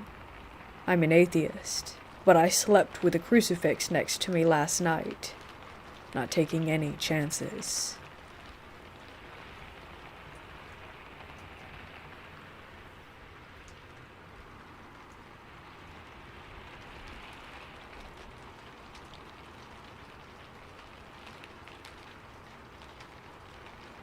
I live in England in a 2-story flat, and I have always believed in the paranormal.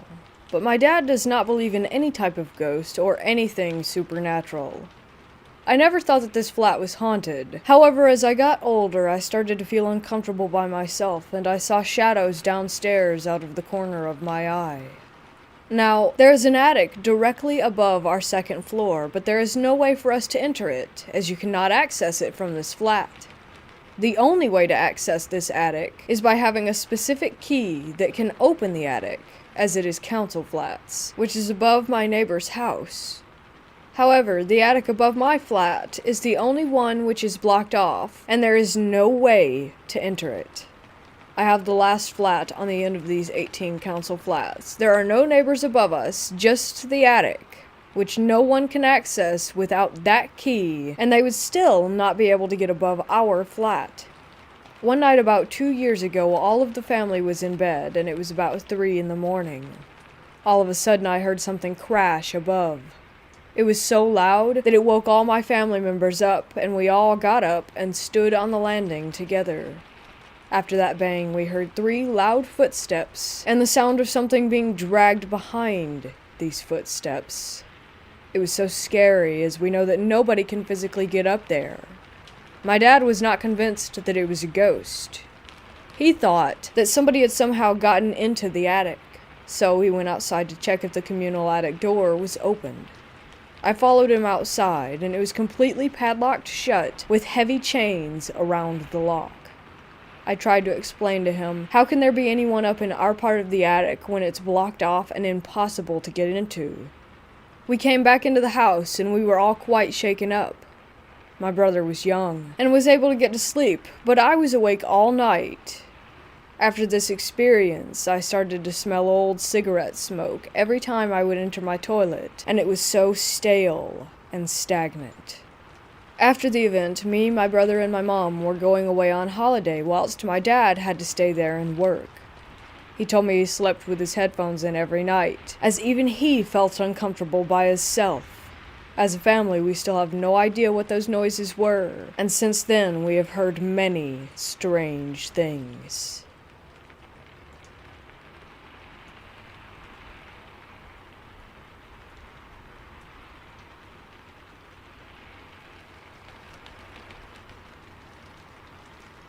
We have a house in the desert of Nevada that we think is haunted. I would often hear people calling my name clear as day from somewhere in the home, but later I would find out that there was no one there. These voices take the shape of one of my family members, like my sister, mother, father, or sometimes a child that I don't recognize. I never really paid attention to it because it was happening like twice a week. I got used to it, but like last week, I was vacuuming the house and I got to the end of the hall where my room is. I see my dog in my room and I just smile at her and she goes back to sleep. But when I turn around, I saw my dog again behind me. My dog never went past me, so there's no way that she could have gotten there without me noticing. I looked back in the room and see a child's head peeking out of my closet. I was so terrified that I ran out of the house and took a hotel for the night. I still don't know if it's a demon or a ghost or something else. The demon child or whatever it is didn't actually look like a child. It was almost like I just knew it was a child when I saw it. It's hard to explain. It has no nose and it was bald with the eyes of a reptile. I can't quite explain any more details because I ran out of there so quickly. I'm in the process of moving out right now, and some even more strange and horrific things have occurred. I would have the most horrible dreams at this house, and this house only, for example. I have dreams of an abandoned warehouse, with a dead, decapitated baby head with a spine still attached, floating around and screaming while chasing me. I would also get severe sleep paralysis.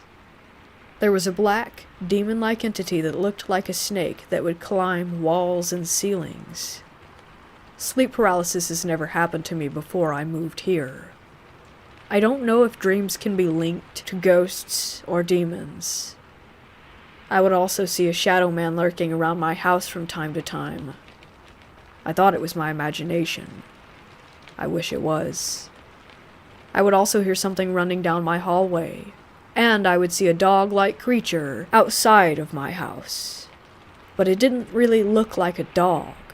It was like 5 or 6 feet tall with long, jagged teeth and just roaming around outside. I thought I was going crazy, or that my eyes must have been playing tricks on me, but I really don't know. Whatever the thing is, I think it can take the shape of anything. It's probably not a ghost. Probably a demon or an alien or a cryptid that can shapeshift. Like I said, I really don't know. I need your help to figure out what it could be. I will be moving out soon, and I'm not staying in the house anymore. I absolutely hate that place.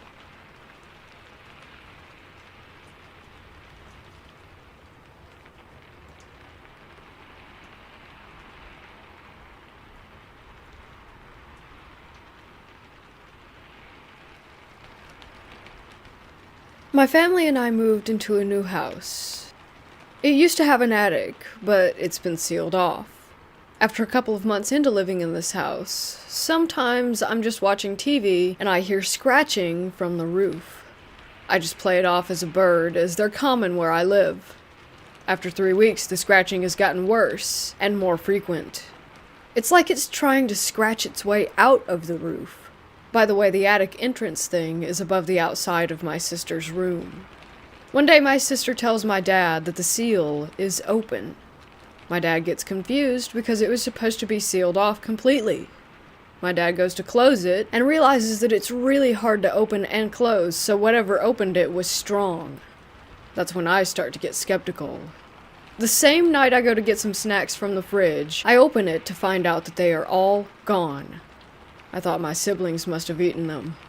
In the morning, my parents are going on about a missing cake. The cake was supposed to be for my niece's birthday. They asked if I had anything to do with it, and I said no, along with all my other siblings. I was getting really suspicious about the attic, so I built up the courage to go and check it out. Note that I am probably the most paranoid person in the world, so I was scared for my life, but my curiosity got the best of me. I get the ladder, a torch, and a knife, just in case. I open the entrance. I shine my torch to see nothing, but as I search more, I see the cake, empty snack packets, dirty clothes, and a short, dark silhouette. It just freezes in place. Immediately, I bolt and scream for my parents and tell them everything. They tell me to stay in my room. They go up and check, but there was no one there. I'm still shaken from that moment and get nightmares from it. We have since moved from that home and now live a normal, non-scary life.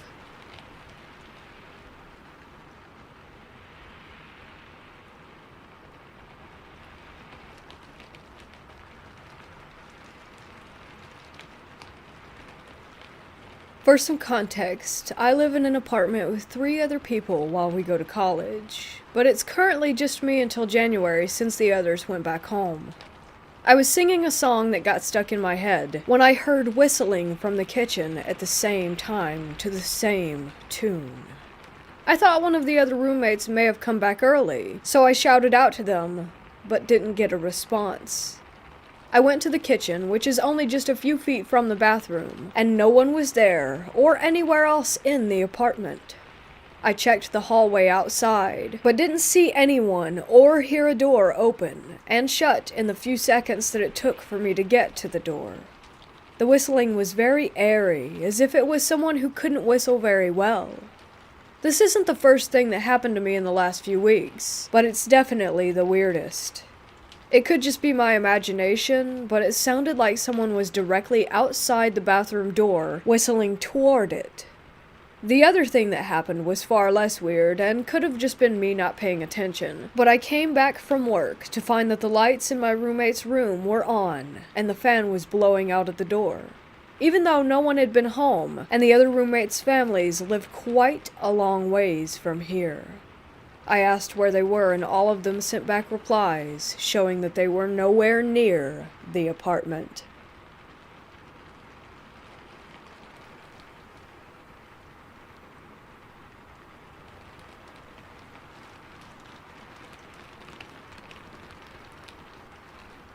This took place in 2012, when I went to Rome for a vacation with my family for about 3 weeks. It was a week before I had to go back home, so my dad wanted us to visit the town that he was from, so his cousin drove us to the house that he owned.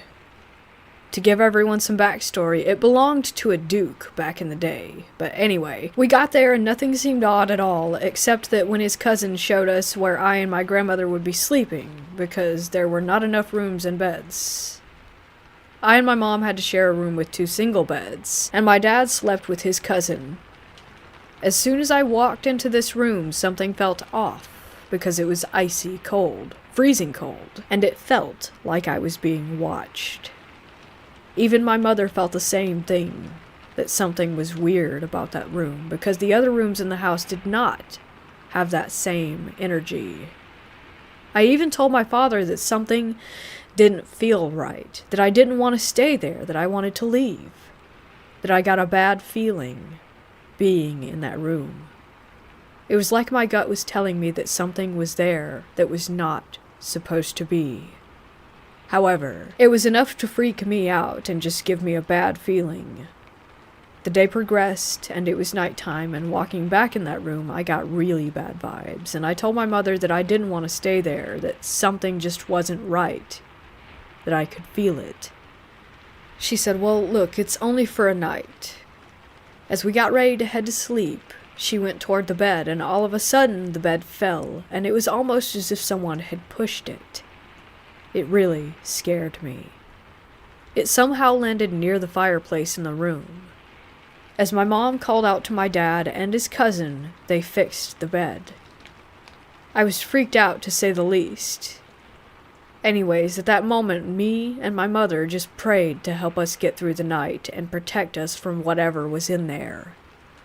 I did not sleep well, and as soon as the morning came, I was ready to nope out. I took a picture of the bed with my camera, and after looking at it, you could see a black shadow near the fireplace hovering over the bed, and it was super creepy.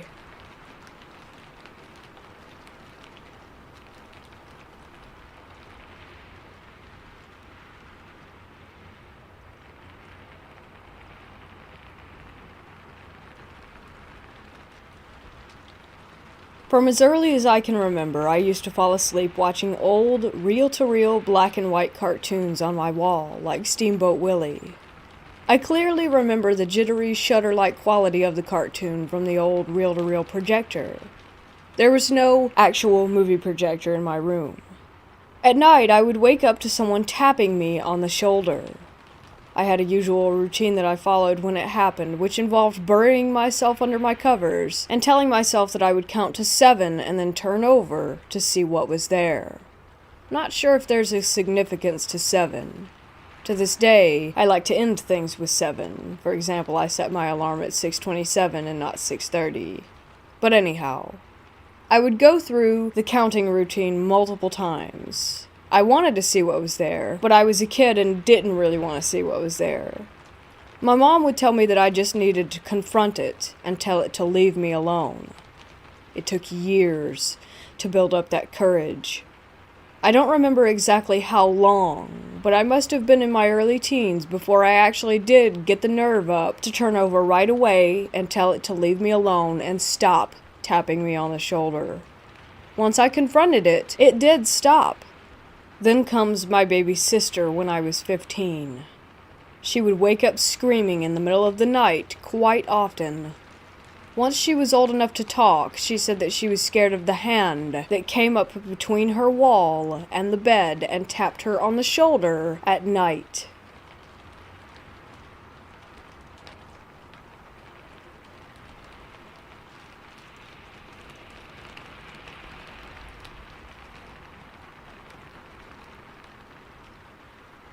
This happened when I was around 9 or 10. I was staying the night at my friend Catherine's for the first time. We met the summer before and were inseparable ever since. Kat lived in this old 2-story house surrounded by woods and dirt road.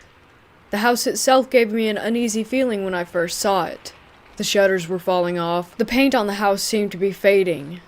It was an old piece of crap now that I think about it, but at the time I was nervous and excited. I remember walking in after I stared at the house for what seemed like 20 minutes. Surprisingly, the inside was a lot nicer than the outside, so I pushed that uneasy feeling down and just shrugged it off as nerves. I remember the smell of the house. I can't pinpoint it, but it was different, like walking into a musty room. I started to walk around just to explore my surroundings, but I noticed Kat's mom watching me. I simply smiled and waved, but she just stood there staring at me wide-eyed. I've never met her before, but why was she looking at me like that? Suddenly, Kat flew around the corner and tackled me. We both fell and started to giggle. I noticed Kat's mom out of the corner of my eye start to turn around and walk off. She was gone, just like that. Fast forward a couple hours. Kat and I are laying on a beanbag in her room watching Children of the Corn, which, by the way, was one of my favorite movies at the time. I grew up watching horror movies, mostly Stephen King or any movie my mom was watching. Not her decision, mine, because I love the feeling that a good horror movie gives you. She felt the same way, and that's why we clicked so much. Back to the story. We were sitting here watching this movie, and suddenly the door opposite us slams closed. We both jumped, giggled, and brushed it off because, well, we were kids. Until the second time, when it creaked open and slammed again, not even seconds after the first time. Now I'm sitting there staring at this door trying to figure out how in the hell it's opening and closing by itself. In the midst of all that, the only other person in this house is her mom, who I figured out earlier was just a tad bit creepy. "You think it's just your mom?" I asked her, but she shook her head. You sure? I asked again, but she said something that gave me chills, and still gives me chills, just telling this story. My mom isn't home, it's just me and you, silly. I just stare at her while she's staring at me, trying to wrap my head around what she had just told me. Where is your mom? I asked her. She's at work. I giggled, thinking that she was just trying to trick me. She is at work. She only works for a couple hours, so she leaves me here because she trusts me. At this point, I'm just looking at her, and she noticed this look of concern on my face. What's wrong? She asked. If your mom is at work, then who was that lady looking at me earlier? As I said this, we heard what seemed like footsteps at the time, but thinking about it now, it sounded like shuffling in one spot above us. I'm completely terrified at this point. Every hair on my neck is standing on end, and I just want to leave. I start to get up when Kat pulled me back down and asked me if I had heard the noise. I nodded. It was silent again until the footsteps were back, but louder and faster. We both gazed up at the ceiling and she grabbed my hand. This happens every day, she whispered. I look over at her and can truly see the fear on her face. The footsteps stopped and she looked at me, her face flushed white. Is there an attic? I asked. She pointed up toward the ceiling. Well, maybe it's just squirrels or birds, I kept thinking over and over. You ever notice when you're really quiet? That's when you can hear almost everything around you. Imagine if you're sitting in a house with your best friend alone at 10 years old and you hear the giggle of a 3-year-old child. Mind you, she has no younger brothers or sisters. We were completely alone. Kat was just as scared as I was. I remember thinking that I just wanted to get out of the house. Just grab her and run out the door. At least we would feel safer and less scared outside than we would in. Want to hear a story? Kat asked, pulling my mind back to reality. I nodded. Well, this house used to be a daycare. There was this lady that would watch the kids, and one day she just locked them in the attic and then hung herself from a rope in the kitchen. They all died because the kids were hungry and thirsty and no one found them for months. In this house. My heart started to pound. My eyes were wide with fear. It's true, she said. I've seen them, the little kids, every day. But I never saw the lady, but you have. Earlier.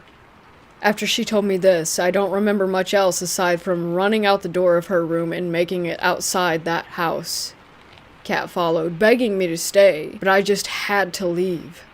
My stomach felt like it was in knots.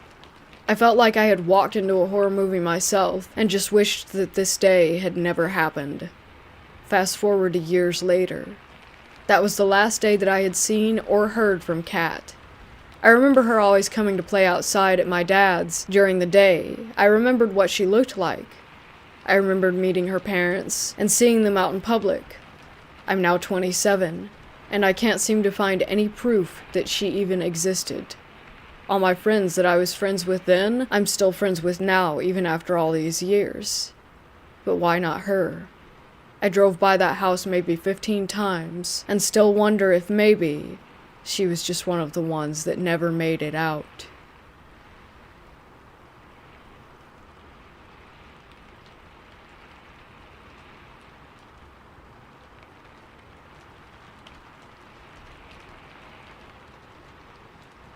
When I, a 24-year-old female, was younger, around 5, my family moved into an old house on the upstairs floor. An older couple lived below us. This was a long time ago, and I was really little, but I remember this all so vividly. When we were first moving in, my mom had to go up to the attic, which, coincidentally, the door was in what would be my room. She took me and my younger brother up with her because I'm assuming she didn't want to leave us unsupervised. I remember not liking it up there, and then the light turned off. Both my brother and I started screaming about red eyes. I do remember them. It wasn't just one. It was a bunch or a few. I couldn't tell you how many. It turns out that the light turning off was my dad because he didn't think anyone was up there. He turned the light back on and asked what was going on, and me and my brother were still hysterical. The thing is, no one remembers this but me. Not even my brother. I chalk it up to a bad nightmare, except for the fact that I remember every detail. And it turns out a mother had drowned her baby in that attic, and my parents had experiences there as well. I feel like that house was the start of my acknowledgement or awareness of the paranormal.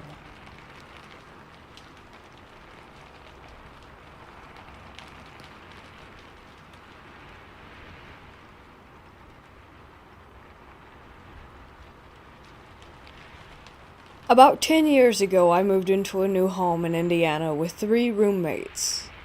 I won't go into too much detail about where the home is located out of respect for my former roommates, one of which still lives there.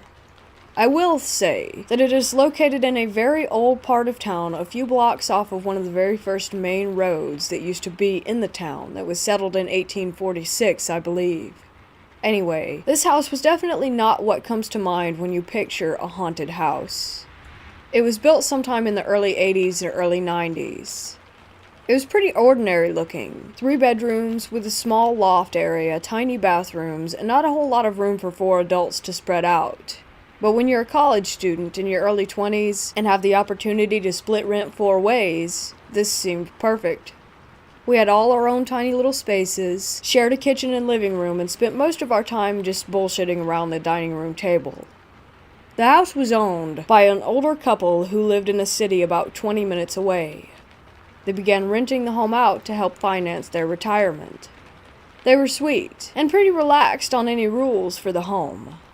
They told us right off the bat that they were not physically fit enough to do any maintenance or repairs on the house should anything go wrong, so we were told to call them with any issues and they would send over their handyman, or whichever professional was needed. They never came to the house. Not once. We paid rent by money order through the mail. I didn't find this strange at the time. The first weird event occurred about a week after we all moved in. We all worked the night shift at our respective jobs, so the house was empty all night and we arrived home around the same time early in the morning. We dragged ass into the living room to enjoy some sort of fast food breakfast before passing out when we realized that the entire carpet downstairs was soaked. A pipe had burst beneath our dishwasher during the night and flooded the kitchen, dining room, and living room. Our landlords had the floor replaced within a week, and we went on with our lives. Then, about a week later, we were baking cookies in the oven when all of a sudden the cookies burst into flames. The oven was producing so much heat that I was afraid that the whole thing would catch on fire. The landlord sent a repairman who told us that something had caused the internal thermometer in the oven to be so uncalibrated that you could set the oven temp to 300 degrees, but it would be more like 475 in there. Again, we had it fixed and moved on. It wasn't long after that when the unexplainable and unnerving activity began. The ceiling fans in the rooms would turn on randomly and they would spin so hard that they would rattle and shake to the point that it looked like the thing was about to fly off of the ceiling. Every room was equipped with button switches. There are 4 buttons on the wall, 1 for the light and the other 3 for various speeds for the fan. The fan would make a 2-tone chiming noise when you would push the button to turn it on. No one would be able to turn on a fan without pretty much everyone in the house hearing this chime. We were creeped out, but chalked it up to faulty wiring or a power surge. That chime still haunts my dreams. Then came the TV issue.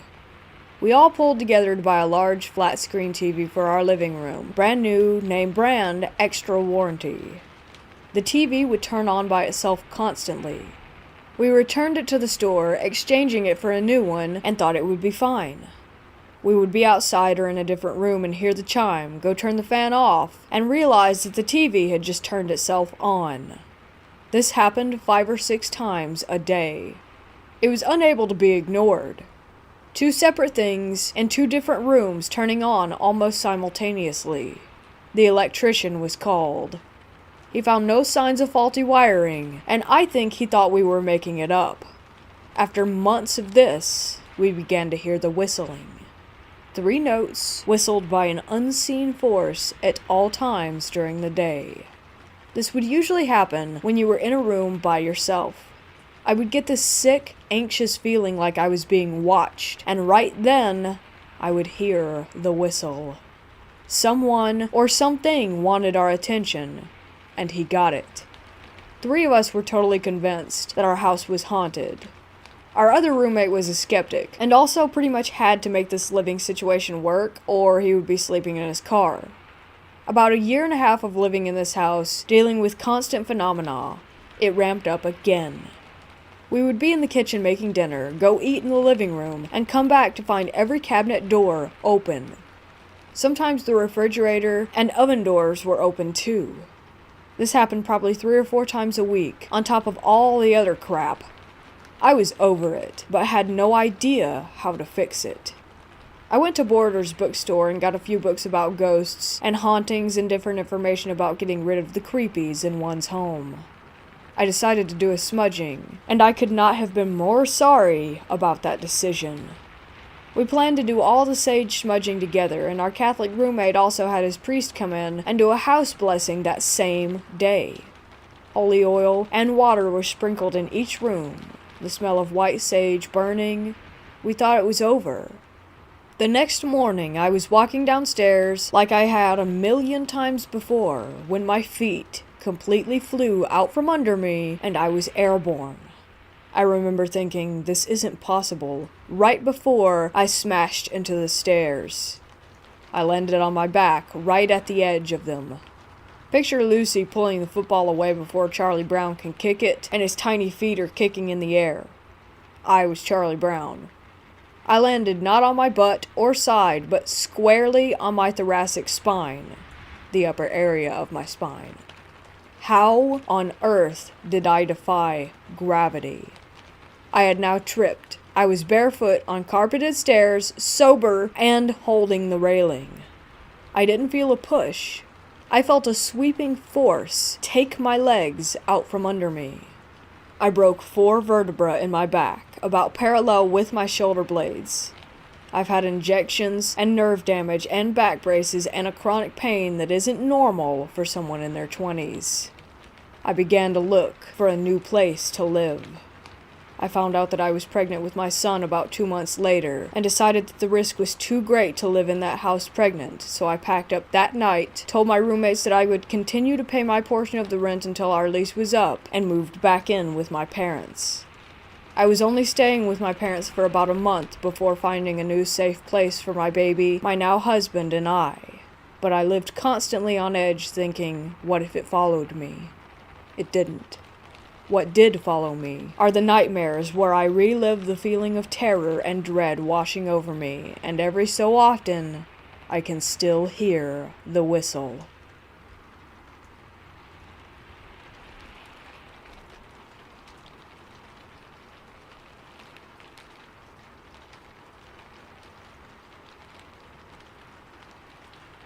Ever since we moved to our new house, I hear someone playing in my son's room when he's outside.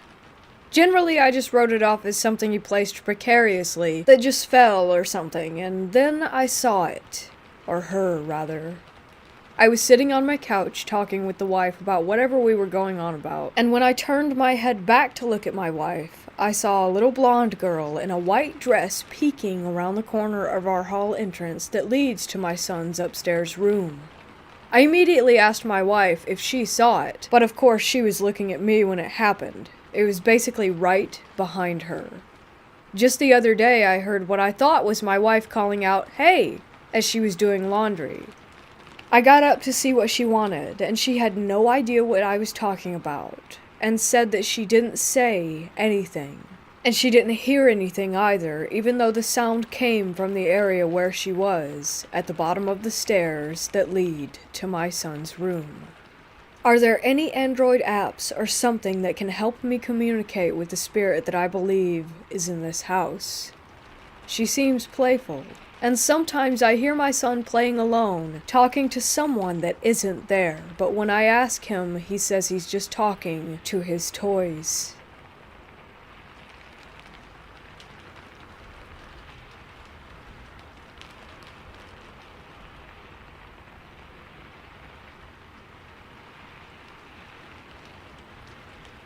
In 2007, I moved into the house I currently live in. It's over 100 years old, and ever since I can remember, there have been weird or creepy things that occur. Recently, I've heard noises late at night while I'm in bed. For context, I sleep on the top floor of my house, and it's been getting really creepy. Another thing is that in the hallway we have an attic door that's bolted shut and hasn't been opened by our family or my neighbors who used to live here, from what I have been told. I decided to ask my father about it, and he told me that it wasn't a full-size attic and is more of a crawl space which goes right over my room. And the part that creeps me out the most is that we've never had any animals besides the occasional mouse in our home, which makes me think that what I'm hearing doesn't sound like an animal at all.